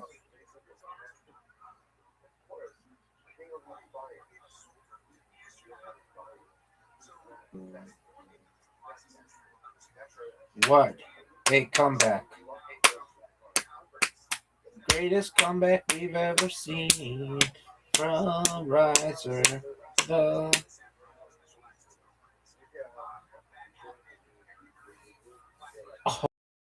Oh, use diff? That's not even a real word. Gonna make it over 300. Oh, for sure, dog. Ain't no doubt I'm making it over 100. You're not, unfortunately, gonna make it. Are you sure? Are you sure? Are you sure? Are you sure? Are you sure? I got the V's. I got both the V's, which sucks.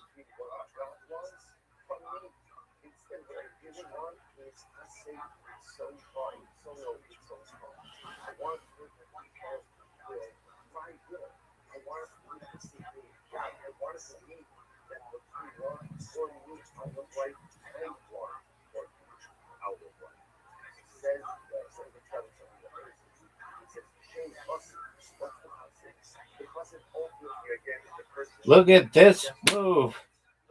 We're on the verge of 300 points, and Riser can't even get 200 points. This is one of the biggest beatdowns in the history of the world.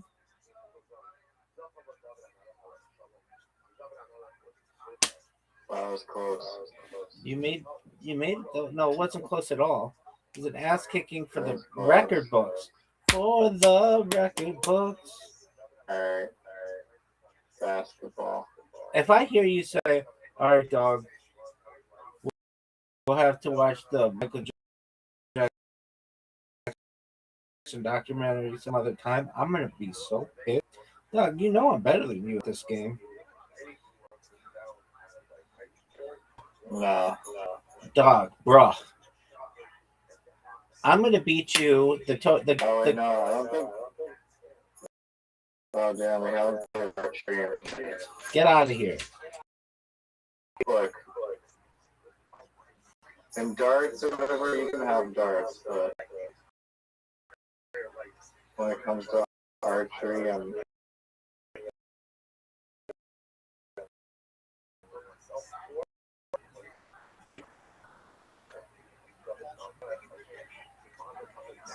He made everything, but only got 11 points. That was amazing, Razor. yeah, no, I didn't miss him because I'm not good. Oh, choke, big choke,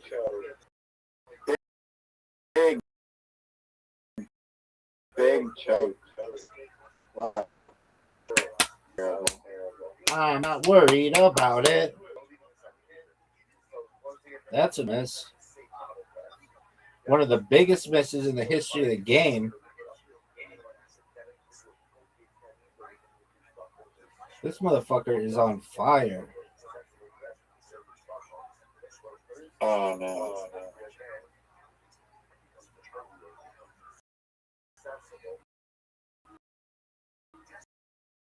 No. See it. That should have been a squish. Oh no. Oh no. The comeback. Wow. Big round. I'm gonna make a comeback on you right now. I'm gonna sing my song to distract you. That's a miss. Bring a Montgomery type 2. Missing everything, and he missed again. Dog, what a good score. I'm not touching that. You need 11. Damn it. No. Bro, fucking singing and screaming is just embarrassing. This game's over.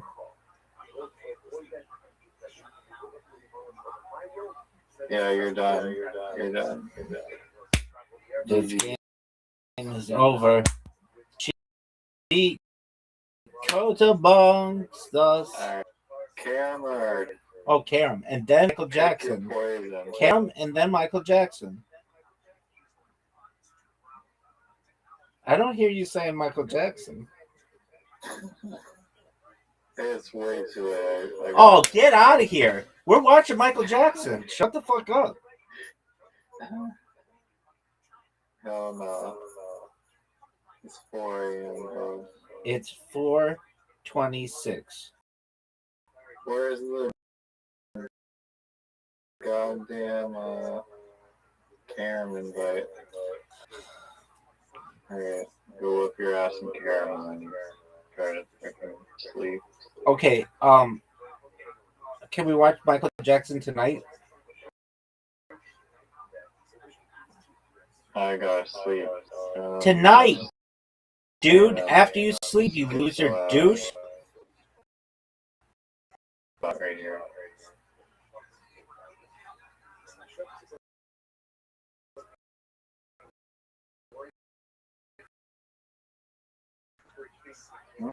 Hey, night. Gotta go to sleep in the morning. I know. I mean, in like 12 hours. Oh. Well, then sure. So you're gonna come back tonight on Friday and watch Michael Jackson? Yeah. Sure. You're not gonna fucking ghost me?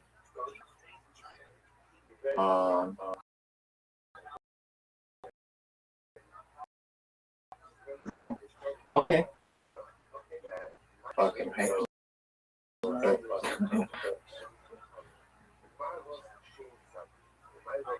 It's one of the worst I've ever seen.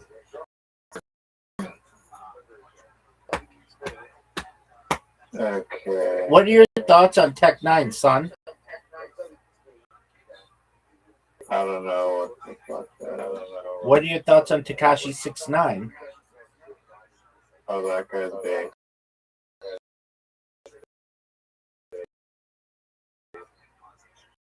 What are your thoughts on XXX Tentacion?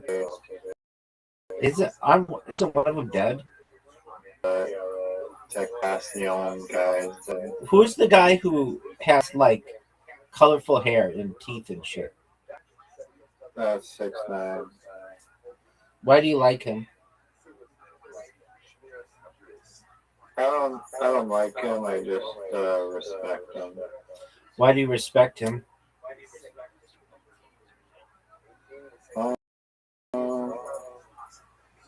He's just like edgy, kind of. Okay. Does he He's take like forever? cool. Oh, dude. Feel like being edgy. Are you gonna make your shot? Yeah, I'm gonna make it. Yeah. Once I get going, I'm not gonna miss. So I hope you're proud of the way you're playing. Why don't you get that red one out of here? It's garbage. Dog, I'm just gonna put all these away. I'm gonna do the Oh my gosh. So much. I'm gonna do, and then I'm gonna do white You ones. need the red one because you have 0 right now. You currently have 0. You didn't even think the red one. You can't even block it. I would be embarrassed if I didn't block it. Look at this shot, folks. Are you proud of that?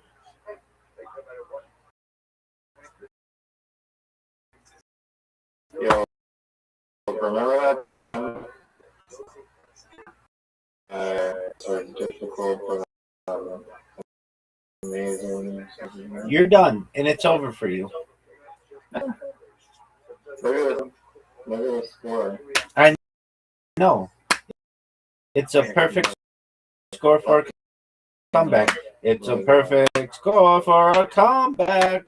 Just lost. Get your shitty. Go and stick the red one again. You have 0. You currently have 0. You just so you know. I'm gonna dominate this game. I'm gonna dominate this game. Oh, it's beyond over. Look at how many shitty goddamn ones. It's a minefield, baby. Folks, it's a minefield. Right? This is done. One of the worst. Alright, go make. I should have honestly. It should let you keep going. You hit the opponent's character. That should be. I don't know.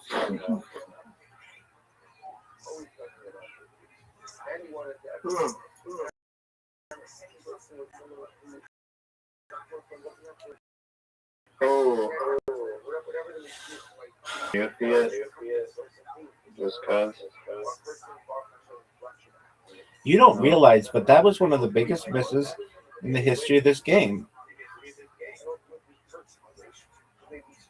No, you're not sinking the. There's no way. You're gonna fuck up. Yep. It's over. It's over. I mean, maybe mentality you'll win, but you just lost. Lost in carom, lost in basketball, going losing archery.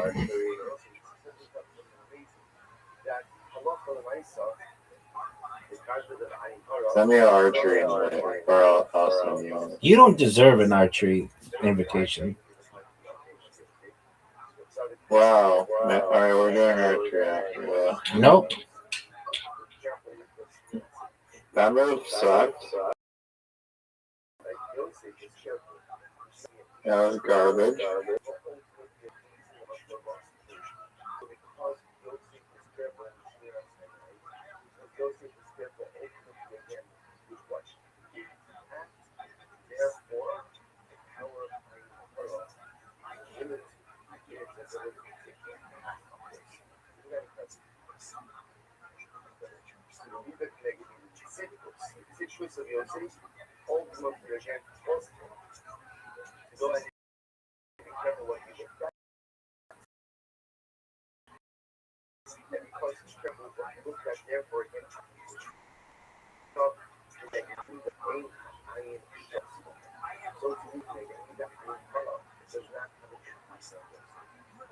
Oh, fuck.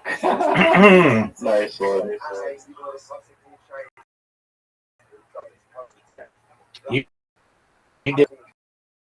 You played really, really well.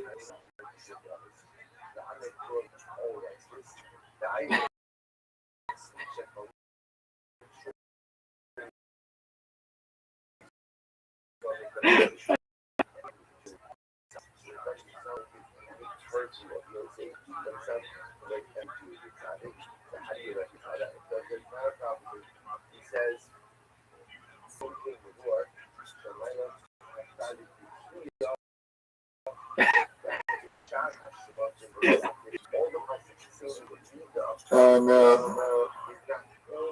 I'm done. I was trying a new strategy. I was not even trying. Yo, run it back. Back. I was trying something completely wrong. Run it back. Why are you so bad at that game? I don't know, just post advantage maybe, I don't know.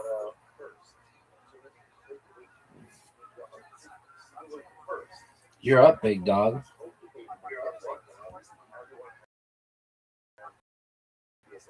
Alright, I'll try for this. And for real, previously? I was not.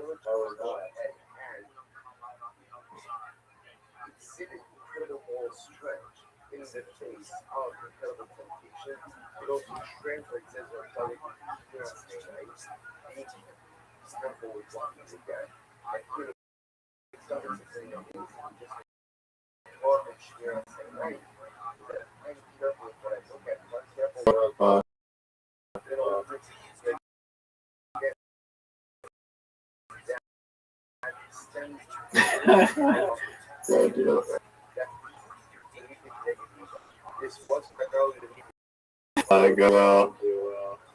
You're fine.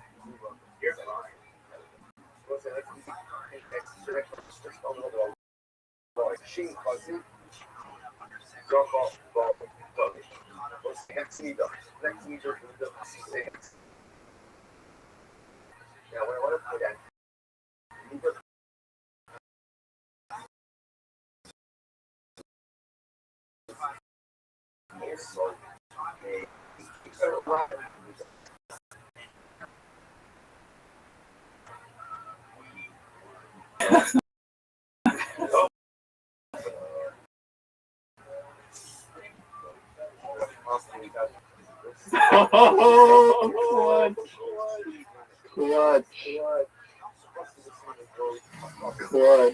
It's over. It's over. Oh no. What? It's over. I'm the champ. God damn. No. Oh yeah. God damn. One more. Yeah, it's definitely host advantage. I'm not even joking. It's actually.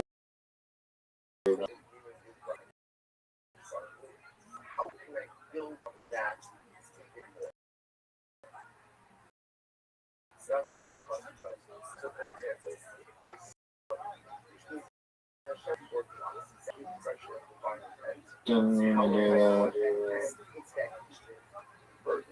I'm gonna go ahead and do that. Even to a later. That's what the fuss is done. The fuss takes it up on a chef and goes ahead and so whereas a regular Jew is just simply obligated to go ahead and build the word about the church, go to the overture overheads. The fuss says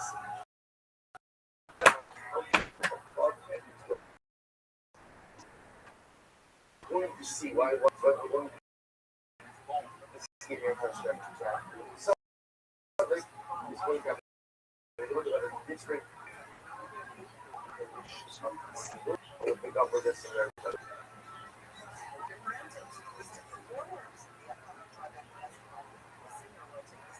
God damn practical music.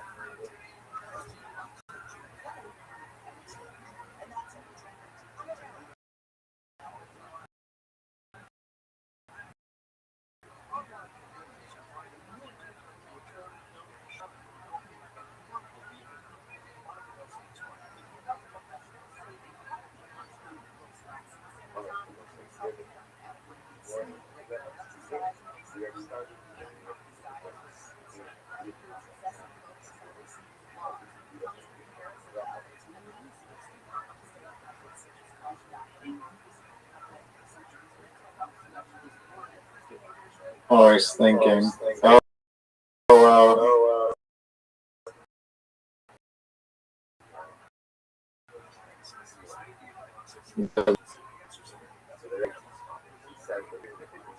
God damn it. You're always. Oh.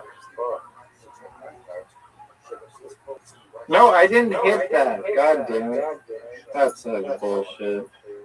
The fucking timer. I didn't even. That's actually horseshit. I was gonna screw you over and then you won't be able to do nothing.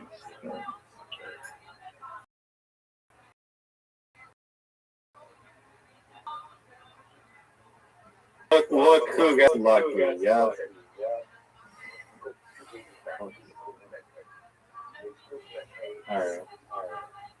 All right. I'm gonna let you go first, but it's been saying random, so I'll let player 2 go first. It's not random if you go first every time. And I'll make it turn based, so you don't have to worry about the timer. One archery, quick draw. Do you think I would reward you with archery when you flirt and don't deliver? You're up, timer, and everybody's waiting on you.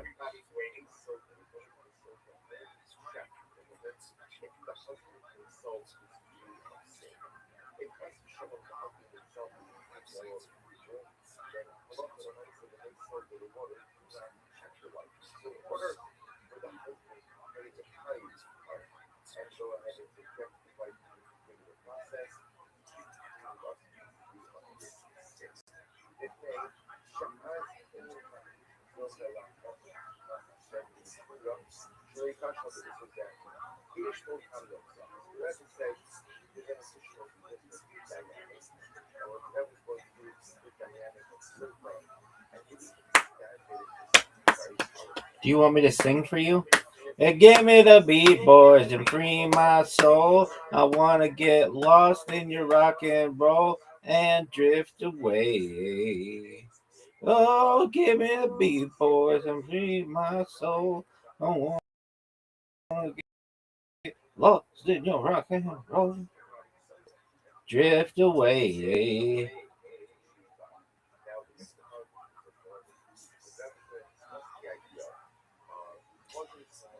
Give me the beat, boys, and free my soul. I want to get lost in your rock and roll and drift away.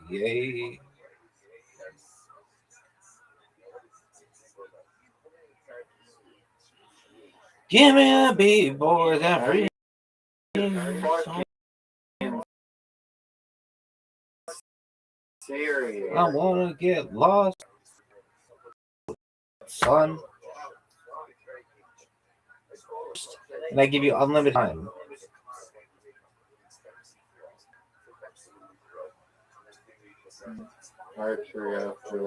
Archery can go fuck itself. Nobody wants that. Up. This might be big points.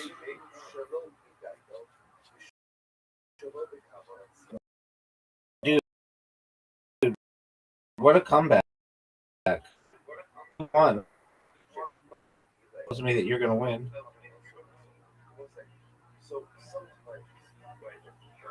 Give me the beat, boys, and free my soul. I want to get lost in your rock and roll.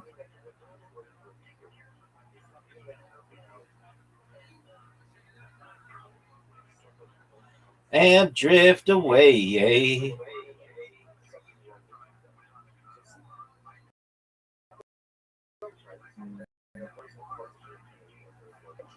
Folks, you're watching at home. This might be a close game.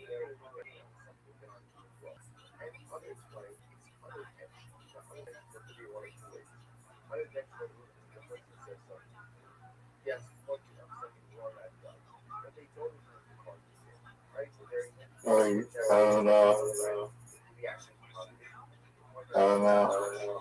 You're up, big man. What are you gonna do, son?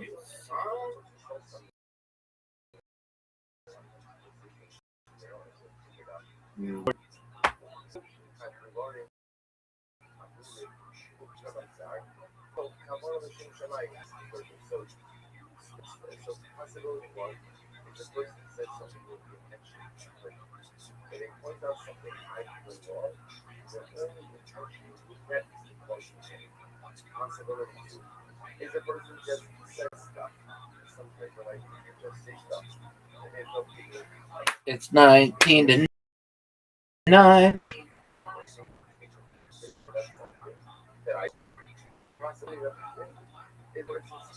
And the riser's got a free turn. It's 19-9. 19-13. Wow, look at all the... Wow. It's a new game, son.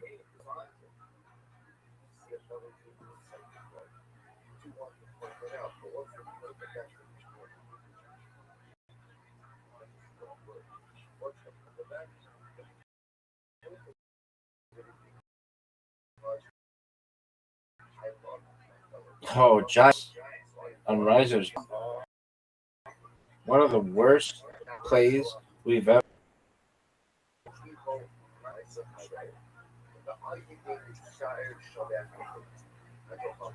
So what's the bottom line, right? So rather again, right? Yeah, actually scenario. So call it moving. Moving is possible motivation, right? Motivation one, you want to start.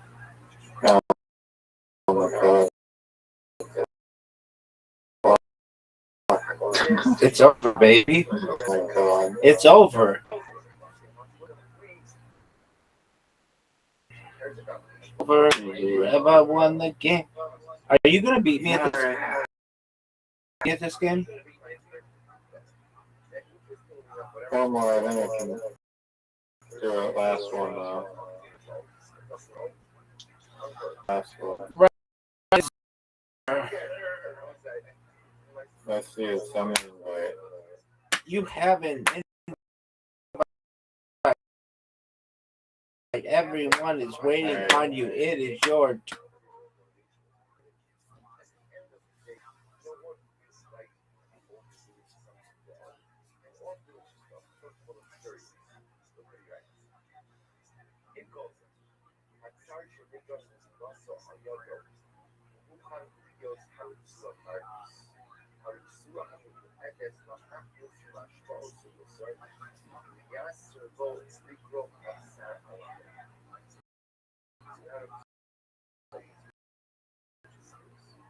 And he says, be careful when you hurt by telling them something they are wrong.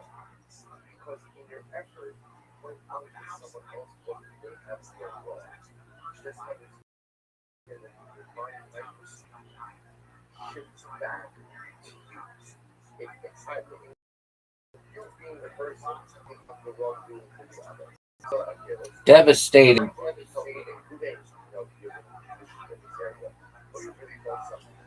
Whether my intention again is to be hurtful, whether my intention is to be helpful, my intention is to be compelling, but to some extent, the moment you go in and point out someone else, the moment that you're trying like this will shift to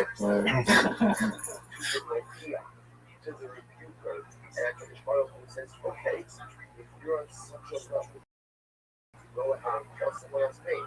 Whether again, purposeful, helpful, unintentional, not so much. Let's have a look at your life. He says, begin about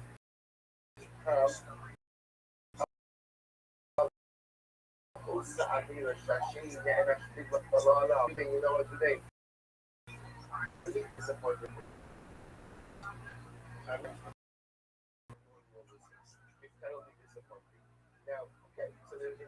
Do you really have an AI that tells you the best? Yep, it's called my brain.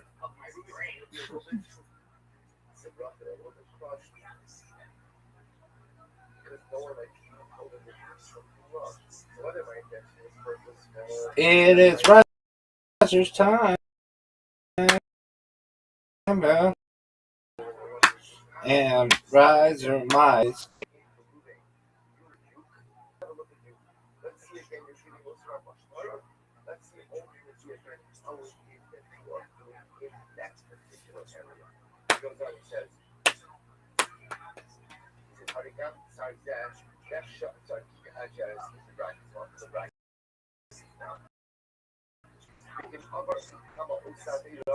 Big time.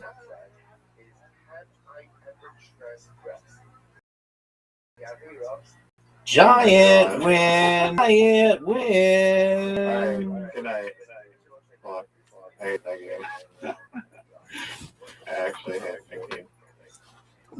I have a question for you. That game sucks. That game actually sucks. Do you know of all the games we play? It might be the most ancient of all the games.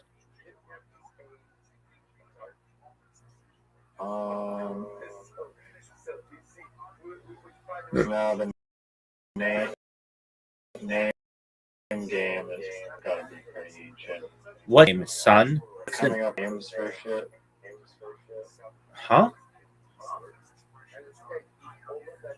Like coming up with names for stuff, like bear scare, flag grenade. No. That's not a game. I'm talking about the Play-Doh game. Oh, it's a game. It's a game. Okay.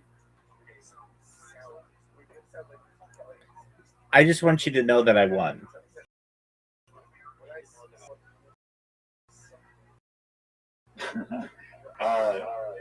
No, I'm actually too scared to lose that. That game you is. Lost in basketball, and you lost in literati, and you lost in basketball. You already said basketball. You mean Karen. Probably some other one. You mean Karen. Yeah, Karen. Good old Karen. Hey, guess what? Undefeated in Mancala. Mini golf.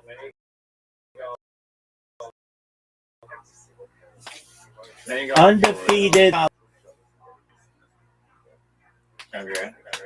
Do you remember when you came in and you were like, hey, we're gonna play Glitterati, and then we're gonna play Karam, and then we're gonna play Mancala, and then we're gonna watch the Michael Jackson documentary. Do you remember when you said that?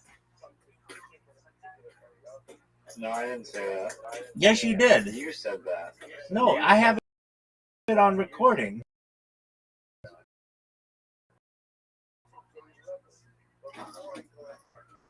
That's what you said. All right. Well, Michael You Jackson. said that. Okay, I didn't say that. Michael Jackson tonight.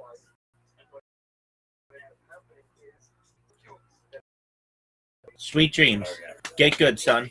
All right. Take it easy. Peace.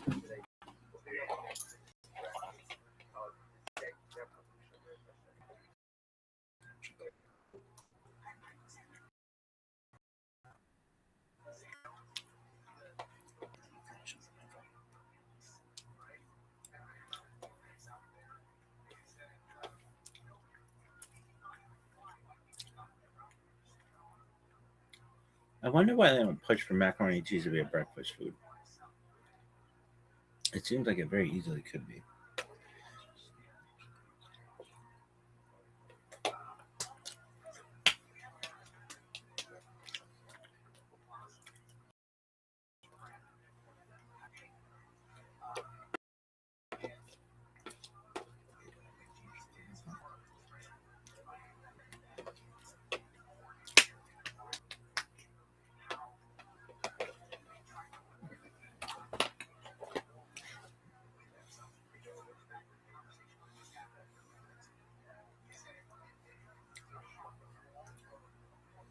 Too busy thinking about my baby,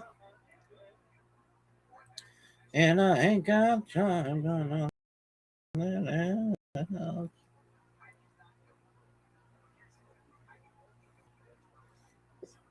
News.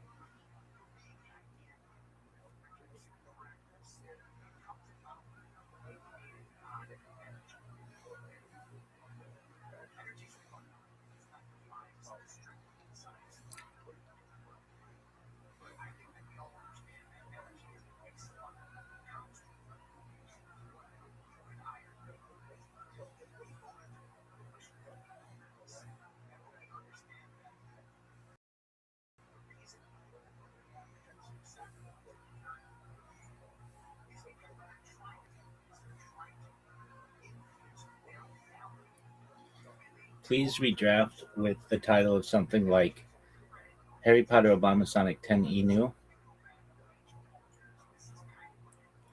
sets the Guinness World Record for most amount of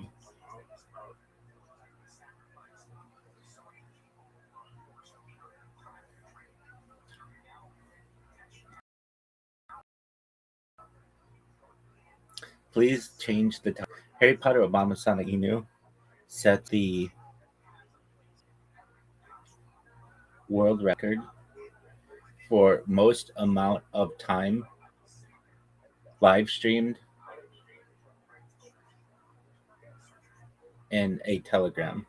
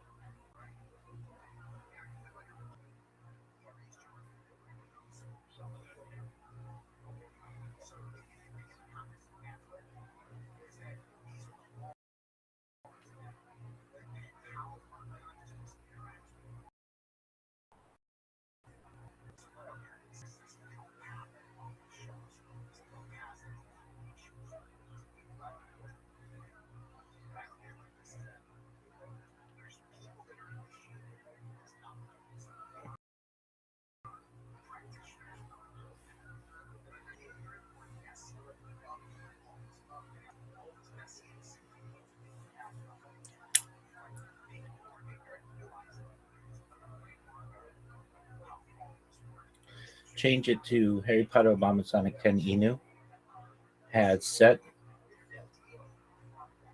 a world record for most amount of time data archived about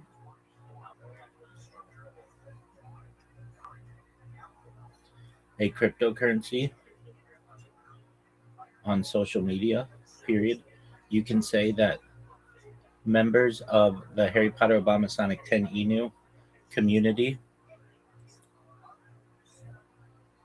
do various things to promote the coin, like create memes, spend time in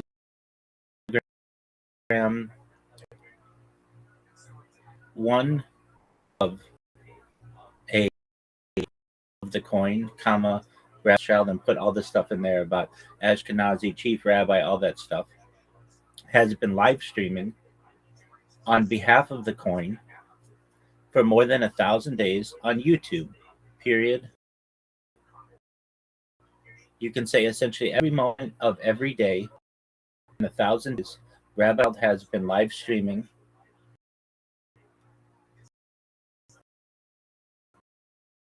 in promotion to Harry Potter Obama Sonic 10 period and every Twitter space and the game nights that host and the trivia nights that they host and the karaoke nights that they host. All of that has been archived to create the largest compendium of data for a cryptocurrency in global history, which may make Harry Potter Obama Sonic 10 Inu one of the most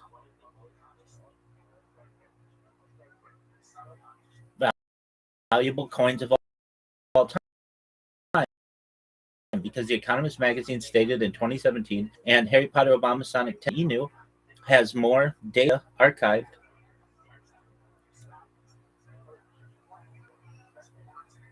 than any cryptocurrency ever. Make that something with the title and then a new press release.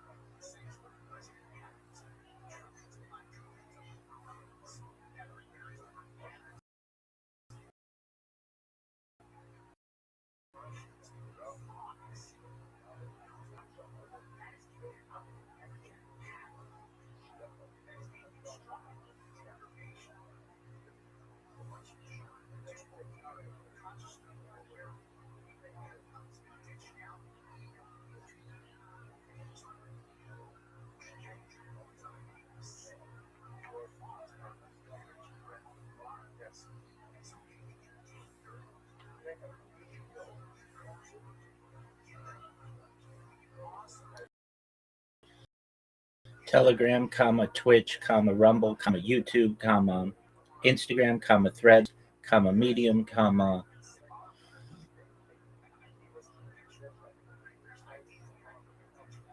Substack,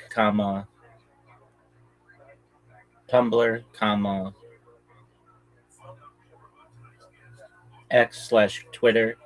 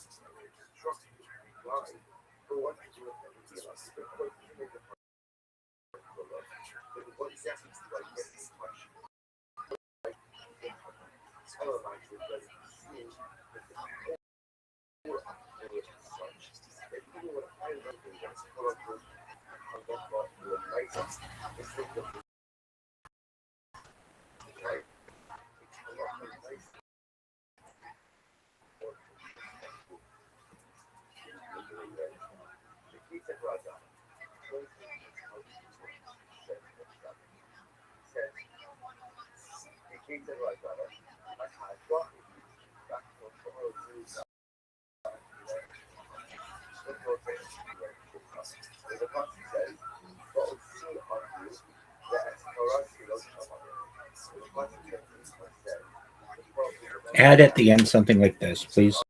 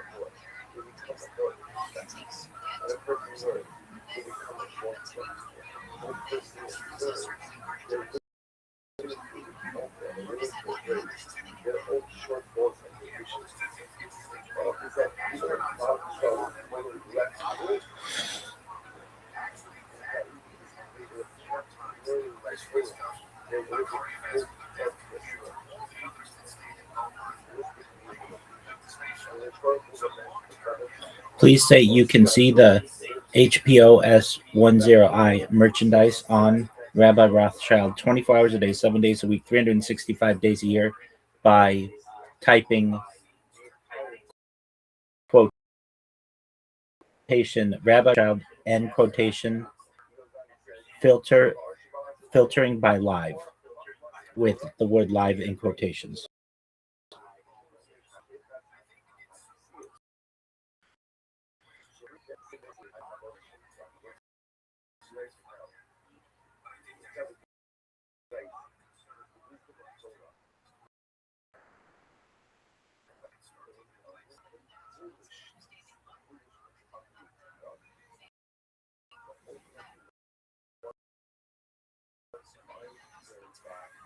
There's a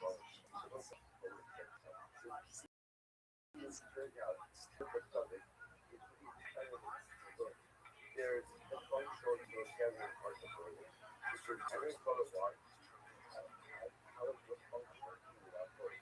Like, let's say, how do I keep track of my own limitations? And how do I keep conscious of my own limitations? Like, how do I wash my hands in the morning if I don't know what to do yesterday? There's a functional second to it, in order to be able to properly live the true decision point. So, the part is and what's the abilities? This is one of these dynamics. People explain to try to explain the words, but you end up with cases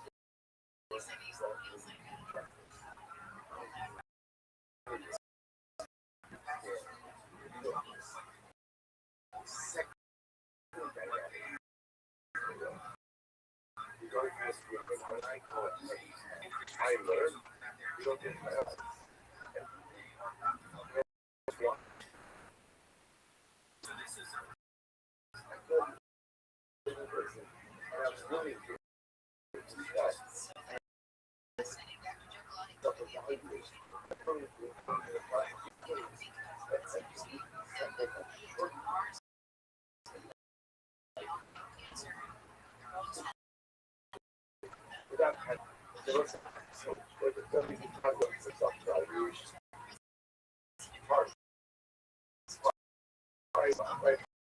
Possibility one, that's it. But then there's the possibility. And what I learned, I have the ability to go ahead and receive the process of self-knowledge. How does this sit? How does it work? So the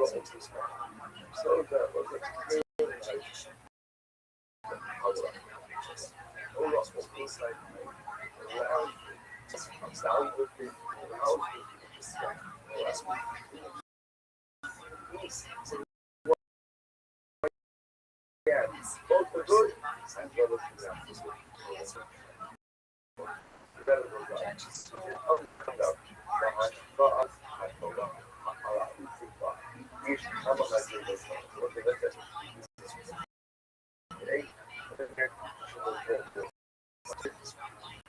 In this process, learning to resonate with self-value to the transformative fashion.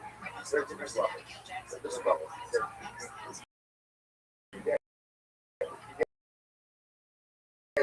Try to go to build up feelings.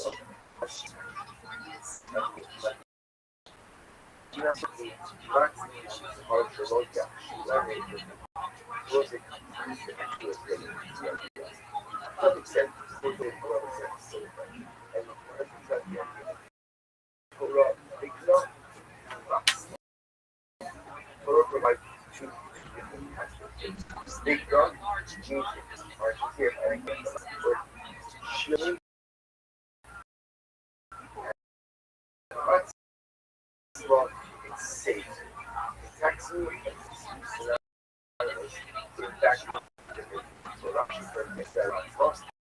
says, you know,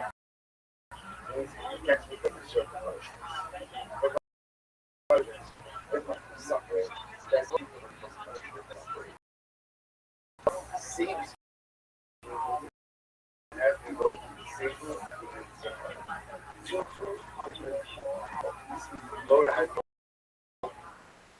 suffering victim. Those are these two aspects show the dynamics. Please be sure to remove the spaces in the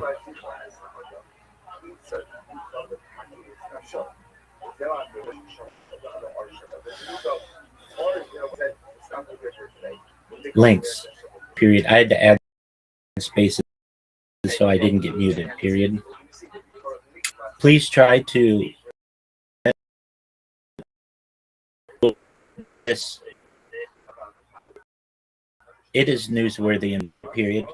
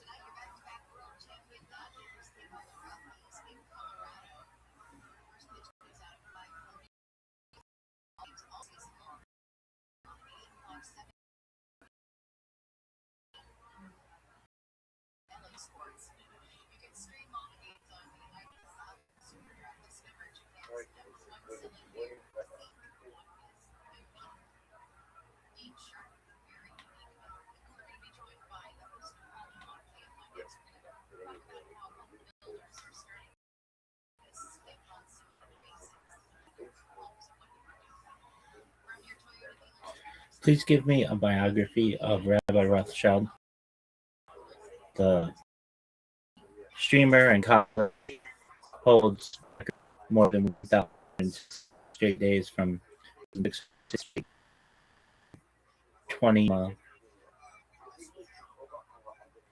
The leading advocate of world peace and CHAD, continuous human activity data, and CHDI, continuous human data infrastructure, all that stuff, please.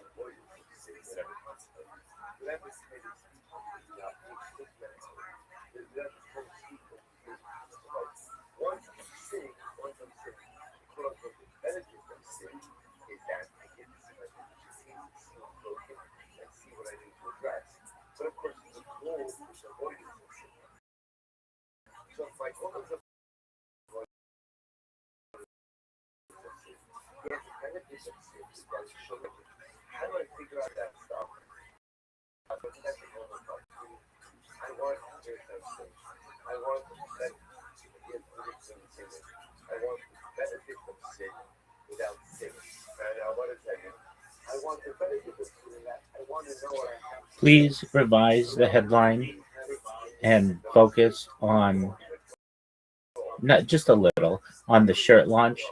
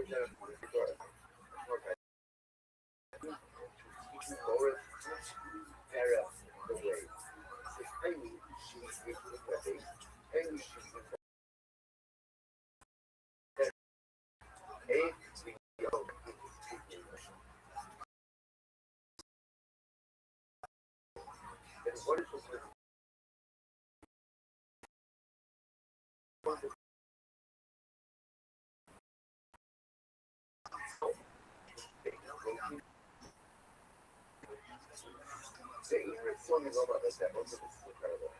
The Turkish country people develop South Torah short. South Torah short.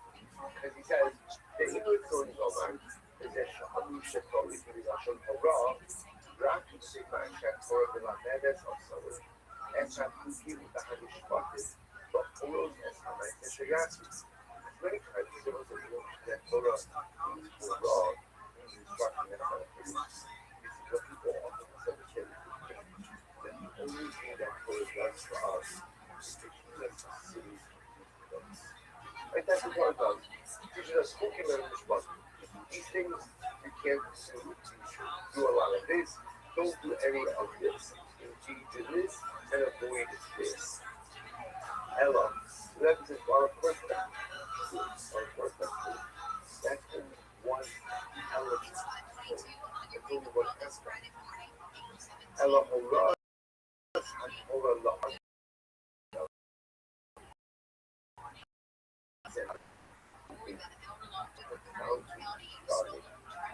Process of learning for what the party is highlighting here. It's the first cultural dynamic that I think all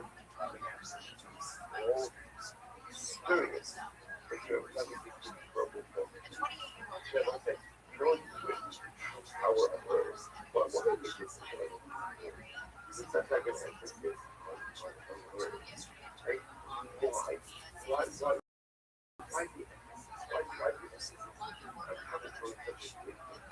so of course, on one piece, in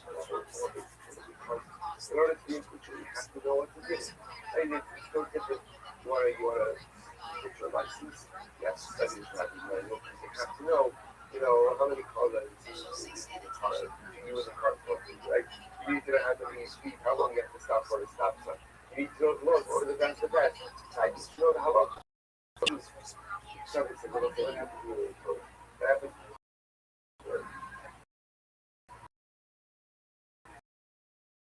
The process of learning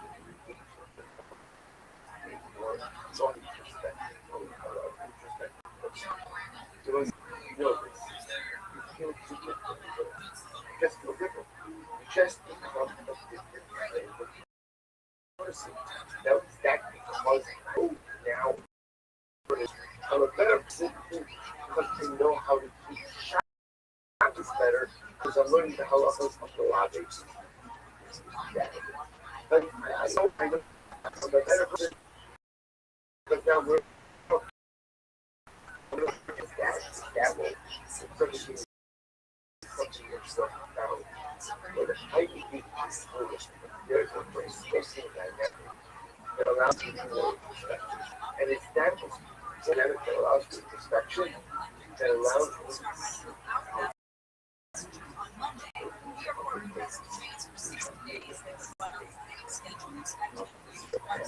It wasn't feel different, but he said.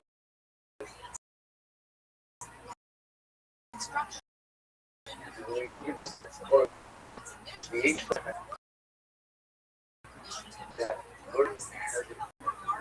that allows you to be a more perspective and what you can see. Not related to knowledge. It's incredible. Shahar only makes Seder hardship. I was down there in Kabbalah, I promise I Kabbalah.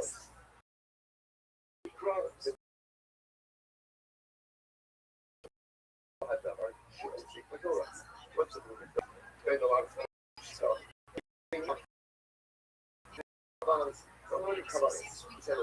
how do we relate to the city of Kabbalah? Holy Shechem, as Hakora. ומעדיך עוזר כיצד שהדבר אינו נוגע לאיש ולעשות. See, that was like, for example, what's the relevance of a substance? Right? What's the relevance? None.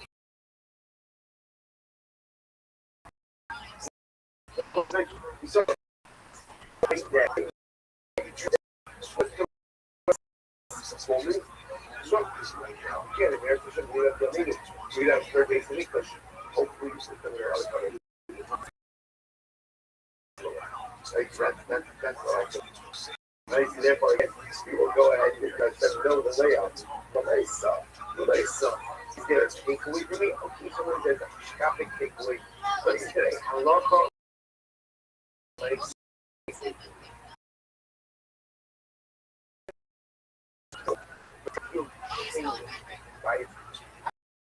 I feel changed by the learning. I am first, yes, I am more fun. What is that? How is that great? How is that great? So it was just after the days. It was just to go ahead and teach me what to do or not to do. So then I would emerge from a Sufian kutcher and I would say, all right, I mean, that's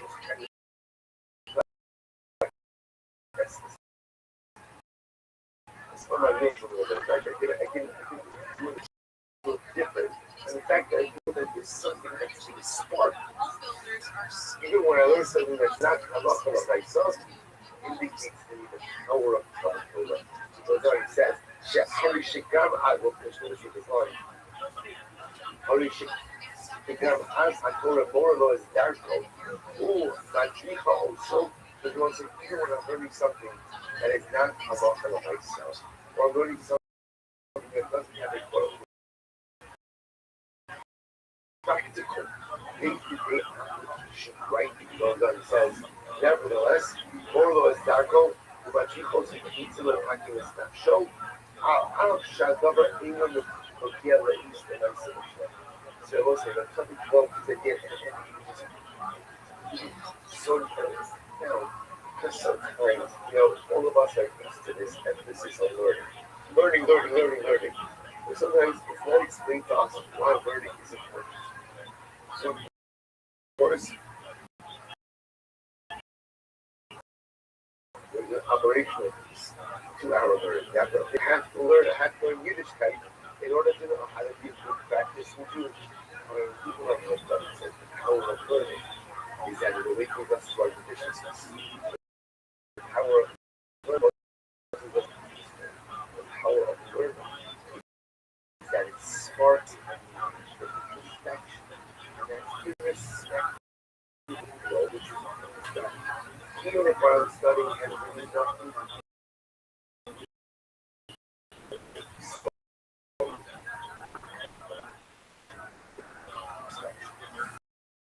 that's the cost of introspection.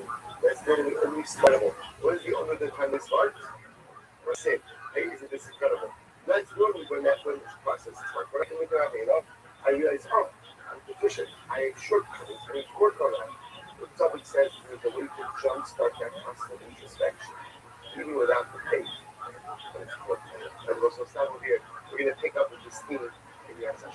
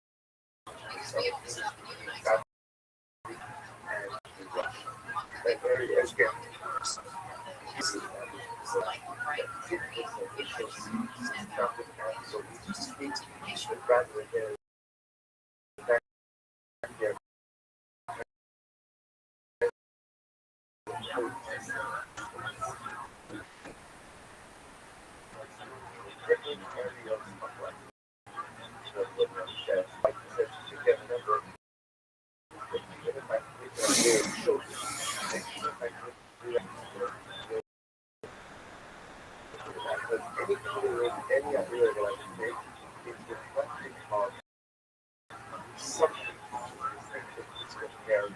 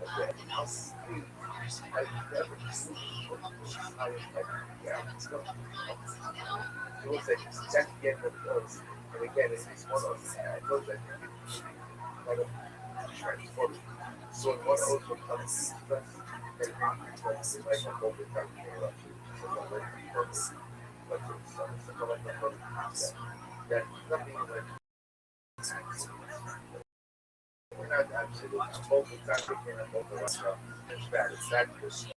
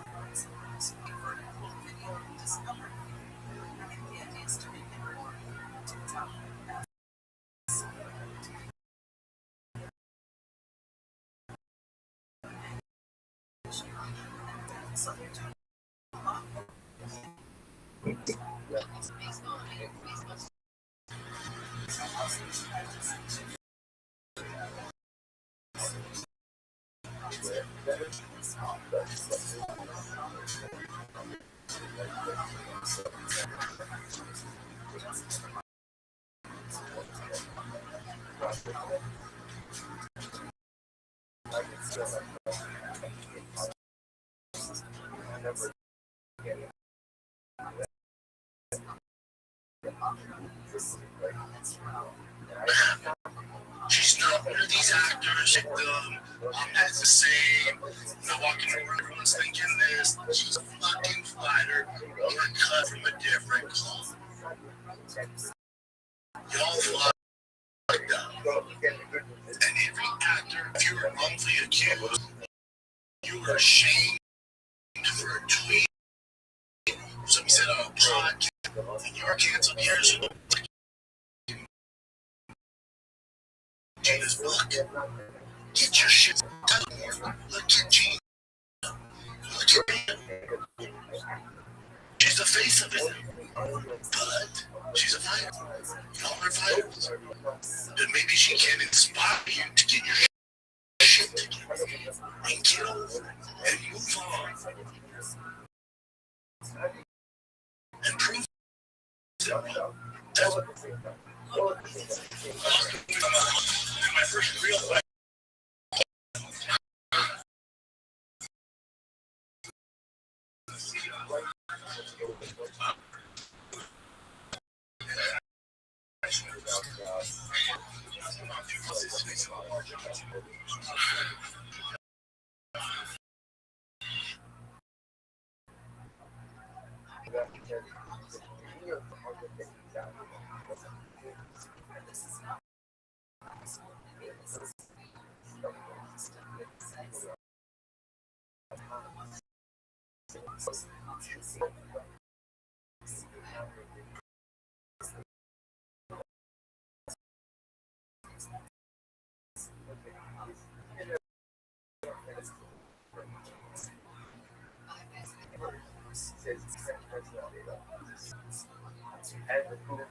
that I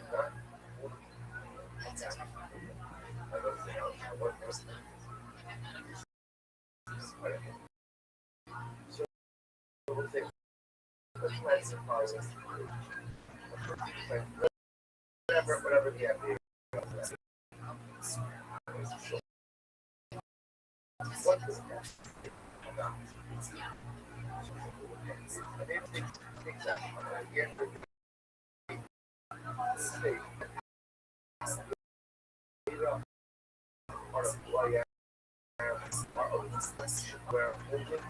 No, not.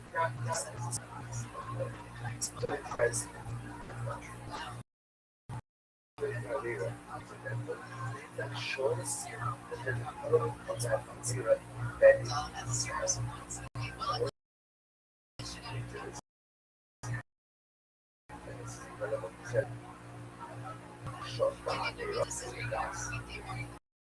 because Torah today, if there was a what is the Torah for the extending of the carbon that you can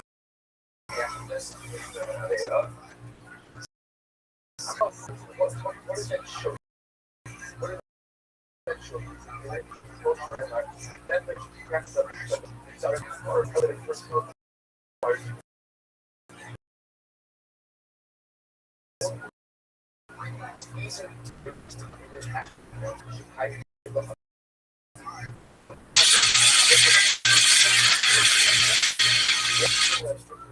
Guess I died hungry.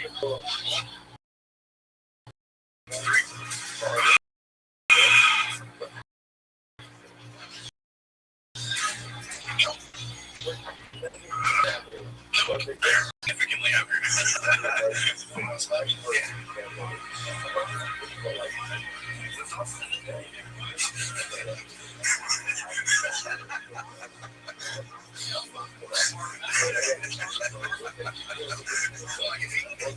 If he gets it off, he's got this.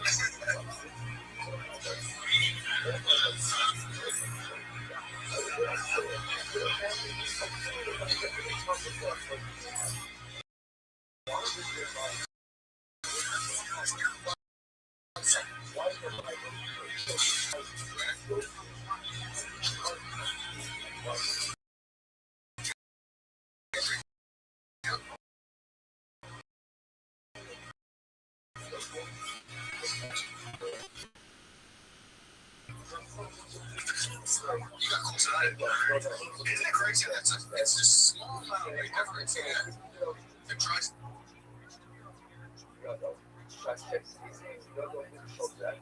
Since it's locked out. You get that one with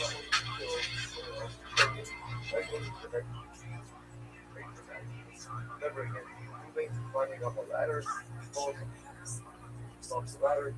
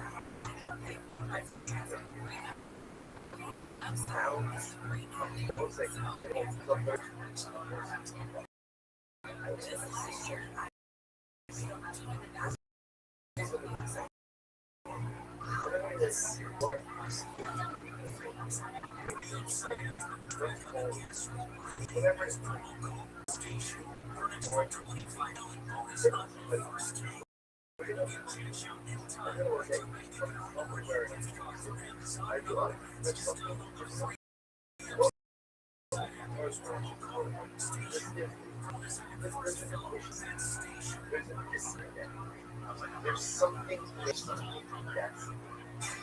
inspiring that would allow me to act. Like maybe it's stress, or maybe it's something that, but again, it's so that it would have been more mistakes. Because even though it's mistakes, if I make mistakes, it's affecting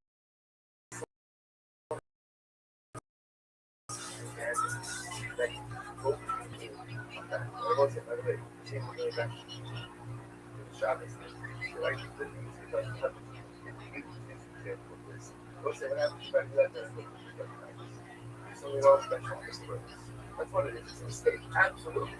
But somehow, some way, my Shabbos is not absolute. Because if it was absolute, right? If it was absolute, it looks like this. There are other points. What I have awareness, like someone goes ahead and at work, goes ahead and gets up and takes down on the desk. Look, oh, that goes across my head. Right? No one has that. Never happens. Work awareness. So when you have an awareness, your first kid, I think most people have awareness. That's what says wasn't incredibly so. So therefore, even when I hit that data shows, when I believe that data accidentally, it doesn't say it shows. Something like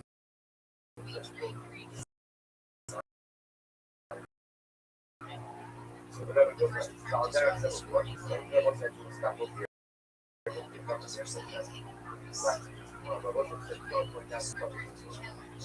So far. So layer number one is up until I don't personally up until I really pass. I hope that you are I think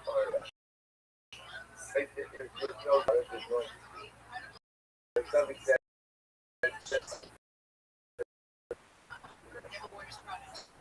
most of us are watching. It's not the areas of which I am not seeing and which I don't desire to see. Welcome back to the YouTube channel.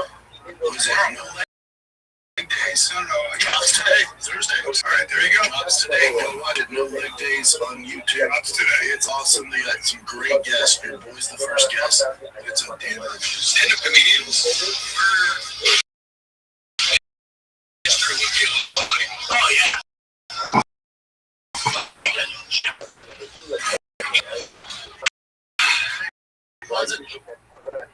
I know you're gonna say no, hold on. So, hold on, God. How about last night? I had a coaches meeting for tackle football. I'm at the high school and coaches parents conference. Tackle football. Tiger, your boys playing tackle football starting July 15th. That's the first day we meet Shellman's. We have our head coach, my boy AJ, who's the quarterback. I'll be like the offense defense coordinator.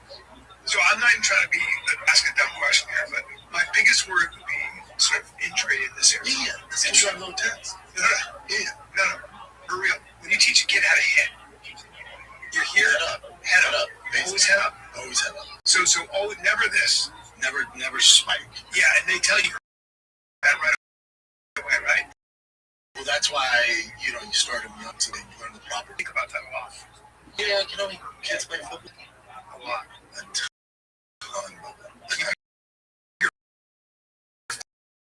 And we're in Texas. You know how many hundreds of kids sign up.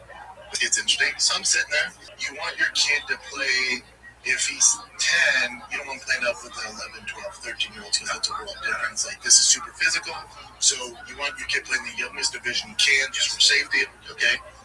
And I see a thing that says, small tykes, 4 and 5-year-olds.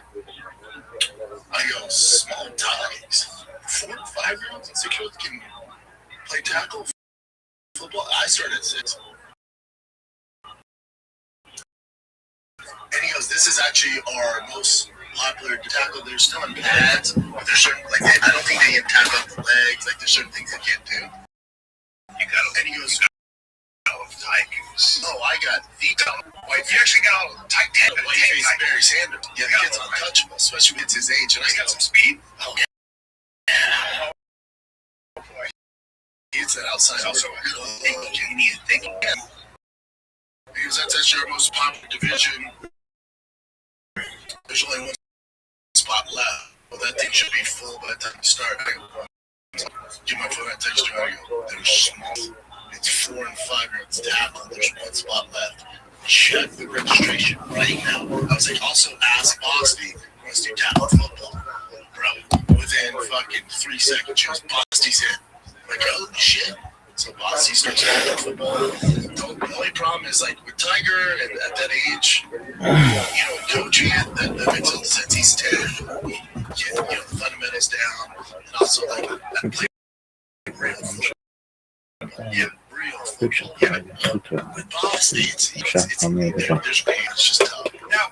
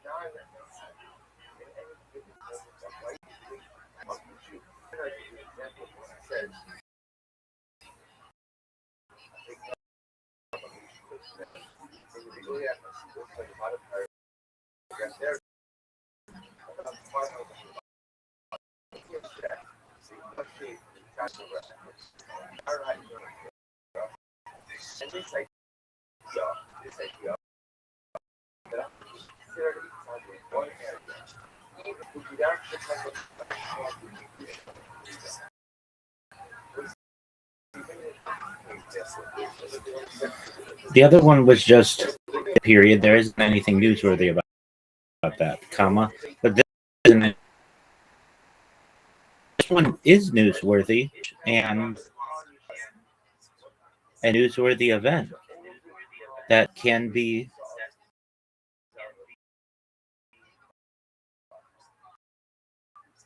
verified, period. I think we will be okay, period.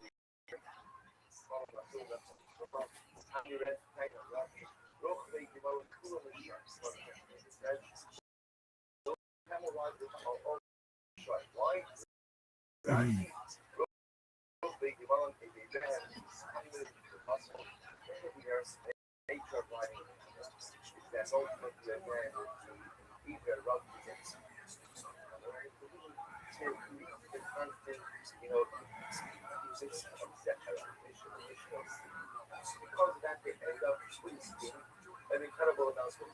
Therefore, again, I said 100%. All those donkey drivers are shut. Okay. Now listen, I watched this. Please let me know what they say, period.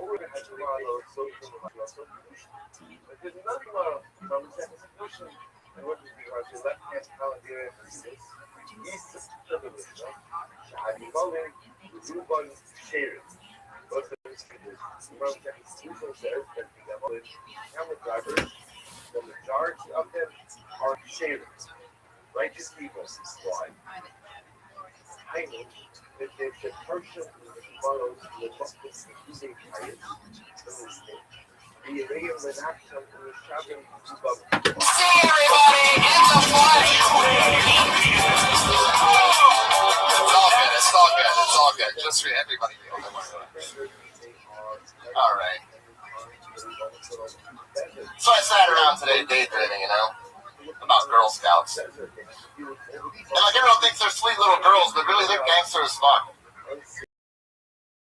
Twice a year they sell overpriced cookies. Buy the shit out of them to support their cause. I don't even know what they're teaching young girls how to sweet talk people out of their money so they have to work 2 months a year.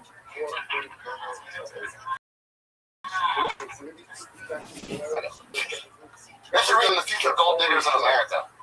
Like, where do they sell these shitty overpriced cookies? Right outside the place that sells the good cookies for cheap, the grocery store. That's like you go into the weed store to buy some really good weed for $30, and there's a Boy Scout out front selling shitty weed for $40, and you just buy that instead. And it's not like they're making the cookies, they buy that shit from China or something. If there was some kind of plan to get young girls back in the kitchen so my son just sees her wife doesn't have to serve them TV dinners every night, I'd buy a whole fucking truckload. Coming in at exactly 1 minute, like the kingpin that he's. Pete, that's fucking hilarious. That was great. I like all that. Very funny. Did you really just write that today? I wrote some of those parts. Yeah, that's so great, man. Fuck yes. You can totally tell with you 100% the only thing you need to work on is stage presence. You can tell the nervousness up there, and that's all just because this is new to you. But joke-wise, you can fucking destroy it. Yeah, you can compete with just about anybody. You know, He already has respect for that. right, totally, because he's been hanging out with all of us for years. You know, and he's prolific on Twitter, and a great writer, always a great mind. But I totally agree with Red Man. All we're working out now are the nooks of just fucking.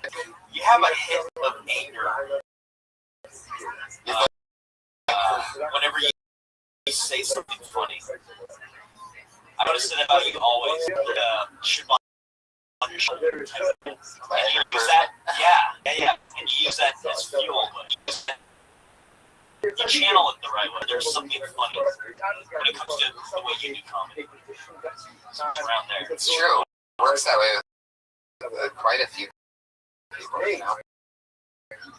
Anger, but it looks like. It's like, it just.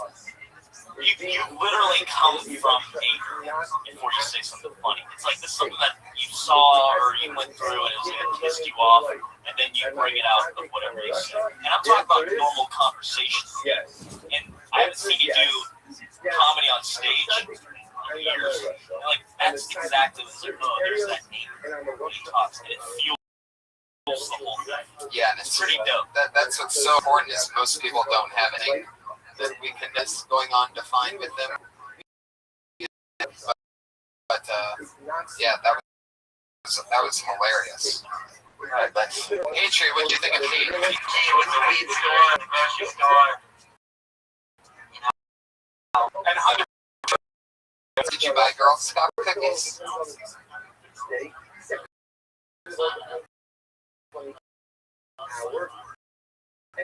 What kind did you get? I get the fucking one with the chocolate and the peanut butter and One with the lights. something like generic fudge stripes or some shit like that, yeah. Shortbread, whatever. I'm sitting outside of the grocery store. Like, how does the grocery store even let that go down? Right. Joshua just raped them. They don't go door to door anymore, do they? That seems like a really. But imagine how they used to do it. They used to do like these little Door to door. Creepy. That's crazy. I wonder how many of them went up missing. You know what I mean? Okay, that got weird. Second, Josh. This is a question. Hey, for the microphone so no one can hear. I'm Josh Martin. Josh Meyerowitz. They will go door to door if it's fast because it's private community.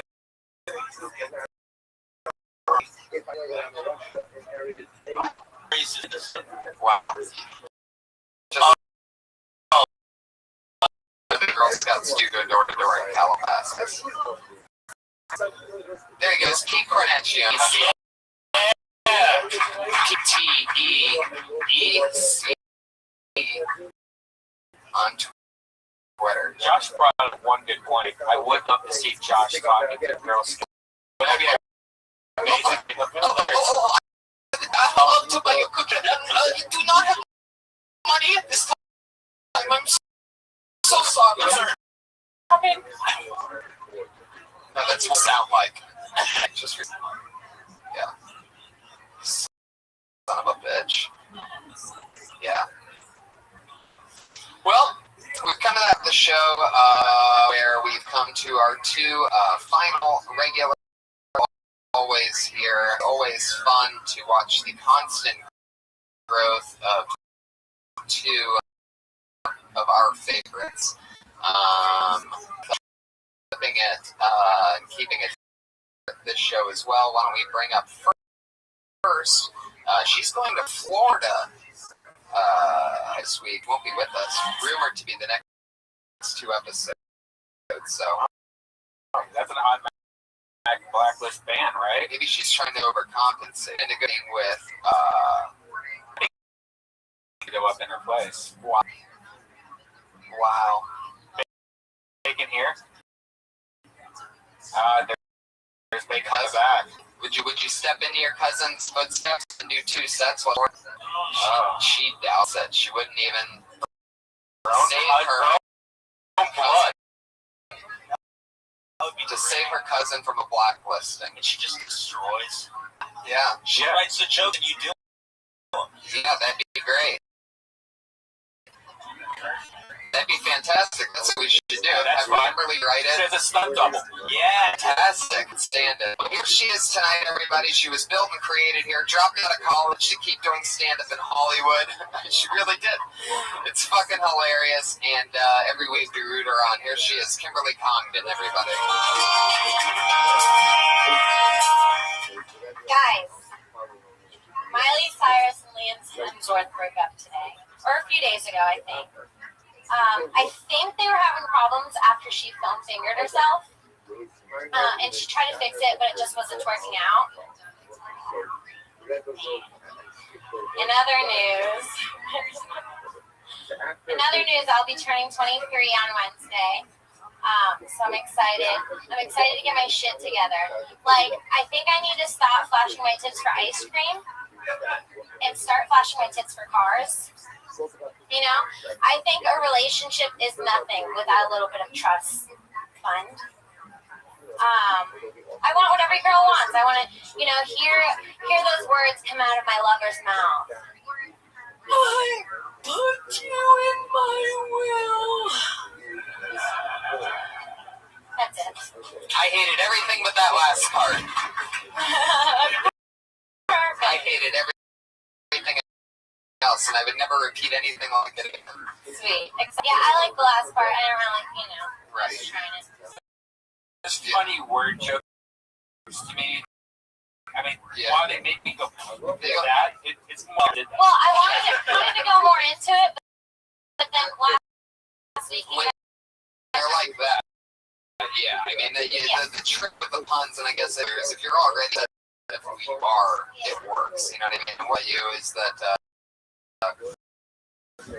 really stay in that pocket. You have a pretty defined voice, and now things that you see. I mean, we all see comedians do, but it's very important in this infantile stage that you're at to stick with what you like, the way that you do things. Yeah, but it's last confusing. week too much. You didn't say I did too much. You said just to recognize it and to maybe try something else. So I tried to do something else this week. Totally. But now I know I should probably just go back to the other shit. Yeah, because I was like, normally she's talking about her mom and like she's one of she's a pun. CCTV is just that closed circuit, period. It is not available for free for the public to be able to digest, period. My streams are, period. Oh, everybody's the twerk work, and I'm like, but yeah.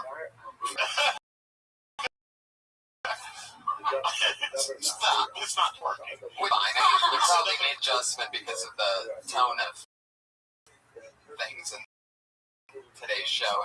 Probably something like that. But it's not that. You know, I didn't even really show off my pun Period. side. It is stored for an indefinite amount of time, and then after a little, the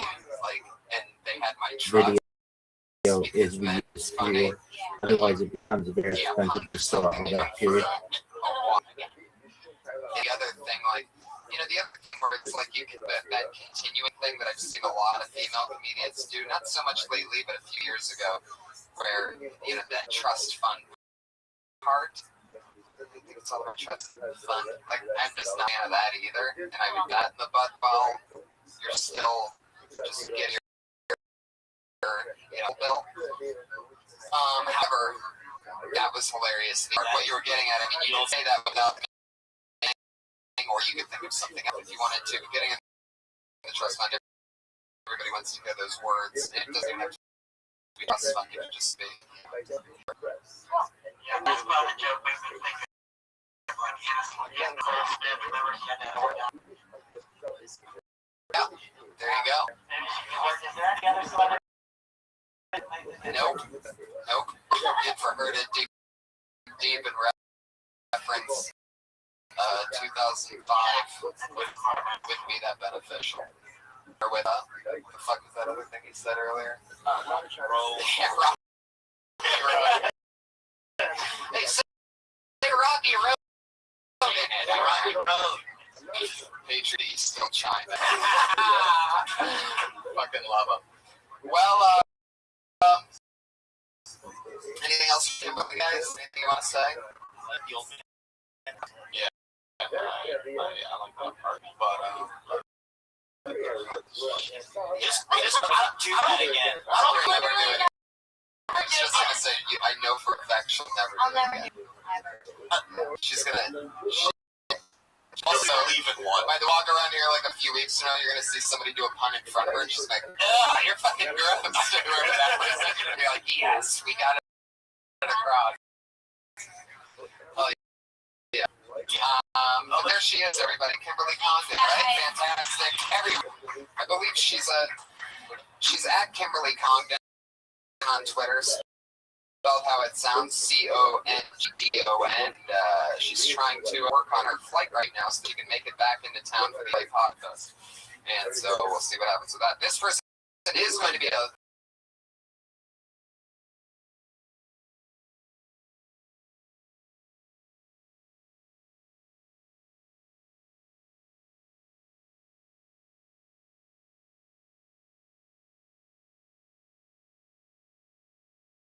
I cannot pay off my $9,000 in student loan debt for my game design degree. Every penny. I don't know if you guys drive around Los Angeles, and it's all clusterfuck mixed up, but it's great, and you can do whatever you want. If you don't play it based on the simple fact that you can pull the LAP out of their car and punch in the fucking face and throw them on the ground based on tickets alone. Wonderful feeling. To pull these like tee-hee-hee, here's my chihuahua and mini side back bitches out of their little fucking convertibles and shoot them in the head is a great feeling. Those guys, those rock stars, used to be so cool in 2002, got the barbed wire tattoo and the trucker hat, pull them out of his fucking Range Rover. Run him over. Run him over. I'm not very good at that game, though. I always drive, I'm driving, then I clip somebody, and then the cops come, and the helicopters, and then I fuck a hooker, and then it's over. There she is, Sarah Mostajabi, sticking with the Grand Theft Auto. I love that as a premise. Absolutely, there's a lot there.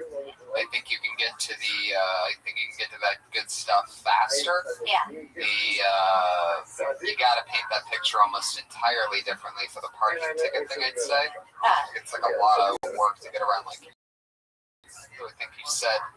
If you play it just for the fact that it's like words and like all of a sudden I'm like, sweet, where am I? Because I'm trying to listen to the punchline. I feel bad. I haven't actually got to play the game yet because it turns out that I have a 4 gig Xbox and you need to have 8 gig hard drive space to play the game. That's not like, you know. You have it? Yeah, I bought it. I pre-ordered it and I stood in line at midnight on Tuesday just so that I could not actually. You delete stuff off your hard drive? No, literally, my ex. It's fine. Wait. You stood in line for Grand Theft Auto, but didn't buy it. No, she bought it, but no, bought it. Yeah, I have it. I just my box that I bought originally. They gave me yours because they were like, "Fuck it," you know. I don't ever play with this thing, but I didn't realize that it's like one of the smaller hard drive. Like it has a small. There's no space in it. Yeah, it's a bit. Our artistic heckler, everybody. I mean, just never ceases to amaze me the fact that he does not have a microphone. It's 2 discs. One is an installation disc. One is a disc. Right. So now tens of thousands of people know what we're talking about. Anyways, yeah. So I think the game design part was fun. Yeah. Right. That was real. Yeah, it's true. It's hard to swallow. Right. How did you not get a piece of that? That would be a route. The video game industry is making so much money and cheap. Right. That's what I'm saying. Where I think the next funny thing is like, where did you go wrong? Like, Well, I think trying to be a comic is hard. Try to get into the gaming industry. It's literally that competitive and like that hard. Well, maybe you could say something about, you know, moving and sleeping your way up to the top is like, you know, Donkey Kong. You know, so like going up ladders to. Or I could make a joke like I or did. sleeping the way to your top, you actually have to start at the bottom. Because everybody that works in the video game business lives in the mid. Maybe that I like It's a did it. lot of I money didn't to everybody meet for the this right business. boss or something. Like Right. Yeah, whatever. If it's the other stuff like the bringing out, whenever I hear Grand Theft Auto joke and being a hook, I don't know. That's Yeah, you really don't want to end with the fuck the hooker. That's like an odd. That's where everybody thinks you're going for sure. I totally agree with that. And going into the whole cop thing, you know, you gotta watch out. it's personal that it's like you actually went to school to design video games, and this video game broke how much money it made first. And you're playing it, and the hours and hours that you're playing it is a constant reminder of how you worked with that. It almost seems worse to have lived in the video. And But also, don't you see where, like, when you said you never really played it? So the places where, like, you were making up stuff was, like, you had never even done that. No, I played it at Red Band's house like earlier this week. Like he went to get a 5S, and I went over to his house. So I played it there. I mean, I played it. that was first meeting, I see. Trust me, it was a weird ass experience for me. I tweeted, does anyone want to go with me and wait in line and get an iPhone 5S? And you were like, I'm down. And I'm like, okay. And then she waits, she comes over, and then we go over to the iPhone store, and then like we're sitting in the court, can I go sleep in your car? I'm like, wait, what? And I'm like, oh, I'm not getting an iPhone. Yeah. So it's like you were just on along for the No, ride. I'd never gone to like the opening, like the first day sale of an Apple product, and I was just curious. So I wanted to hang out with you. I think what's most important. wanted to smell your pillow. There you go. That sounds like something you'd say. I feel like that's something you'd say about a chick. I want to smell your pillow. I'm gonna smell your underwear. Oh, there you go. Well, Sarah, there you go. You got some advice out of that. Staying in the GTA 5 pocket is topical and interesting, and it is obviously highly connective. Yeah, and I agree with everything. Matt saying that the realest part is you talking about your video game degree. You could really get more into that. Like, I should have paid more attention when he was mentioning. I shouldn't have said, oh, I want to play Gank, you know, and then paint that picture of GTA. I would get into something about how you could have or you would have met the right people while in the video gaming business. Whatever separation. Yeah. I think back then, signed up for school and changed it all. That's kind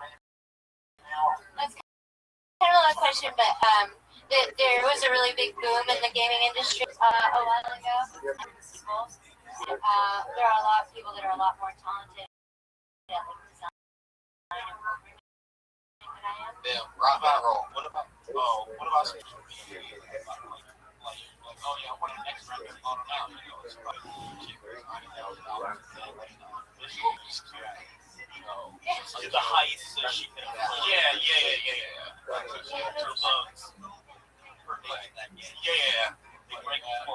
Take it and bake it. That's Sarah Mostajabi adding another 60 seconds of growth to the overall big picture, as always. Sarah Dress is on Twitter. And what do you guys have coming up? Anything to promote? Anything crazy going on? At Matt Edgar on Twitter, at Jamar Neighbors on Twitter. What else? Yeah?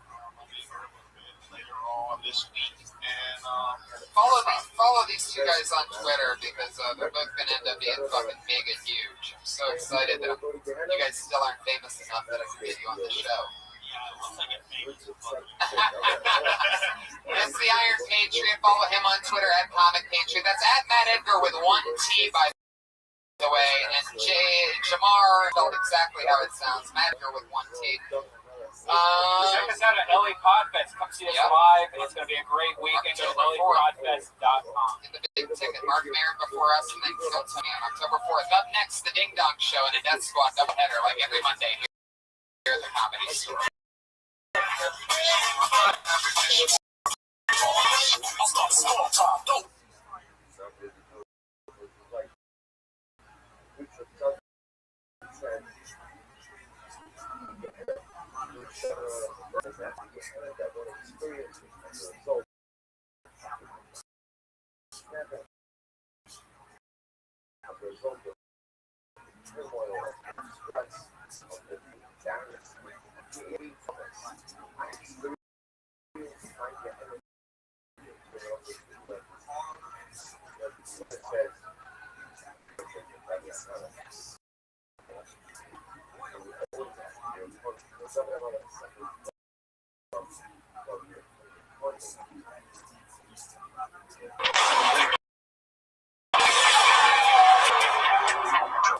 Oh yeah, baby. Here we are. This is fucking shiznit. Here we are, another beautiful Monday. Humbling to be back in my home, my home court here. It's supposed to be 14 people. Not even a laugh on that. So we're off and banging. Probably like what? At least I am. Maybe you are. Post Breaking Bad hangover. No, just very tired. This was a long 5 days we had. We went on an adventure. It was unbelievable. And my God, you Bio and everybody that Gene fans. I mean, it's always been amazing touring with the Death Squad and everything, fan base in the beginning. But to think that we're only 18 Mondays in a row with this show going and to hear everybody's with 100 different questions and at least 40 of those questions do. And only head of security, as always, against the Iron Raid, everybody.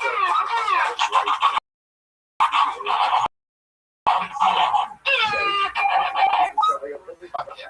There's a lot of people that love you, Iron Patriot. Thank you. I appreciate all the love. I'm really getting a lot of nice comments from the fans. I really can't believe it. Tony, I wanted to talk to you. Really excited about the podcast festival on Friday. Yeah, it's going to be a lot of fun. I'm looking forward to any time with other people that love acting like me. Schedule Friday at 7 o'clock. It looks like the festival starts at 1 on Friday, and then Mark Maron comes on at 7, and then Dana Grill, which I like. I always think he has a good Hill Hauser impersonation. And then we come on at 11 with Death Squad. It looks like we're in good company that night. Like ballroom, the big room, think it overlooks. Yeah, very exciting. You can feel it, the electricity in this room right now. Hey, Rebbe, can I ask you, we got to perform with Bud Kreischer tonight. Was that a surprise, or did you have that planned? No, I was just going to hang out and drink with them, but it burned me up before. It wasn't that big off, but it was a lot of fun. It was. It's pretty much like a cool unknown thing, especially friends. But if you are coincidentally are in the same city at the same time, it's pretty much like a known thing that unless your shows collide, you might as well just the club never care. Because nobody's gonna be like, what? Now let comment. His audience. His audience were like, you can tell there was the Death Squad and the podcast fans.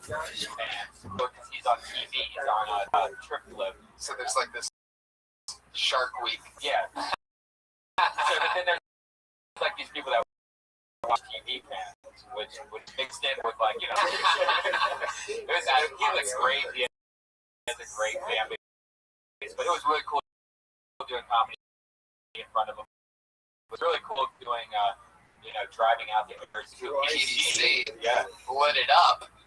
stand up live in Phoenix. Our friend who did guest spot here the week before, he lit it up in Phoenix. Yeah, great. Yep. Benji came in right over the top, crushed.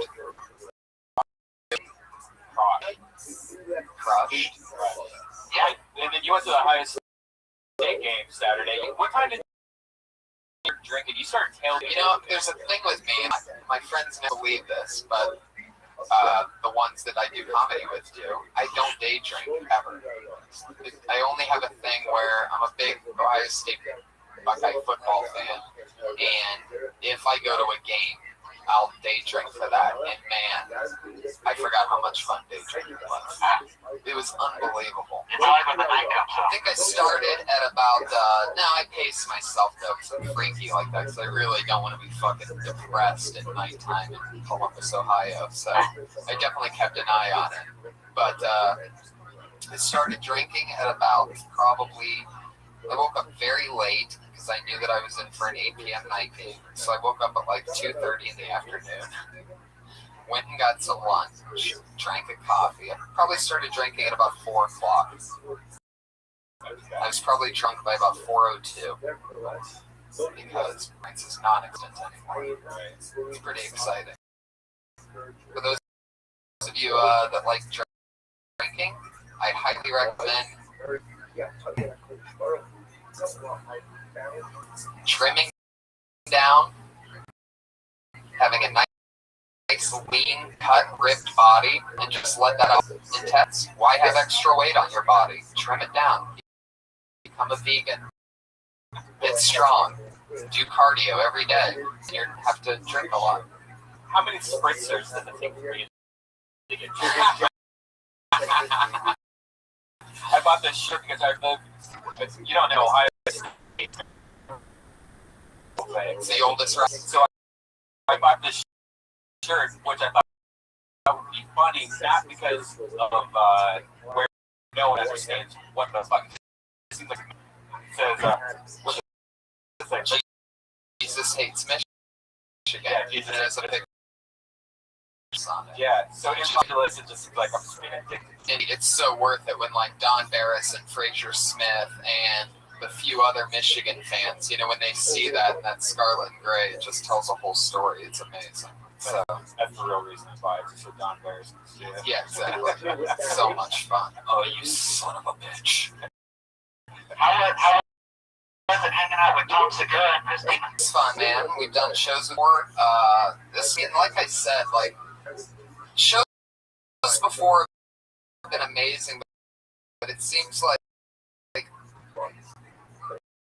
it's just getting so much bigger and more exciting. But it's like just the quality of the actual fans. Like I almost feel like at times they're joking with me when they're like, "Oh my God, I played every episode. I know every single. I can't believe the Patriot with this banana." They just name off so many everything facts. They just go on, and it's so exciting to get about this show forever. You know, to find out that so many. But yeah, Christina and Tom's thing is Your Mom's House fans. That huge podcast in which I talked about how both of my as a kid at one point in my life. And they love that episode. It was a fun little interview that I had. Did you go see your mom at Youngstown? She comes down for those shows, but she did not come down this time. What did you go? You saw my mom? Yeah, I saw Red Band's mom. You're right. There you go. I saw my dad. You caught in the other direction. I saw my dad, and I brought my friend there. He's a very attractive male, and I was like, "Hey, what do you want to do?" I just have to hang out with my dad for a half hour, and I just say hi. And the whole time watching my dad just really check out my friend, like just her up and down, and then getting for an overbuyer. I never realized how completely my dad is. He's been married for like 25 years. Every dad I can't bring around my dad, I don't think. You're a producer and a podcast. I mean, not only are you, it's not like you're just taking any kind of Judah, you're hang out with women, Brian. But dad isn't going to sit there used to the same wife that he's been with for how many years? 25 years. 25 years. Think of you. You can't. I don't want to say it. Imagine me with the same woman for 25 years, Brian. You have that blood pumping through your veins. What a horrible thought. One last thing. You know, like, one of the weirdest things that I noticed when going back to Ohio is everyone has an accent, an Ohio accent that I don't think I have anymore. But when I was in Ohio, I caught myself kind of doing it. What are you talking about? Thing where it's like everybody kind of called out. Man, we went to Myers last night. We swear to God, we saw this girl. It's kind of like that's not everybody in Ohio. People in Ohio. Like there was a lot of that show from Simpson, Kansas. I know what you're saying. In the rural area around Columbus, right? I think there's just a lot of different people mixed in. And somebody drove here tonight from Canada for this show. Where's that guy at? Parker. Oh, nice. There you go. From where? Ottawa. Fuck yeah. Jesus Christ. It's funny because you can't, like, Ohio has some really stupid rules also. You can't do U-turns. And it's like when you're doing U-turns, it seems. Oh, that was hilarious. Oh my God, I laughed so hard at this. Yeah, you can't do U-turns in Ohio, which is the stupidest thing ever. You know. So I was doing, and we'd be like acting like the other drivers, right? Like they freaked out. They, you know, like you can tell. Right. They're just like, well, what is that maniac doing? What is that? Some kind of witch? Witchcraft. He's got a hotel, a $50 hotel that he bought online. I think it's called the Knights Inn. It's downtown Columbus on the roof part of Columbus. And it was. But on the map, I forgot what part of Columbus that was. On the map, it looked legit. But the 2 miles or mile and a half or whatever to the actual city that it was the worst mile and a half in all of Columbus. It was next to a used mattress store. So and it was next to a used tire store. I mean, it's like, I need to buy a new tire. Can you just take this off and then put it back on? Thank you. Used tires, only in rural Columbus. And so we got to the Knights Inn, and I'm like, fuck this shit, because it looked like every bad scene in Breaking Bad. And one story where it was just like hookers hanging outside the door, like being like, no, there was like their in call, I guess is what they're called, where they just go, oh, come on back to I got a hotel room. You know, it's like all the rooms were rented by the hour, and then you actually said, should I stay here?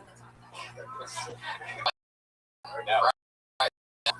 It's just like, fuck it. I mean, I'm taking a cab wherever. Anyway, it's just, I'm not going to, I don't really spend any time at the hotel anyway, but no, when you go outside, that's just, right out. I need a hallway out there. Yeah. I'm going to a strange city, I need a hallway outside my door. There's no way. You can't trust me. But that's another thing. Even after I stayed at the nice hotel, you know what drives me fucking crazy? I don't want to have to. They should have the thing. I don't need to put it on. It should be take this off if you want somebody waking you up at fucking 8 a.m. to clean your room. Oh, yeah. Who's into that? Who's waking up at 7 in Columbus like, oh, I'm going to go get a start on the day. They're going to come clean my room in a bit. But I never even let maids in my room. I'm done with that. That's what I'm saying. Yeah. I don't at all. When you go to a hotel, you want to fuck thing right in the other. It's a whole different experience. And if that's not how you do hotels, then you're not doing hotels right. I'm here to tell you, you need to get slumped. You always have to tip the maid. I always tip her at least $5-10 for them to go and stay. All right. That was one ever. The comedic timing of the accidents of this show. I feel like I just got slapped. That was unbelievable.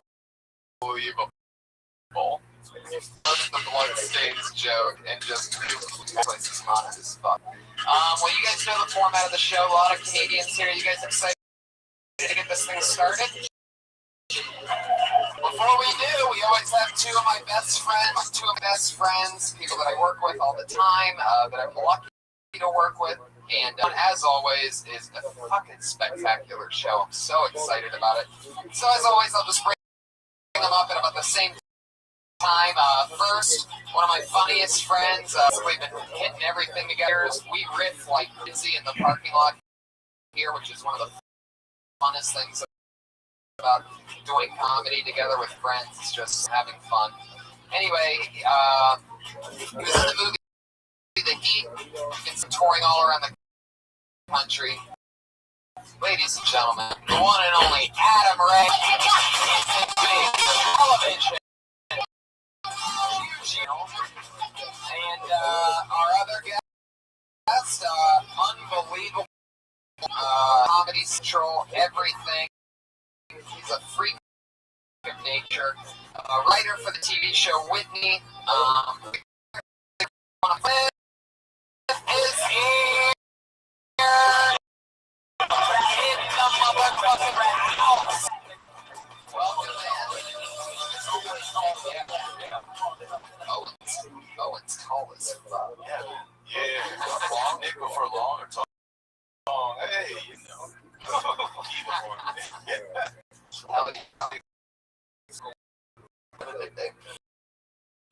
That's him. That's my height. Six nickel. Yeah, six nickel. I went to the gym.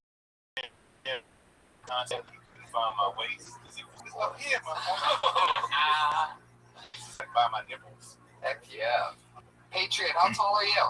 I'm about 6'4". Really? Yeah, can I say how big of a fan I am of you, Patriot? I can't. What are you doing with your hand? Oh, okay. It's funny, but like that's you showing love, but like you know, in public, and when you do that, I thought you were putting a curse on my face. I was checking you out today. I was checking your podcast about last night. Yeah. And it's a very unique show because your sidekick is not a good comedian. He's a real person. Yeah, I went back and I thought a great story I thought on there was how John Stamos of Full House is scared of Yeah, he thinks, and you know what's funny is that when you don't know anything about little people, you create these like, yeah, and fear and stereotypes that could happen. And same way that he was like, I don't know what's gonna happen if I hug you. Like, yeah. He was serious about that. Yeah. Have you ever been a little person? Well, I mean, after Razor Sync Road, all that stuff. Wow. I'm just saying, I mean, how can you be scared of them? I'm just saying, how could you, the greatest time bandits of them, I mean, they're great. Like it's just like the movies that are in all these movies, coincide guys. I was eating in a restaurant. I saw two little people. Oh, he's a tall person. It looked like they had sex or something weird. Right. It was like definitely walk a shame meal. Right. And I got a sweet photo and I texted to Tony. I know he has this great joke about how many points you get. Yeah. And I still haven't gotten my points. I mean, that's one of those ones that is just, anytime anybody sends me one, it's just like thousands of points. I've gotten sent, I mean, that was a great one because that's totally, I mean, the picture totally says they all had sex. It went down. There's no doubt about it. They're not just eating a normal brunch. They had a threesome, two little people, and one, right, exactly. What about the body language spoken? Oh, I mean, just, I can't tell you, it's hard to describe. Well, just the fact that you know that some shit went down. If there's two midgets, they definitely fuck. But then you're wondering, if they're having lunch with this guy, either this is the fucking pounding. I wonder how that works. If, like, double 60, like build the bridge. That's my next question. What position do you do? Like, the guy could, like, lay on the bottom, right? And then they could build, like, people.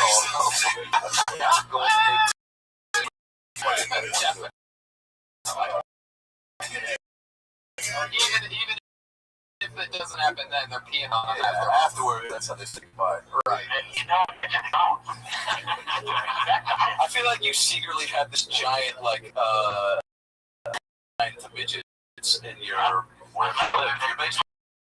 Do you live in a basement?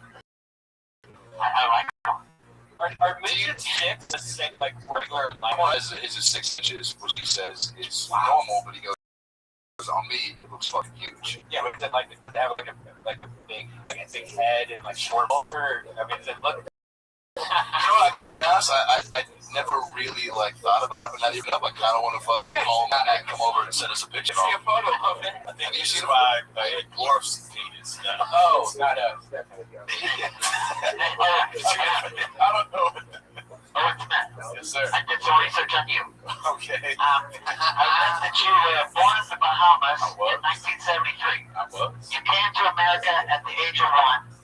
You graduated high school in Maryland. You were voted most likely to succeed. I was. I saw you on Conan. Okay. I learned that you've been a Sprint customer for over 17 years. This is what I want to ask you. This is showing a point of view. It's amazing. I noticed that you have big hands. Does that mean you have a big banana too?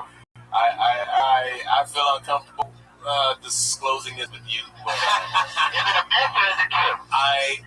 I don't. Here's the thing. I never went around measuring mine with other people. I can only tell you what women have told me, and I don't know if they're lying or telling the truth. But I've never had a woman tell me it was not big. They just go, "Oh my God!" Some women have said, "You're not putting all that in me," and I was like, "I promise you, this happened to me twice." Wow. And so I guess I'm doing all right. I don't, but I mean, I literally don't know. I'm a grower. I'm not a shower. So if we're all regular, it's not impressive. But Well, you know what's crazy about what I've learned so far in this show is that if any guy, by the way, out there has a 6-inch dick, technically you have a midget dick. Wow. That's some fucking unbelievable shit. Right now there's guys, I can almost hear, when this podcast comes out next week, you're just going to hear shotguns going off all around the world. Here's my question. Did you make it a handicap sign? You should! Oh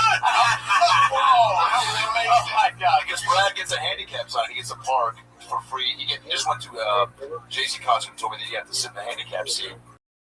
Brilliant. Because the guys, when you pass, they're not going to nobody's going to call and go, "No, midget's not a handicap." So the guy was like, so you can sit there. So if you have a 6-inch dick and it's a midget, then you also park. From now on, if you have cinches or less, you get to park in the handicap spot. It's a fair rule. That's hilarious. Has any man ever really measured their dick? Yes. Where do you start the take from? From the backside of your butt cheek. I wasn't happy with that number. 1996. Start from here. Right. Exactly. You said 96? Yeah, I don't know. I feel like that's when it started. The taping of the butt cheeks. Oh my God. From the back of the butt cheeks. I get it right at the base, though.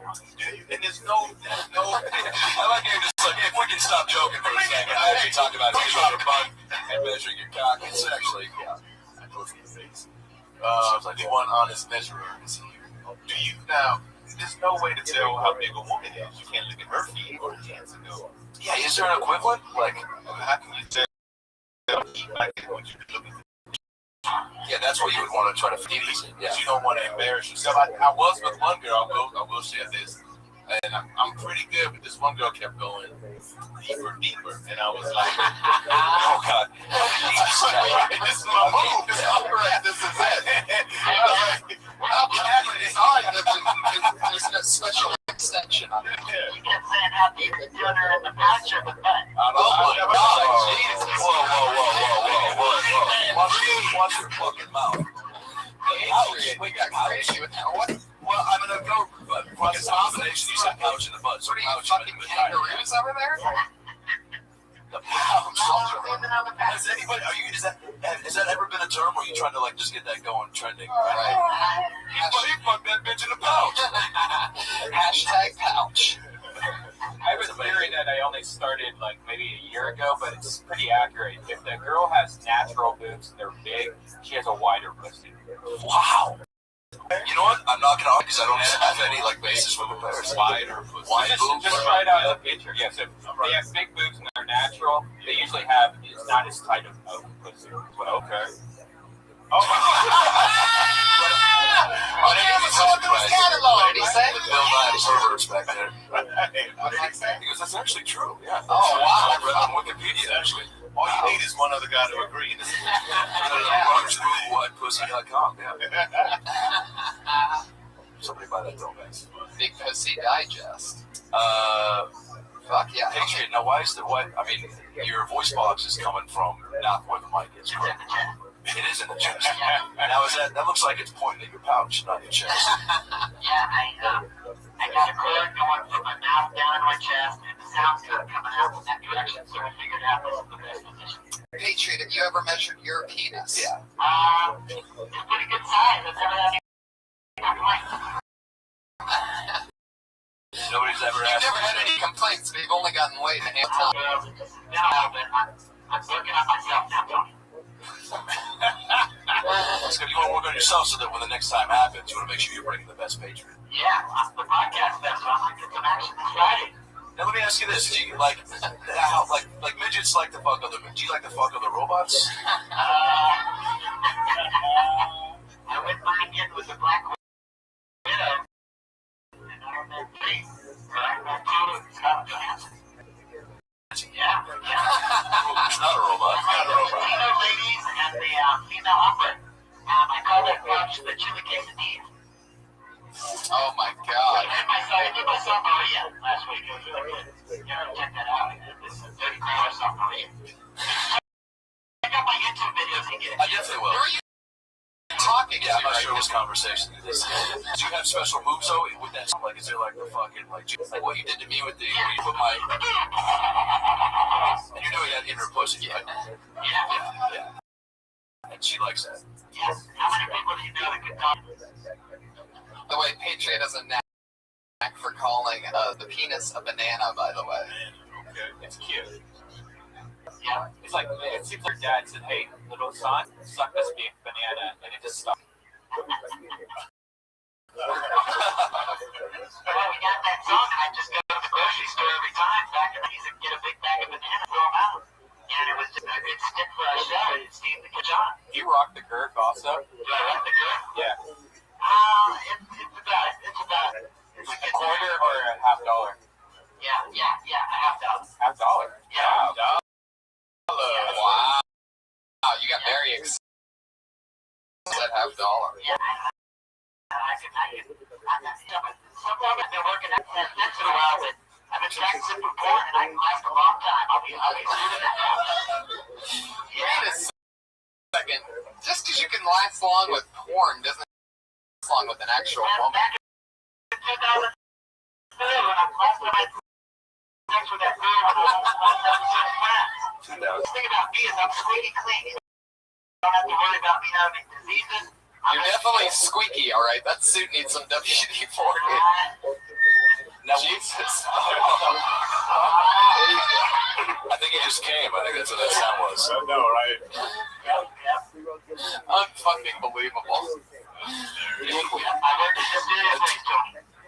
Oh, yes. What kind of music do you, or like the soundtrack from Short Circuit, or like what do you? Funky with rock, little pop in there, you know. Did you see the soundtrack from Rocky? Do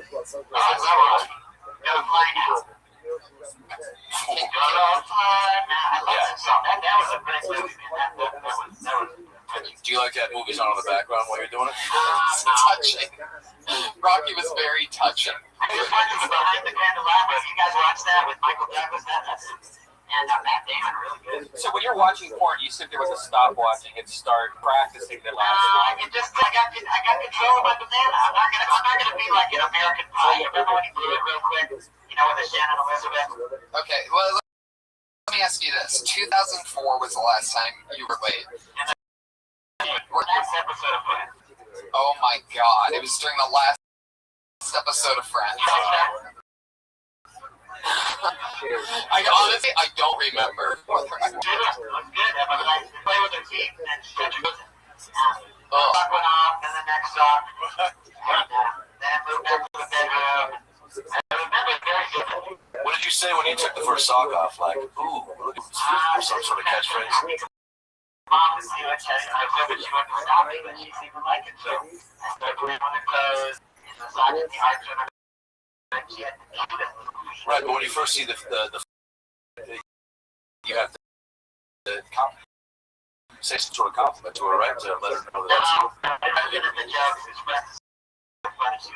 So you started the feet, you've moved to the bedroom. At what point? That's a good question. What's the part where you just start strangling her? Starting to chop up the bottom. All right, well, here we are. Everything's set. The wheels, as always, are in motion. I feel like the energy is here. You guys ready to get this thing banging or what?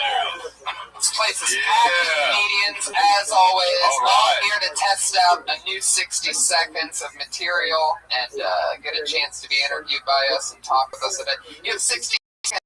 At the end of that 60 seconds, you'll hear the meow. That means your time is up. Don't go any much longer, or else you're going to be the angriest Hollywood bear.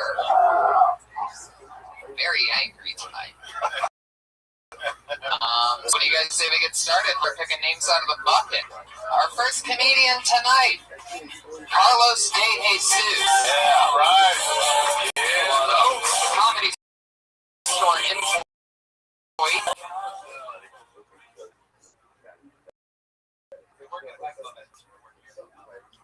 Very interesting. Sometimes they make us do stuff.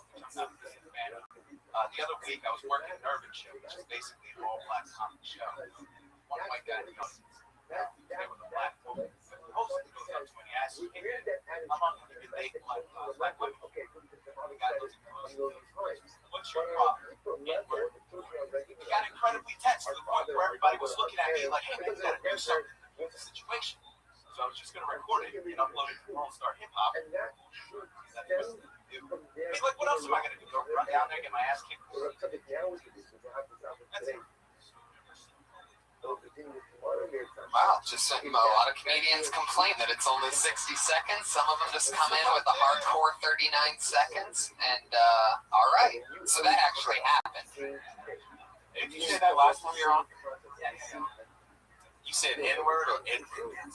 Oh. I got lost. I think it was N-word, the N-word. Yeah. I thought I said N-word. What's the...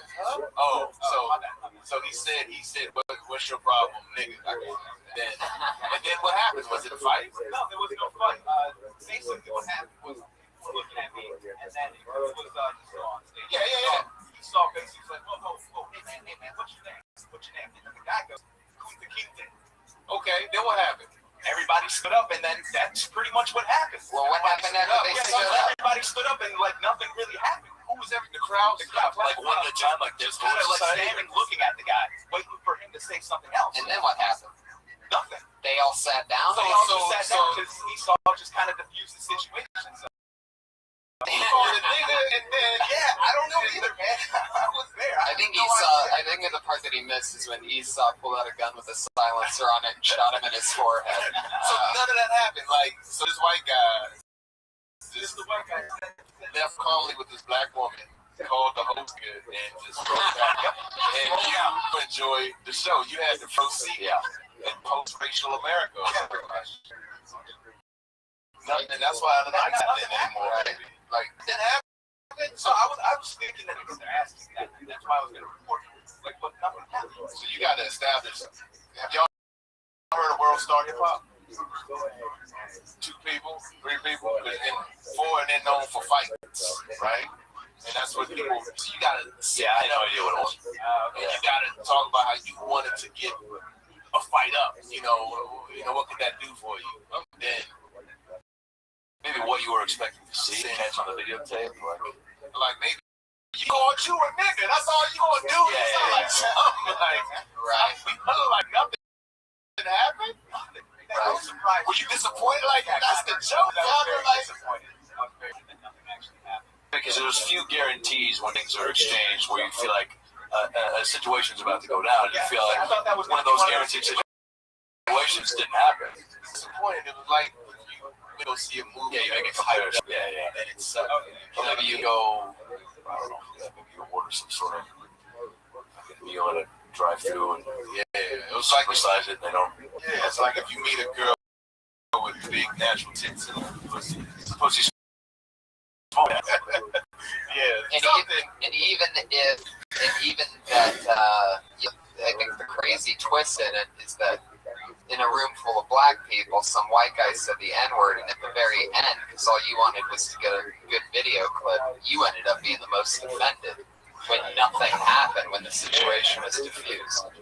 Yeah, man. Well, there you go. That's a big bunch of tags. I will say it was a suspenseful story. I was very interested. I was like, what the fuck's that? Yeah. And it's so real. You're using your perspective as a door guy. You know, people are probably wondering when they come see a comedy show, man, I wonder if anything crazy ever happens. So, you know, you can only... Yeah, there you go. Some of those crazy things, too, that made you go, those stories, too. It's showing those blacks. Yeah. There you go, Carlos De Jesus. Not on Twitter, huh? Wow. Carlos De Jesus. Oh, yeah? Funny bone. I was in college. I used to see people. Notre Dame? Yeah. Wow. You were going to Notre Dame, working at a comedy club. How cool. My 10,000 hours in, baby. I didn't know that this was a thing. Yeah. You come out here and I know. That's exactly how it was for me.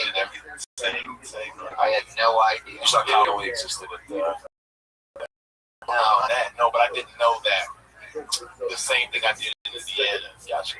Happened here. Right. With the same, thing, except from here you can go, get on the show. They just went and headline like Ohio. You know what I mean? Yeah. Then moved to Chicago. And then Chris. Nah, well,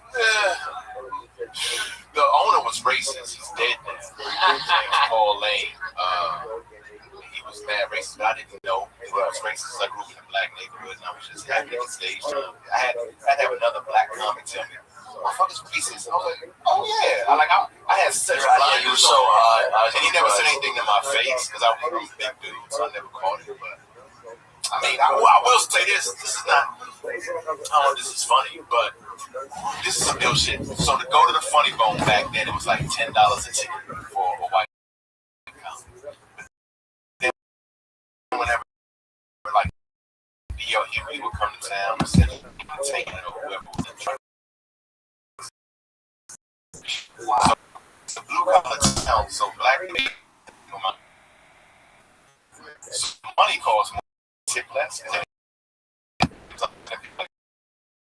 To come here, they can afford to make under you. You know what I mean? So that was something that I didn't know that existed. It was like some shit might pop off. I need security. Nothing ever happened. Right? I mean, shit, you can call us nigga down. We're the last person to do shit because we are afraid of. That's evolution. So I remember seeing that, just going, "Wow, this is wild." And then they do the same at the Improv out here on Monday night. They used to up it. Like if you go to Monday night, that's Black Night at the Improv, and then you leave and try to stand around, there will be a cop with guns. Oh shit! White people don't have that experience. Like we just leave and hang out and talk about what a nice night. You don't have an armed person going beat into your car. I was like, I'm just paying like my rent in that motherfucker. Can I just talk outside? So that was something that I never forgot. I was like, business, I guess. There really is no white equivalent of shoot a bomb from somebody. I wouldn't take it. Maybe too long. Say the wrong thing. Yeah. There's people coming at you. Yes. All right. Well, let's move along. Our next comedian, hands in the bucket. Here we go. Who's it gonna be? The name is Lil Bro. Lil Bro.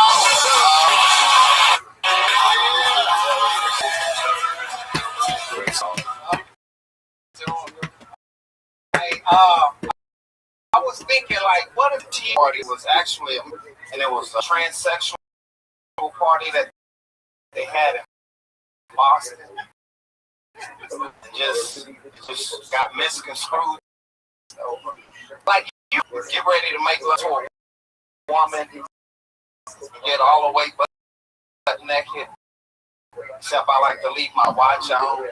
Time. Getting late. Hey, that's my time. I just wanted to work on those little tags. I had something about doing porn like this.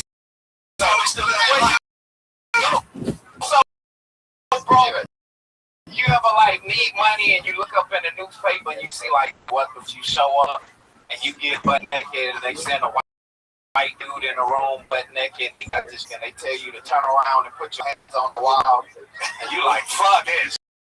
You signed the paper, fuck this. I ain't being part of it. No, it's something else for you.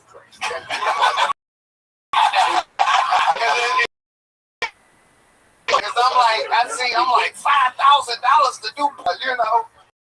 I just imagine like going signing the paper and like you go ahead and get butt naked and then the white dude come out with this tree trunk hitting his knee and you trying to tell him, look, like when the kids to yourself stay on your side. Yeah, let me get it in, but you know, they call him and they call you. Like, hey, you put your hands up against the wall, your legs. Like, that's any porn when they tell you, your boy is to put your hands up against the wall, spread your legs, like, nah, with trumpet. That's your wall. Right. Yeah. Double back. I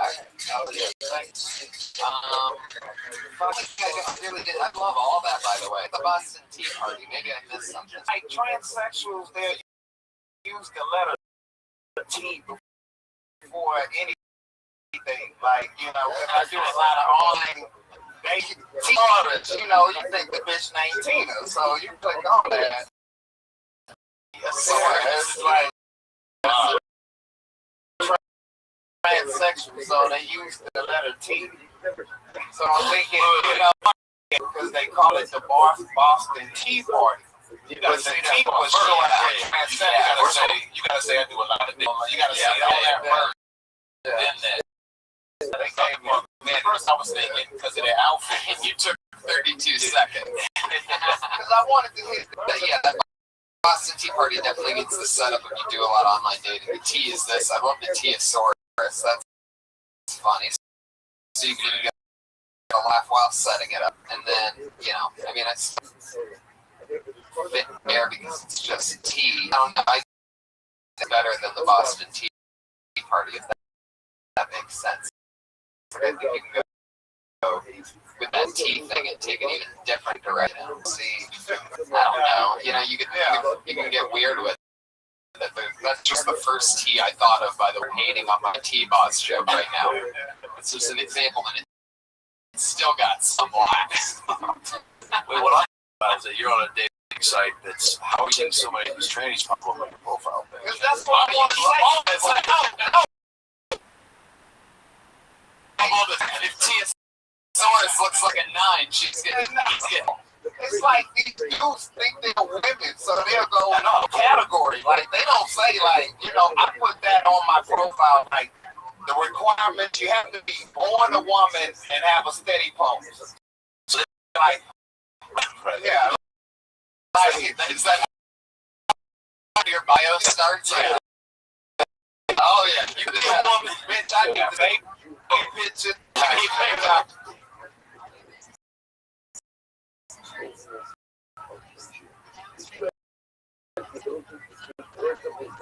That are affected by the ownership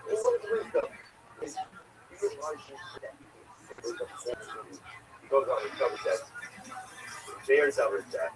I'm like, you know, because they'll try to hide and do certain shit, you know. I'm like, nah. So they don't list that they have their trading in their profile. They'll put the T in, they think that's enough. Like, that explains it. Like, oh, you didn't get it? No, bitch, I thought your name was Tina. You know, like. This is funny. See, that's what I was saying when I think the premise is funnier than the Boston Tea Party. That what you just said about Tina and the I need to see baby pictures. Yeah. When you're painting a funny picture of a different, it's hilarious. The fact that you're online dating and because you get trannies because some men really believe that they're women. So, and then at that point, you're in. Like, by the time you are into it, you know, baby pics, the Tina thing. I mean, that's hilarious. Yeah, like listen to all the takes you just had on this whole issue. That's why I asked that question. I'm curious, like, how many have you had this conversation with any other comic friends? Because look how much. I don't tell nobody. Yeah, look all the questions. But I feel like that's a way. So, like, you had the beginning thought of the whole like training bit. Like, I feel like then I'd encourage to ask yourself questions like why you even thought of that bit, and then keep peeling back like all these things you just brought up based on that one question about why you seeing training on a dating site, and then all these things brought up that. Now, I feel like you're building the bit now based on asking all those questions. I feel like there's something. When you have that initial thought with the online dating, but you're trying to figure out why you're talking and ask yourself those questions. oh, I know what I'm talking about. I'm like, how the fuck you gonna call yourself a woman when you're not? You go to the. having you. It turned out to be Trevor. You know, I been tricked on like clicking on the picture because I'm looking at it on my cell phone. Sure. You know what I'm saying? They just have a picture. What's the picture? Like, what is the picture? It's just like a one little small picture. Like, you know, But is it like a face? it's like it's all like body picture.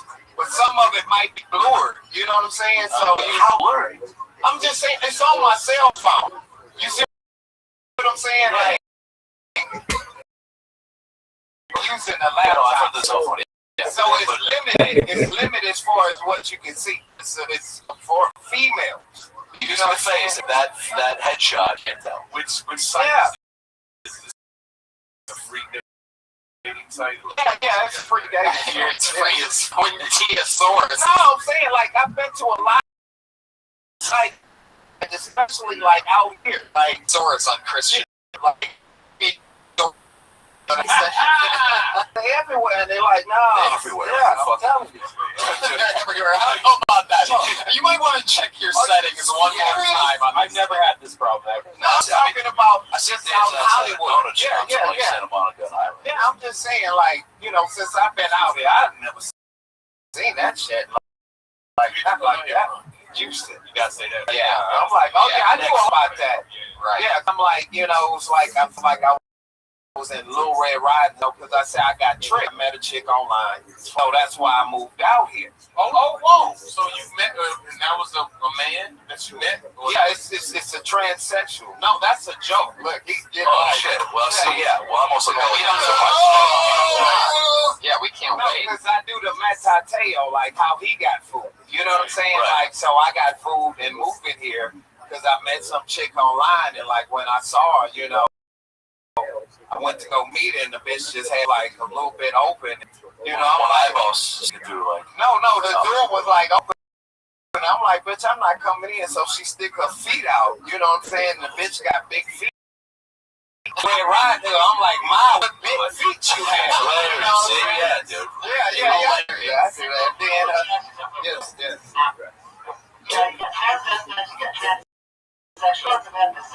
I don't know, man. I don't even keep up with it. I know they all dudes, motherfucker. That's all I care about. It's another thing to add with it. It's all stuff to take. This is all now part of it. I just know it happens. Like, if you click on some shit, because, you know, you're just clicking on, see a picture or whatever, like, it could be a trick, like, they be like a lot of people in the picture, they get you with that, you know. Like, it's either like 2 or 3 women, you be like, well, which one is this? You know. We know. We're new at this. We still have our trainee wheels. That's hilarious. So what's your requirement for the full? What do you need? You need a full photo, no friends around. Email. That's all. To start the account. Or like Gmail, if you know what I'm saying. Oh, that's it? All right. This is a fucking weird crowd. Winning room. They have to back it up and turn that man inside out and make a pouch. That's what we're doing that so they can steal, you know, Would you ever have sex right now? Even if he had good feet, like pretty feet, like if he had, look, hold on, like you never never seen a guy feet look so good ever.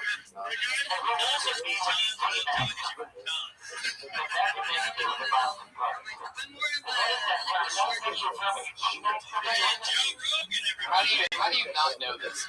Anybody in the audience want to feel this one? There you go. There you go. It's the science from earlier. I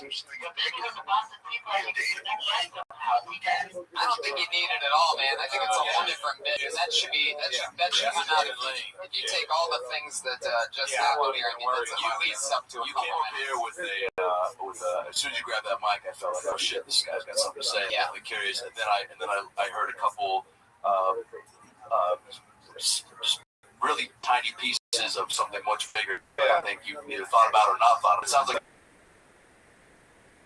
you start talking to us, you're like, that shit you're thinking about. Anytime you're like, oh, this one, I mean, just, I feel like what you came in with was something you could sit down and right, but maybe have conversations with people about this shit. Look how much naturally funny just flowed out with all your takes on it. Yeah, like one thing a lot of people try to do, don't cheat the bit. Like, say the whole thing, like, don't think we won't get it or understand it all that, because we enjoy, like, all those things you might not know where you can jump off. But, like, if you go with Boston Tea Party right now, this is the whole political thing with Tea Party. So I'm trying to follow this guy. Like, who you are, you're not even talking about that. You're talking about being tricked. I'm talking about being lied to. And it's a much better. Yeah, it's much more real too. You say Tea Party, I'm like, oh fuck, I don't know. Because it has so many different meanings now. You've been tricked so many times. You could say the tea thing.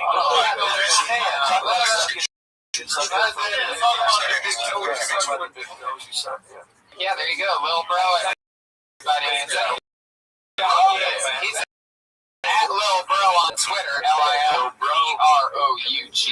Oh, and man, Tateo's defense, because I went to Notre Dame. It is easy to have an imagination. Imagine whatever the fuck the word is. The pickings hustling. It's better now, but I can see how a lot of dudes go there, right? Yeah. I'd rather have an imaginary girlfriend than be fucked in the shower. So yeah, that would be a good. Yeah, that would be good. I don't know, like a Jeopardy question. I don't know, Jeopardy. What you show with all those options? Yeah. For what? It's like let's make it for. Let's get. What's behind ball number 2? There you go. It's a shower. Hold on your tape. Your next comedian, everybody. Eric Svedez. Hey! Oh, hey, everybody. It's Eric Svedez. My name was even sure to probably be a Syrian ethnic. It's understandable.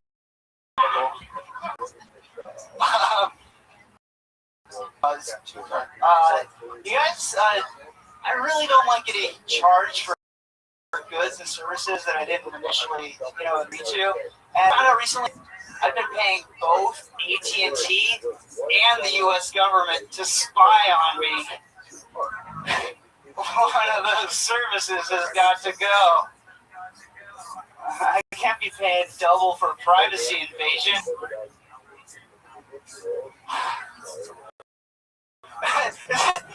Does it seem like we're like as a whole we're this is terrible.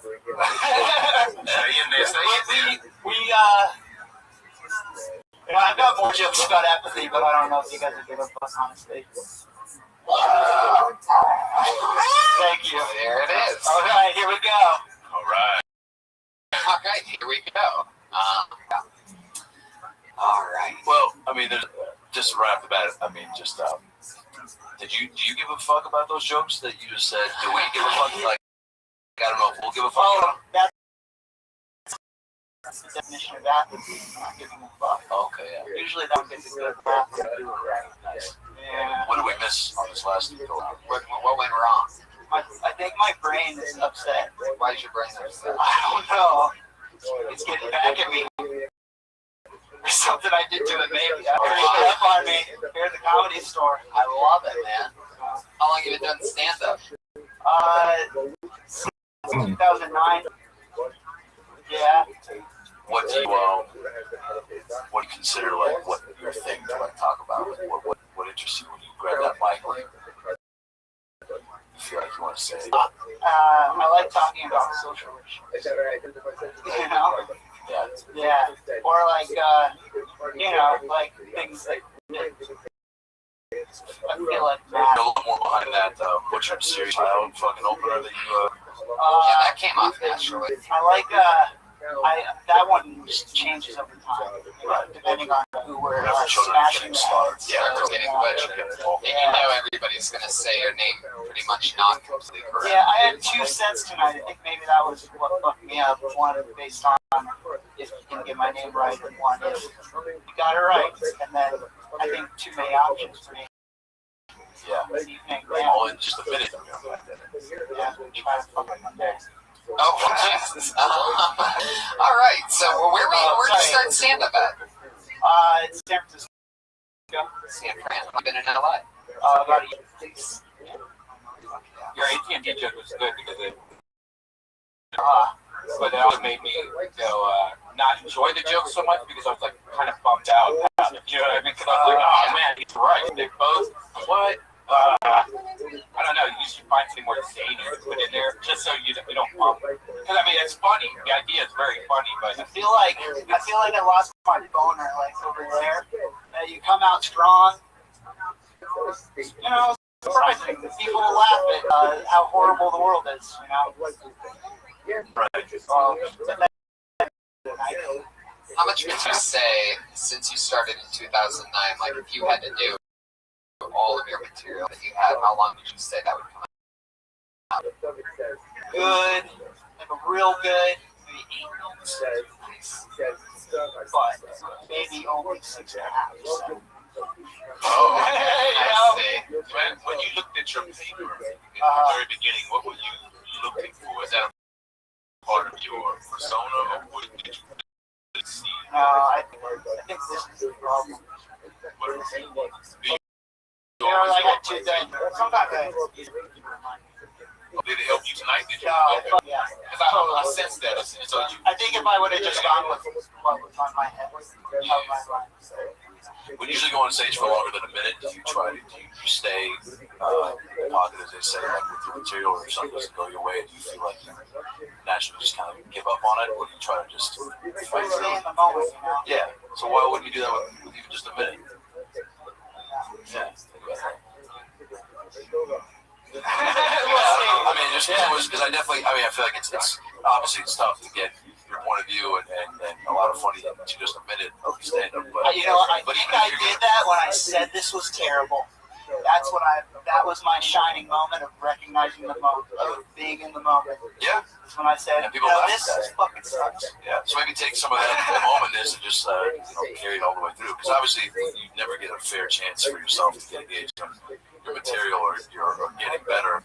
And also we don't get a chance to be engaged for you if you're just not fully giving it a shot. You deliver pizzas? You look like you definitely talk about that. Oh, really? Yeah, either that or you look like you got your wardrobe from the set of a pizza delivery. Hey, pizza pie! Yeah, I don't know. Not the accent so much. Not so much the guy who's making the pizza.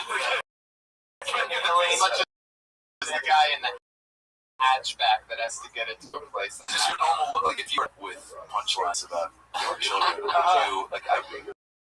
if you pulled the string, that would be like, this would be your attire, like this is a normal get-up, always a hat. Yeah. Sometimes, or take the hat off. Oh, wow. It's Matty Edgar. It's Doctor Who, right? No? Okay. You watch Doctor Who? No, I don't, but I just think he looks like the TV for some reason.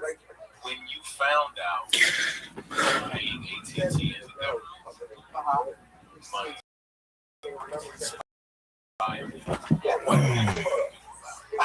Dude, AT&T rippers about it. yeah, what's up, Mason? They didn't know what the fuck I was talking about. They told me to go talk to the government. They gave me the number of the FCC. And then did you yet? No, I didn't call the FCC yet.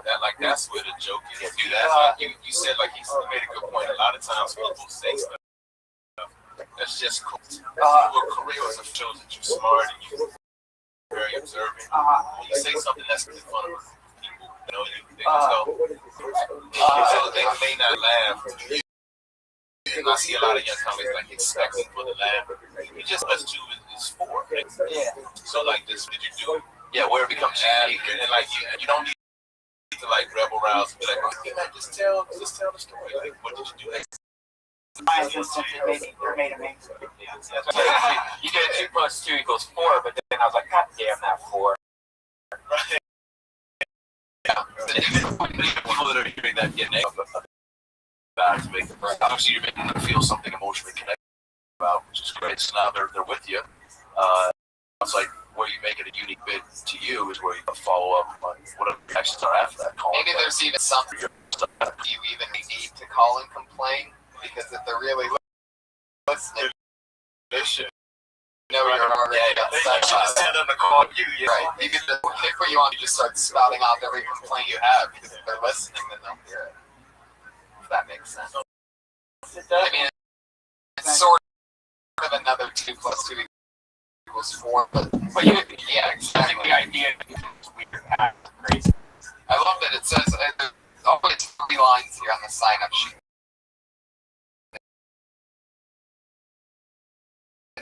Always 3 lines. Their Twitter. If you're top. Now we're down again. No, I don't put that. You eat them? Not lately. What's the social commentary? Well, I think are pretty American, right? That's So, another statement. Yeah, they're definitely German. German white burgers. What? Hamburg. Yeah, oh, this. Yeah. Yeah.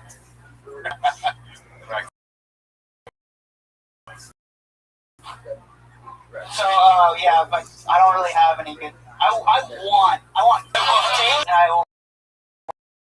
I write, and I'm like hoping for the, to have the, to get true creativity and.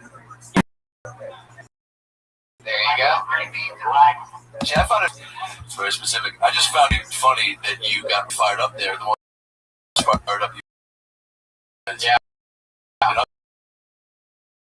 About wanting a good burger bit. Like, Right. what the fuck? But What yes, is that about? I feel like in a while. Yeah. Notion about the actual even social commentary on the stuff and stuff like that. It seems like you really are passionate about burgers. If you're talking about Syrian kids getting butchered, I feel like that because you're getting a reaction, but then it's like now I want to hear like what you have to say after that. Unless that's Well, just it seems like you I care just want about to talk about things that are important to me. And, so if like I have to bridge the gap with a burger, I'm like digging myself into a big hole here. I'm telling you, I sit there for hours. I'm waiting to get the burger good. when you're sitting there for hours, what are you thinking about burgers that's frustrating? I was just thinking about fucking Americans just eating burgers and being like, oh, cereal. Oh, cereal? Yeah.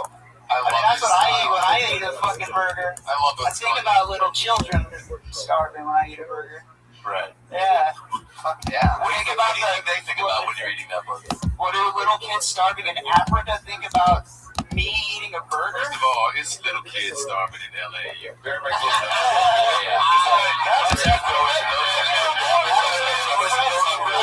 there's over 40 countries, man. Little kids starving down the street, but have you ever been to Africa? Where are you from? I'm from Central Coast of California. Stay there, man. Talk about burgers there. You ain't got starving African. I've never seen an American with a bloated belly. Like, Yes, you have. Just go to Walmart. Just go 20 miles outside of LA to everywhere, Bob. It's hilarious. Obese motherfucker. Oh, no, I mean for starvation. Oh, that happens too. It's in America. Yeah. Just Google it. I mean, I've been to the Indian reservation. It's pretty sad there. Should talk about that, huh? Eric, I like your style. Eric Menace. That's Eric Menace on Twitter. SVEDAS. Fuck yeah, man. He's got an introspective on things.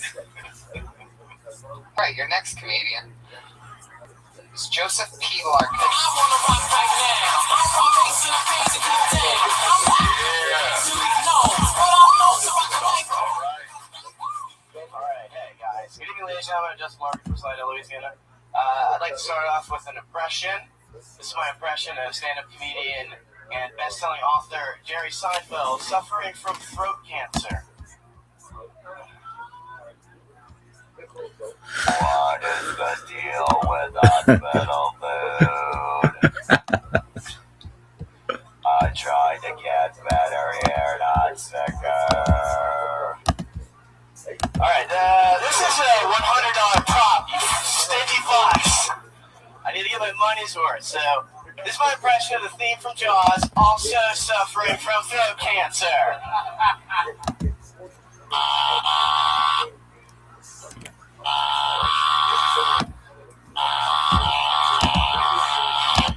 Yay! Alright, that's it. That's all you get.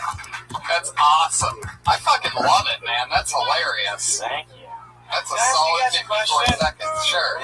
Sure. Is your robot autistic? No. Like, what's going on in there? He has throat cancer. Oh. Yeah.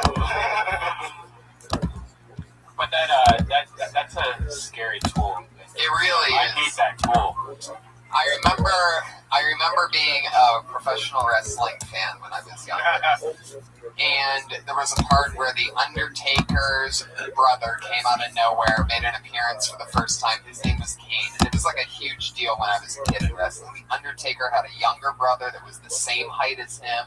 He had gotten caught in this house fire. There was a whole storyline. I mean, we were all on the edge of our seats. Anyway, Kane, after months of just crushing people, it was a big night Raw. Tonight, Kane says his first words, and he came out, and then he had a microphone, and he pulled out of his spandex, basically one of those, and just basically said, like, Undertaker, I'm going to kill you. And I remember being a kid and seeing that and being like, what the fuck is that thing? So then I went to my mom goofing around like later that night. Hey, Mom, what are you doing? She's like, don't ever do that, because she has this terrible fear of, she was once on an elevator with some creepy guy who pulled one of those out and was like, hey, little girl, or something like that. It's a long way to that. That is considered like a very scary tool. Is there anything else you can do with it, or is that what you got on it so far? Or is that like oh wow, there you go. Do you use it as a vibrator? I don't kiss and tell. There you go. Fuck yeah. What was Jerry Seinfeld your first impression when you first bought that? You were like, this is fucking Actually, it was originally Larry the Cable Guy. He said, gotta get right with God. No one really got that one, though, so I had to dumb it down. Imagine dumbing it down from Larry the Cable Guy. Wow. Anyway. Where are you from? I'm from Slidell, Louisiana, outside of New Orleans. Yeah, when you said that originally, you said it like so smooth and quickly, I didn't get it. It was like a blur. Like, you really know you've said that a few times. Say it again. Where are you from? Slidell, Louisiana. Yeah, that's like almost all one word. Slidell, Louisiana. Do you know people with those shapes? No. Have you had somebody come up to you after this and go, Hi, so-and-so's guys. Yeah, oh no, yeah. I've had people while I'm doing it say, that's not funny, my uncle just died of cancer. To which I respond, well, of course, because when I wrote this joke 4 years ago, I thought one day I'll be doing a shitty fucking pizza parlor in East LA and I'll get you. Oh, wow, that was a very specific show that happened at. Yeah, sorry. Have you ever gotten heckled by a person with one of those and just why are you heckling me? Jerry Seinfeld wouldn't say that. That is interesting. So was it really 4 years ago that you wrote that you got the prop? Yeah. I have to say, just because it cost $100, it just stayed in my app. Right. We'll stay in my act forever. So is that what's keeping you from actually doing, like, not using it just because you bought it? Nah, I mean, oh yeah. I mean, that's probably why I still wear this vest, so I kind of side with That's what happened with Gallagher. He just bought a sledgehammer one day. He's like, fuck. I gotta put this thing to use. What's something cheap and explosive that I could buy? Oh, a watermelon. Have you always used that in your act? Yeah, actually, this is like one of the first jokes I wrote when I started. I bought the thing off of eBay to do this joke. What was that thing like? What's that? $100, man. Right. I mean, look how shabbily dressed I am. I don't have $100. Like, what happened leading up to that day where you were like, fuck, I gotta change it up. I gotta stand out. Yeah, when you decide that your comedy voice was going to be through a voice box. Was eBay already up in your browser, staring at you in the face? I don't know. You were like, I need a fucking dildo. Wait a minute, that thing, I can shove it on my neck. I get some comedy out of Kill it. two birds with one stone. Yeah. Like, what was the thought process? I'm asking to pick that up. I really wish I knew, man. I don't know. That's bolt flu. Yeah, don't know what that means, but Divine intervention. there you go. Yeah, I mean, if you're going to do it, I say fucking extend it. I want to see an hour next time of all with the I voice want to see all. I don't want to box. know what you should do. Yeah, you should just come up and immediately. Maybe you're the guy, right? Why don't you be the guy? Yeah, absolutely. Yeah. That's brilliant. If you start with it and never mention it, and then all of a sudden, and after everything, and then you go throat cancer joke, every impression's throat cancer, and then you can just do an impression of anybody, where you just say, this is my impression of Mommy Bomb, and they're going to be waiting for throat cancer, and then you just say, And do an amazing impression. It actually sounds. you're going to standing O. That's how that shit happened. I think we just figured out your career for you. Hell yeah. I think Andy Kaufman figured that out. He did something like that. Where he's having a voice box. Right, well, I mean, This is like 21st century Andy Kaufman. I wouldn't go there. Okay. right, it's definitely not. I wouldn't go there. But Other than the lung cancer part. That's the only part. I just don't get it. Anyway.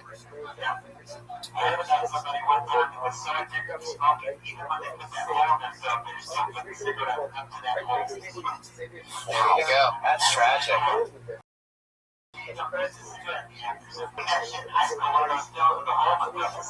it is scary. Well, there's like,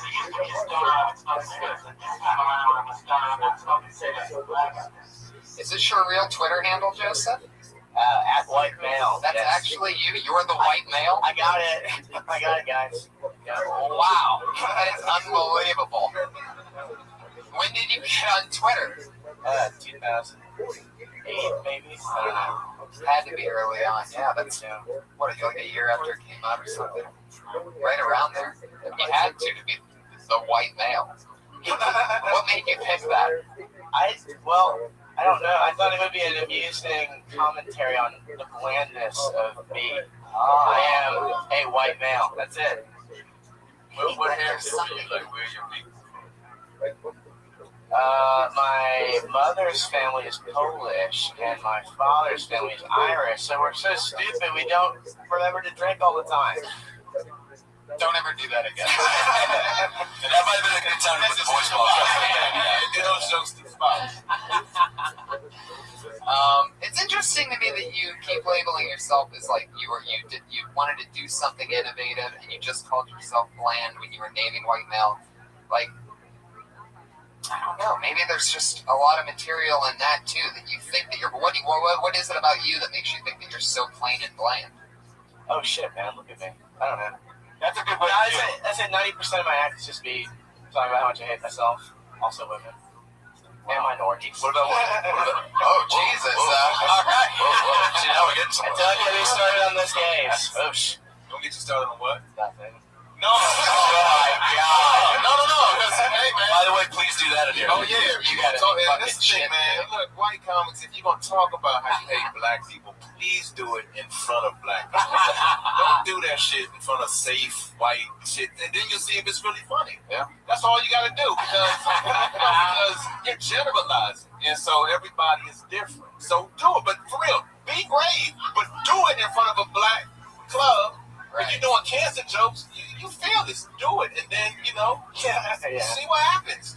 You might strike on to something because if but I'm curious. Should we get into this? Yeah. What do you hate about black people? Yeah. What do you hate? I don't actually hate black people. Right. What about women? You listed that as So you were honest about the women part. Definitely hate women is the words that you just said. Yeah. And then you said, and also minorities. Also a minorities. second later. Yeah. But that's not true at all. Owen was sitting right next to you. Twitter handle at Wishwash. Single white male. I wonder if that thing will work if, all right, white male. Joseph P. Larkin, there he goes, everybody. Thank you, guys. I want to see an hour through the voice box next time. I had a feeling when I saw at white male, I'm like, he's got to be a little racist. I went Louisiana. I went to school with a guy last name Larkin. He was interesting cat. Yeah. I wonder if you guys know. Probably his older brother or something. He was really south. I don't know where. Do you have an older brother, Joseph? There you go. Good luck, bro. Oh, look at my little defensive baby over there. A lot can penetrate that thick layer of armor he has on. Why did he call me? I think he said artistic, and you are very artistic. His hand just twitched when he did Oh, yeah. Oh, wow. Let's hit it again. We noticed a few weeks ago that he has a left arm twitch when he gets excited about something. Oh, wow. I can see that. You're not allowed to do that, though. I don't want you doing that. I don't want. Is that your catchphrase? Yeah. If you're wondering what I like at work, today Oh, I like that one.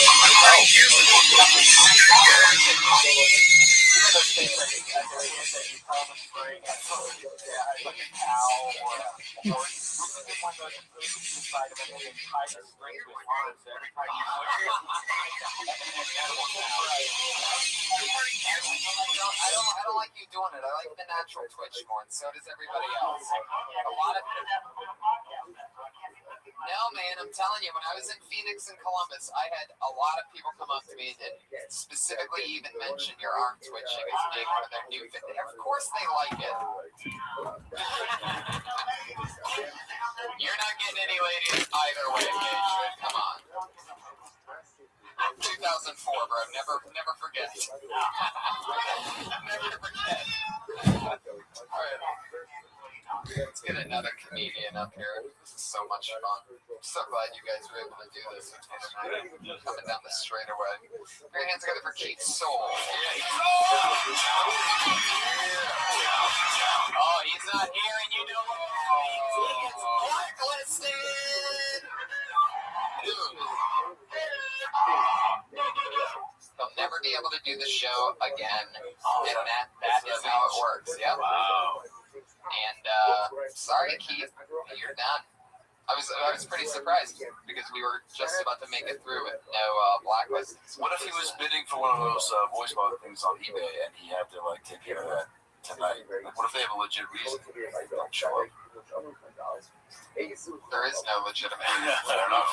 Sign up, you be a professional. Fair enough. All right. Together for Kenny Lyons.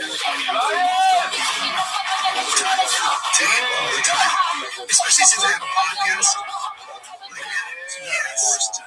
Because you have to listen.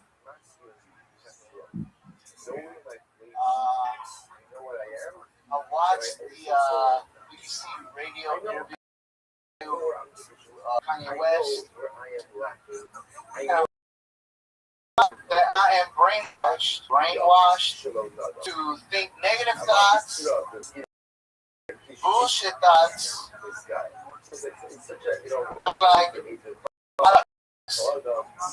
like job, You know, I try to switch it up by remembering she was going down to Syria, like daylight stuff. All the panels, everything is replaced with carbon fiber. It's 400 plus pounds lighter than the original. It is 800 horsepower.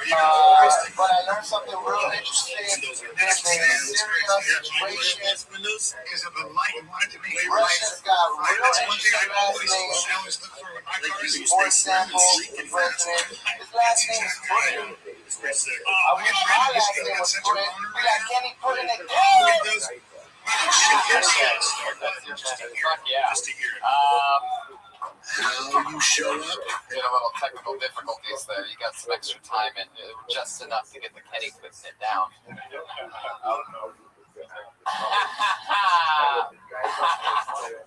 Yeah, definitely. It's a fun adventure to get to the because they're dead.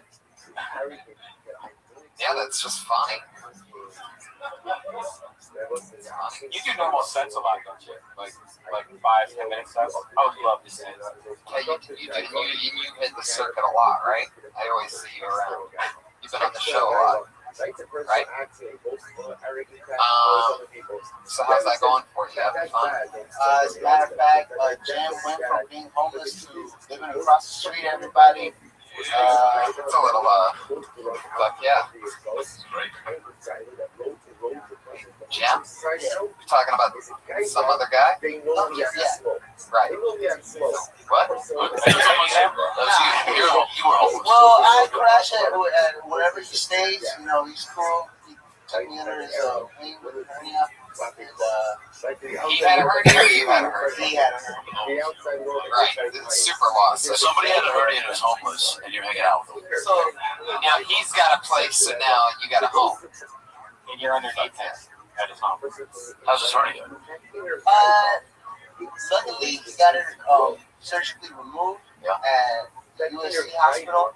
It was great. I had to break up with mom. That's why I didn't get to Is it a house or an apartment? Yeah, it's like a house. He's got a house? Yeah. That's what I'm saying. Like, he went from nothing to something. You sure you guys aren't squatting at some empty house? Breaking the lawn at a house from homeless to house? How quick was this transition from homeless to house? Real quick, it went from like 2 months. 2 months, I right? know that's what you said. You said it. But what happened in between that time? He was basically taking care of other comedians' crib, like while they were going out of state. And he was taking care of the dogs. Well, technically, I was taking care of the dogs. His hernia doesn't allow him to. Sure. So people saw a guy sitting on the street asking for change, possibly chewing on some of the fucking shoes, and they said, "Hey man, you want to watch my pets for me while I go on the road?" He has an iPhone, so he can post it on Facebook. Oh, wow. It's like time machine shit right there. He's got an iPhone.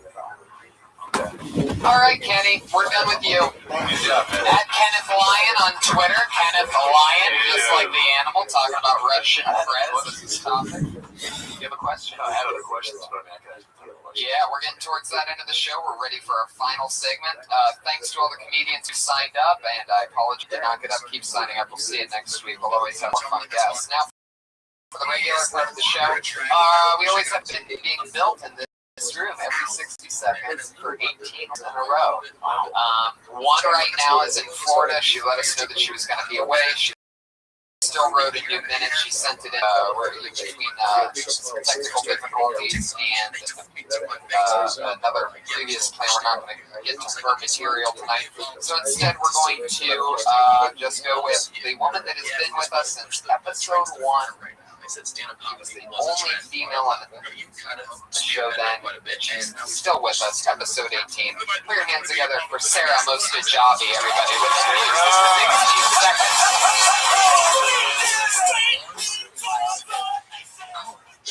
Okay. So I'm bisexual.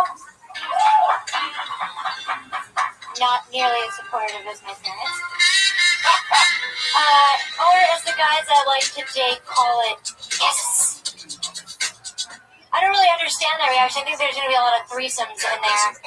But I think we all know when you like a girl, the last thing you want to see is some dude fucking her. So I don't think so. I guess being disappointed by like one gender wasn't enough for me. I wanted to like double my money. So it's great. I actually, to be honest with you guys, I had a show last night, and so I haven't really focused on this very much. That's all I have. Yeah. Sorry, I was thinking so you could have just said that's all you have, but you also mentioned that you had a show last night that was more important to you than our show. But I'll tell you, you know. I had to do 8 minutes. So I had to really stretch it. Focus on it. Hell yeah, you did. Yeah. But luckily, thanks to this, I have like almost 20 minutes. Not really. I think I have a good 13 minutes because of you guys. Holy shit. That's exciting. Hey, I like that 40 seconds a lot. Yeah, and I would say that that's probably my favorite of everything. And it's just so much fun to see growth. Like, you stayed in one topic, and it's an interesting take because it's pretty true, right? It's unfortunately true. Right. And I like how you played off of their response and the way that you did that. I mean, for 18 weeks or whatever you're at, I mean, that's pretty cool that you're just naturally playing around and just feeding off of that. And since you've been, sort of just doing this as a regular thing where it at least appears that it's mostly about material, even though it's not. And the fact that you can bounce off of some people, obviously somebody back there, and that happens in real shows. You know what I mean? No matter where you go, there's almost always some comedian in the back of the room that's ready to try to be funny off of something like, yeah, she's a bisexual, yeah. You know what I mean? So you can almost count on that. I kind of, what's really funny, and I think I learned this from something you had said to someone else, is just to kind of have those things prepared depending on people's reactions. Like if you get like a positive, if you're expecting the possibility of a positive or negative reaction, having something to come back on that naturally already in your head, so you're kind of prepared for that. So, and I know, even though I have been like super preparing for the other show, I have been, here, you guys, hello. Well, what's wrong? Yeah. What are you doing? Why would you were in a thought? Yeah, why would you not? Why would you not prepare as much for this 1 minute as you would for the other show last? Well, that's why that was a bit short. I had prepared that for this week, like I've been doing that this whole past week. But I really needed to I do like between like 6 to 10 open mics a week. And this past week I've just kind of been like running through the stuff that I've done, because I'm constantly in a cycle of preparing for this. So I don't really just little stuff that I already have. So that's kind of constantly perfect. Yeah, I know. Yeah, I actually the first really good set that I did here was about E3 because I'm like a good gamer. And that whole set now has just become great because it started here. Like Tony and Sarah Tiana kind of helped me with the tag, and a lot of people tweeted or other comics getting ideas. That's just evolved into something that's really, it's almost like 4.5 to 5 minutes of just that one thing. And it came from doing this, so. Maybe there's something funny that since you're trying to attract both boys and girls, maybe there's almost a joke about your haircut. Yeah, I was thinking that too, yeah. But I couldn't word it. I don't know. This side is kind of like a lesbian, so right. This side is kind of like. And the front's sort of like a boy. So you have like two lesbians. I've got the Justin Bieber swoop for the guys and the girls right in the middle. Your pussy smells like balls. Wow, there you go. There you go. Classic Brian Redband play right there. Just when you think Redband's just playing it cool, he's got a gun filled with bullets in the chamber. Those bullets go by the name of balls, asshole, vagina, penis. That's Sarah Mostajabi. Another great week of work. We're so happy. She's working hard. Shout out to her at Sarah Dresses on Twitter. And as always, at Kimberly Congdon, who will be with us back before Friday's appearance at the LA Podfest following WTF with Mark Maron and Dana Gold's podcast. That's Friday night. So we're going to be talking with some comedians tonight. If any young comics are still in the room, we're going to be finishing up our booking of that this evening right now after this. So if you're interested, come check in with us. The roster's just about full, but we might try to figure something out. Guys, what's going on? What do you want to promote? Adam Ray Comedy on Twitter. Adam Ray Comedy on Twitter. My podcast with Brad Williams, the music, also tonight. So do a podcast called About Last Night. About Last Night podcast. I'm on my tour date, so I'm excited to have you. I'm at Owen Smith for real on Twitter. I'll be at Zany's in Chicago, downtown. This Thursday through Saturday. We're doing 6 shows. And what else is my YouTube channel. I put my hour special up that I shot in 2007. So everybody will watch it and, like it and subscribe to the channel. It's Owen Smith TV. So check me out for now. You guys are so fucking funny. Thank you so much for doing this tonight. Iron Patriot, as always. He's at Comic Patriot on Twitter. Tony Hinchcliffe. And me and Tony will be at we're announcing that we're having a Halloween show in San Diego at the American Comedy Co. Go to AmericanComedyCo.com or DeathSquad.tv for all our Twitter. Thank you so much. See you next week.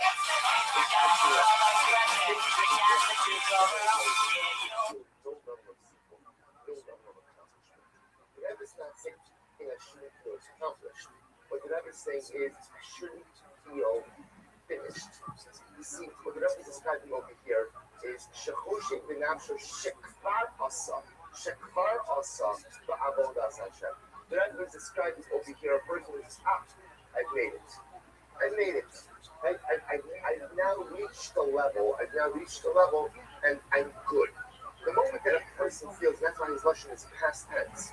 Shechadam choshik v'nafsho shekvar asa v'hisik harbe me'avodas Hashem. When a person feels, I've done it. I did it. Give me a shkayach. I did it. I've accomplished. That's what Rebbe says, unfortunately, is a manifestation of arrogance. So that should a person take pride in his spiritual accomplishments? Absolutely, yes. And I should take pride in those accomplishments. But I should recognize that it will say, the reality of spirituality is I can have a host of spiritual accomplishments, but remember, at the end of the day, just because you accomplish something today does not mean it's yours tomorrow. Right? Spirituality is a daily struggle. It's a daily battle. And I might have won the last 5 days, and it's still possible that I'll lose the next 17 days. That's the way that Ruchnius works. Then what the Rebbe is describing over here is a person who's never allowed to say, I've made it. I've arrived. It's locked in. I'm good. I got this. A person should rejoice in the day. This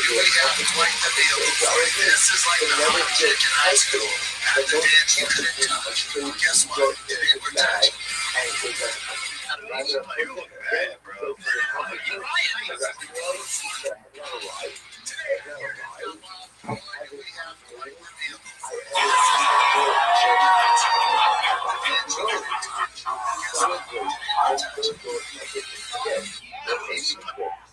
Hi, everybody. Here we are. Holy moly, how exciting. Yellow podcast right now. We're in the penthouse at a fancy hotel. This is excitement if I ever heard of it before. Everybody watching Daily Emotion. I would say make some noise, but we wouldn't hear you guys. You're in bedrooms, right? I brought my dog. I got this is a dog-friendly hotel, so you can pay this. This is one of the things a person should feel an incredible sense of accomplishment and content. Hopefully you do. But I know, at least me, I know the greater feeling you have is, oh my gosh, I have so much more to do. Right? All this effort, all this brain power, this whole hour went into this down, went into this block, there's so much more. We didn't get this, and it's like the iceberg. This is the iceberg. So that's a bit of accomplishment. There's a block to our locks game. But I also feel beautifully overwhelmed by what there is to do. Those not the sample record, they will pick up the Miracle Chef with this tomorrow. But an incredible use. So celebrate the accomplishments that have been done, but don't allow those accomplishments to make you feel like you've arrived, like you've locked in some elevated state. Because that's the moment that you need to feel like that is the moment that Gaiva sets it. And the moment that Gaiva sets it, Gaiva really includes any future account. This is the emerge as well as I get tomorrow. So, way more time.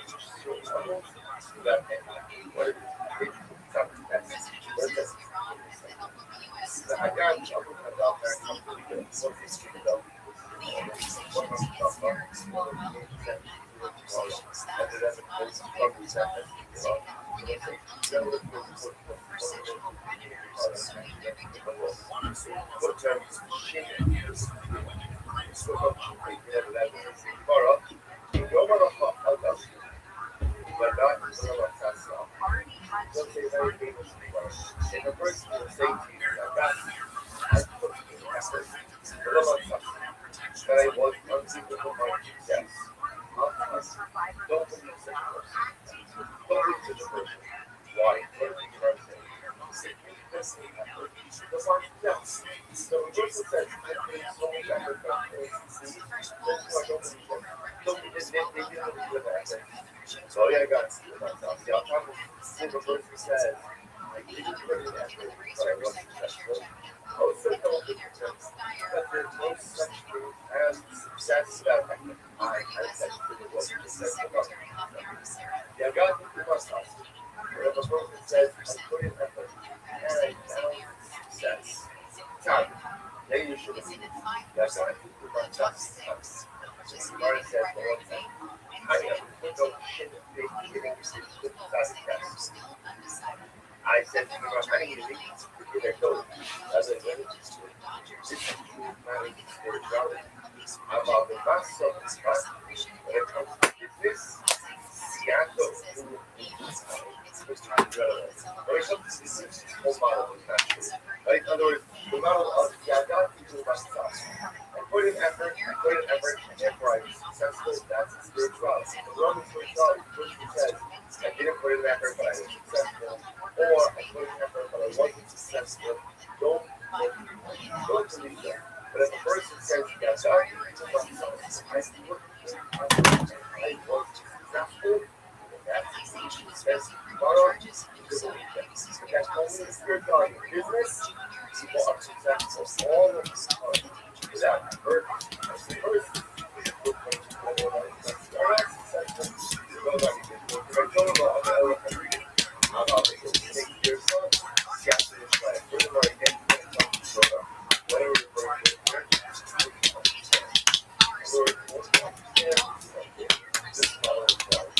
put in effort, I don't listen to you. Put in effort, I do without effort. Remember things? That's yeah. Right? Once you remember what you don't remember, that's yeah. But actually, go to yourself. Stand up, remember Catholic Shrine, years, never looks like, watch this back up top, just for a moment. We'll have to let it in stop. So I got shut up, I got no, yeah, that's my thoughts outside. I think that's what did I just say? The other thing said that just taking the only action. Sometimes I person is successful. And no effort. Sometimes a person will reach very high levels. Next it said, I know what you're going to say. What about the Gemara says? The Gemara said, she's your mother. Oh, yeah, that's up. Big king hates us. He's got other models with this little other you can see what that's something. Then if a person said that gives you successful, and that became healthy. I love it. Of spirituality without any type of effort. You know,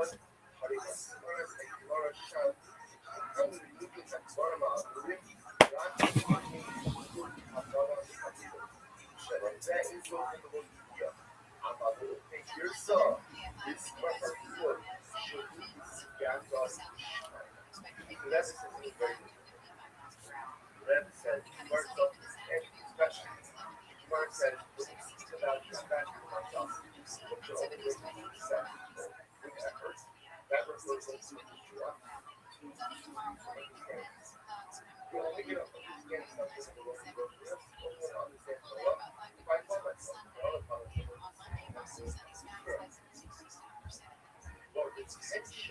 Retention, that's a plus functional. That's a plus functional. So those are words. Yes. About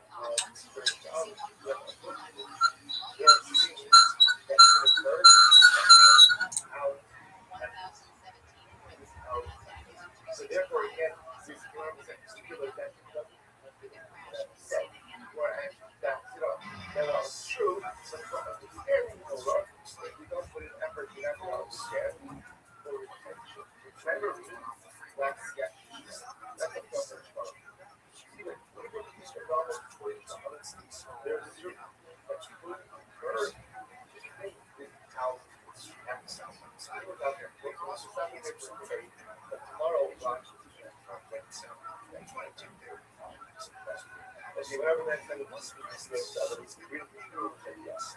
So don't say Yosh, and one could be my spiritual level without effort, without effort, requires us to understand number one, what level of spiritual without time, and what would be that just become a reality that is all right, yeah,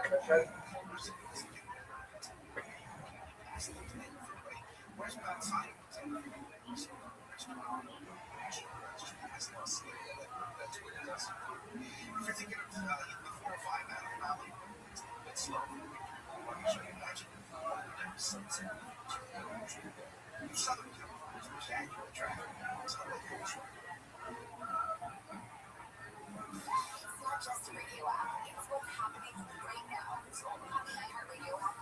Not just listening. You're getting it. You better believe it. From breaking news to what's happening in your community. Live comments. Real voices. Amazing prizes. Talk to your favorite hosts using the talkback button. This is where culture comes alive. Download the iHeartRadio app today. AM 640. Radio station. Guaranteed humor. You are listening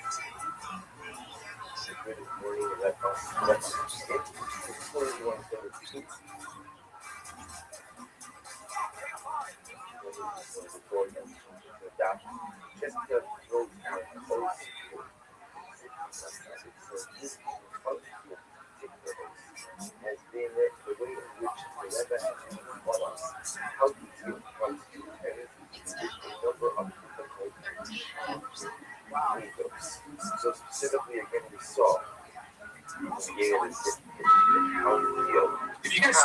not Dr. Miami being the boss from hell. Santina, who used to be his social media manager, is finally explaining why she left, and she says it came down to being underpaid, disrespected, and eventually pushed too far. She says when she started, she was making about $25 an hour, splitting her time between admin work and social media, but once the TikTok took off, her role became almost entirely content. The results were major. She helped grow the account from about 1.1 million followers to over 3 million and quintupled the engagement. But despite that, her pay stayed low, her raise requests were denied, and even when her schedule changed and she was able to work less days, she was still expected to produce the same amount of content without full-time benefits, like health insurance, which is crazy because she worked for a doctor. She also says the job kept expanding. It wasn't just TikTok anymore. It became YouTube, Snapchat, brand deals, even helping other doctors with content, but she was not receiving any extra compensation for that. Then there's the work environment. Santina describes Dr. Miami as someone very focused on attention and money and says there were multiple moments where boundaries were crossed. Dr. Miami allegedly kept poking fun at her arms, suggesting that she get arm liposuction, which she did because it became an insecurity, and says she was later expected to travel and work while still in pain from that procedure. She also says management, especially Rosie, blurred the lines between boss and friend, which made it harder for Santina to stand up for herself. One turning point came when Santina says she found a way to make extra money out of her own by posting her own TikToks, but when Dr. Miami wanted that content for his own page too, she says it became clear even small boundaries weren't being respected. The final breaking point came in March 2023. She says comments about a doctor in Gaza started flooding the page, and while she would have left them up, she claims Dr. Miami was deleting and blocking them while she was asleep. The nerve. She says she came into work furious, and after an argument, she walked out. Later, when she returned briefly for a brand deal, she says Dr. Miami acted confused about why she was quitting and even asked if she wanted to film a goodbye TikTok. No! She obviously didn't want to do that. For her, that moment summed everything up, because even in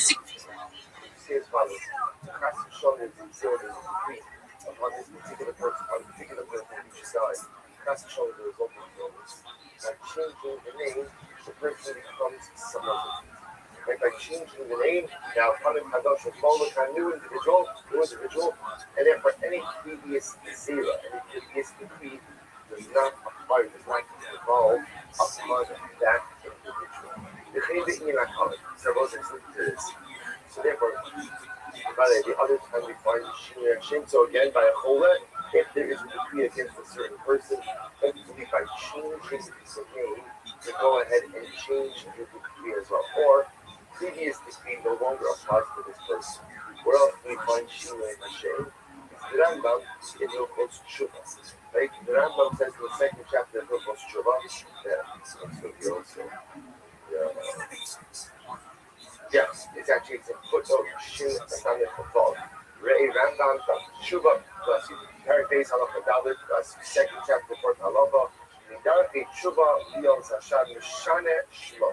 One of the things that a person does once Tshuva, the person changes the name. Kolomar Ani Acher Ve'eni Utsa Isha Asa Utsa Hamas. When it comes to Tshuva, I change my name. And what do I say? I'm a different person. I am not the same person who has committed these activities. So just bringing up two examples. One in a case where a person is killed, and one in a case where a person is doing Tshuva. In both cases, the theme is the same. A person is asked to show a bill, that means there's a single, there's a decree against that person. By going in and changing the name, the same thing is the decree, because it shouldn't apply to this person. Tshuva, I did something, I now want to become someone different, I change my name. So of course, the name change represents the change of identity. So let's say, what if somebody finally became a Christian? When does a person run after cover? Right? When does a person run after cover? Let's among friends. Right? When does a person run after cover? The truth is, when a person is terribly insecure, and a person doesn't feel good about who and what's there. See, I'm well adjusted, and I'm really happy with me. First of all, in general, number one, I don't think others do agree with me, which is incredibly important. So, people who try to force their opinions on others often are insecure. And if I'm insecure, I need others to build me up. And the others to build me up. I'm not comfortable in my own skin. I'm not comfortable with who I am. So I need others' approval. I need others covered in order to see for who I am. So the Rebbe says something amazing. Person struggles with covet. Person struggles ultimately again with the type of desire for covet. What do you have to do? Change your name. Reassess your identity. Figure out who you are. Figure out how to be comfortable within your own persona. Now, sometimes that means I have to become someone different. Because at the end of the day, sometimes the reason why I have insecurity is because I know deep down that I'm a profound personality.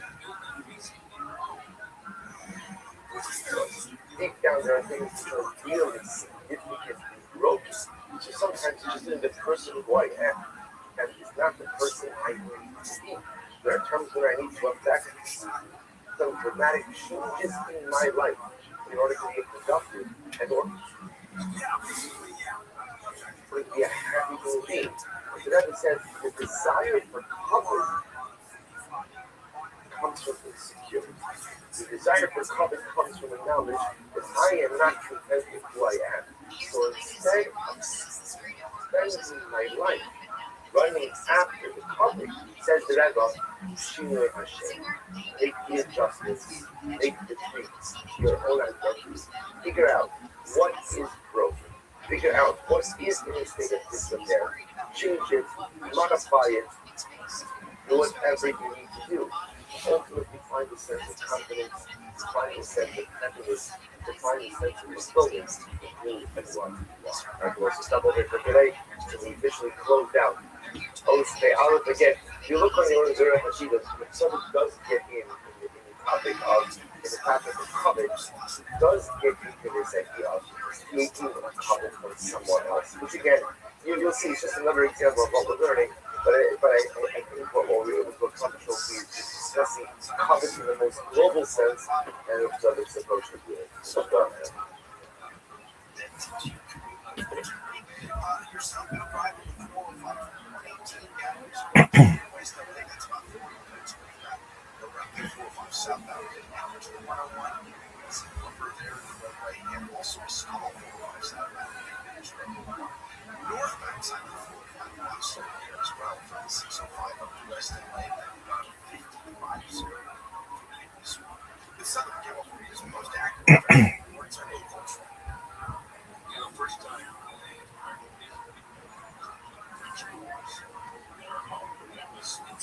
There was two windows there.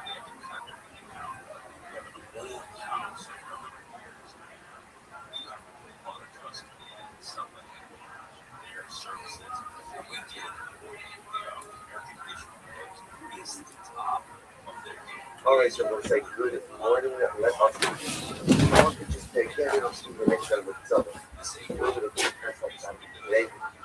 But also, when we can't get some full on, just 10 minutes, just about it. So then we're getting back on last week in Oaks Pay. And Oaks Pay, we never talked about how one revenue is going to be so now on Tzaddik Gimel, whatever transitions, talks about according to the Taifa.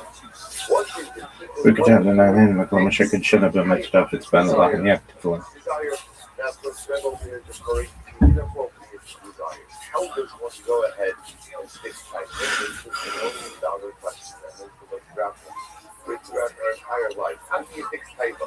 They'll say, Carol, the other words, 2 lines. 2 lines to fix Taifa. So then when someone to this, he says, Shimei myself. The way to go ahead and fix Taifa is to change your actions. رجعنا نعلم مكان مشاكل شنب لما تدافع تبان الله يكتفون. When a person ultimately again has the opportunity to sin, but doesn't do so, through this, any earlier indiscretions are fixed. Bruk Shem Kavod Mach Tolay on bed. Shema Israel Adonai Eloheinu Adonai Bruk Shem Kavod Mach Tolay on bed. Shema Israel Adonai Eloheinu Adonai Bruk Shem Kavod Mach Tolay on bed. I felt faith in my desires in this or that.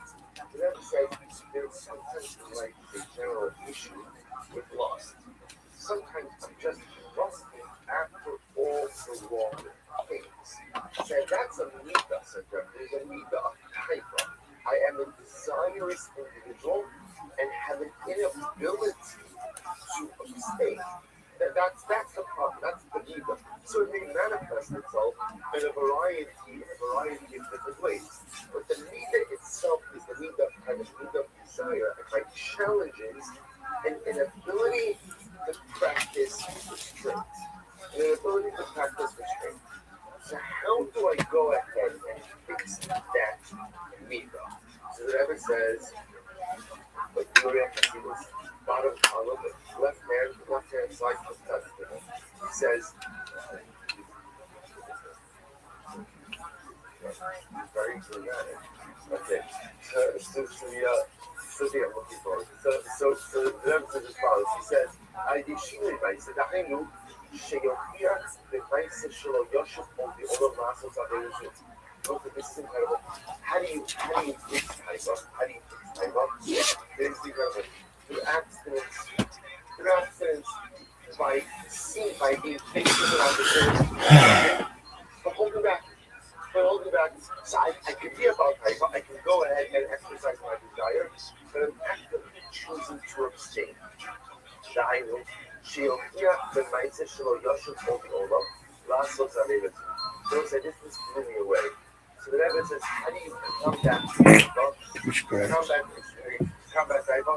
By practicing active sleep. That is it. The only way to break a midah, only to break a midah, Paul says how? To break the midah.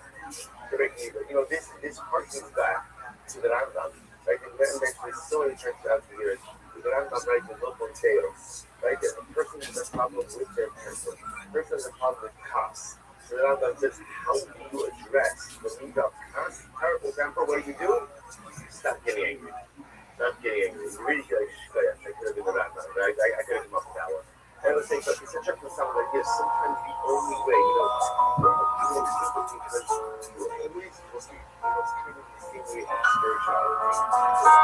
Like schools, everybody wants to school. I just definitely is the school of that. Sometimes it's not about school, it's not about just doing the right thing. So often we're always looking for strategies of what ideas. How do I overcome the strength? How do I change? How do I risk? And sometimes it's just about stop it. There's something something I'm doing wrong, there's something inappropriate that I'm engaged in, sometimes it's not about a strategy. Sometimes it's just about stopping the negative behavior. So the Rambam says, if I am a Baal Tchuvah, if this is the way I live, is that I satisfy every want, I satisfy every desire, which is in big sense of the general sense of life or strength.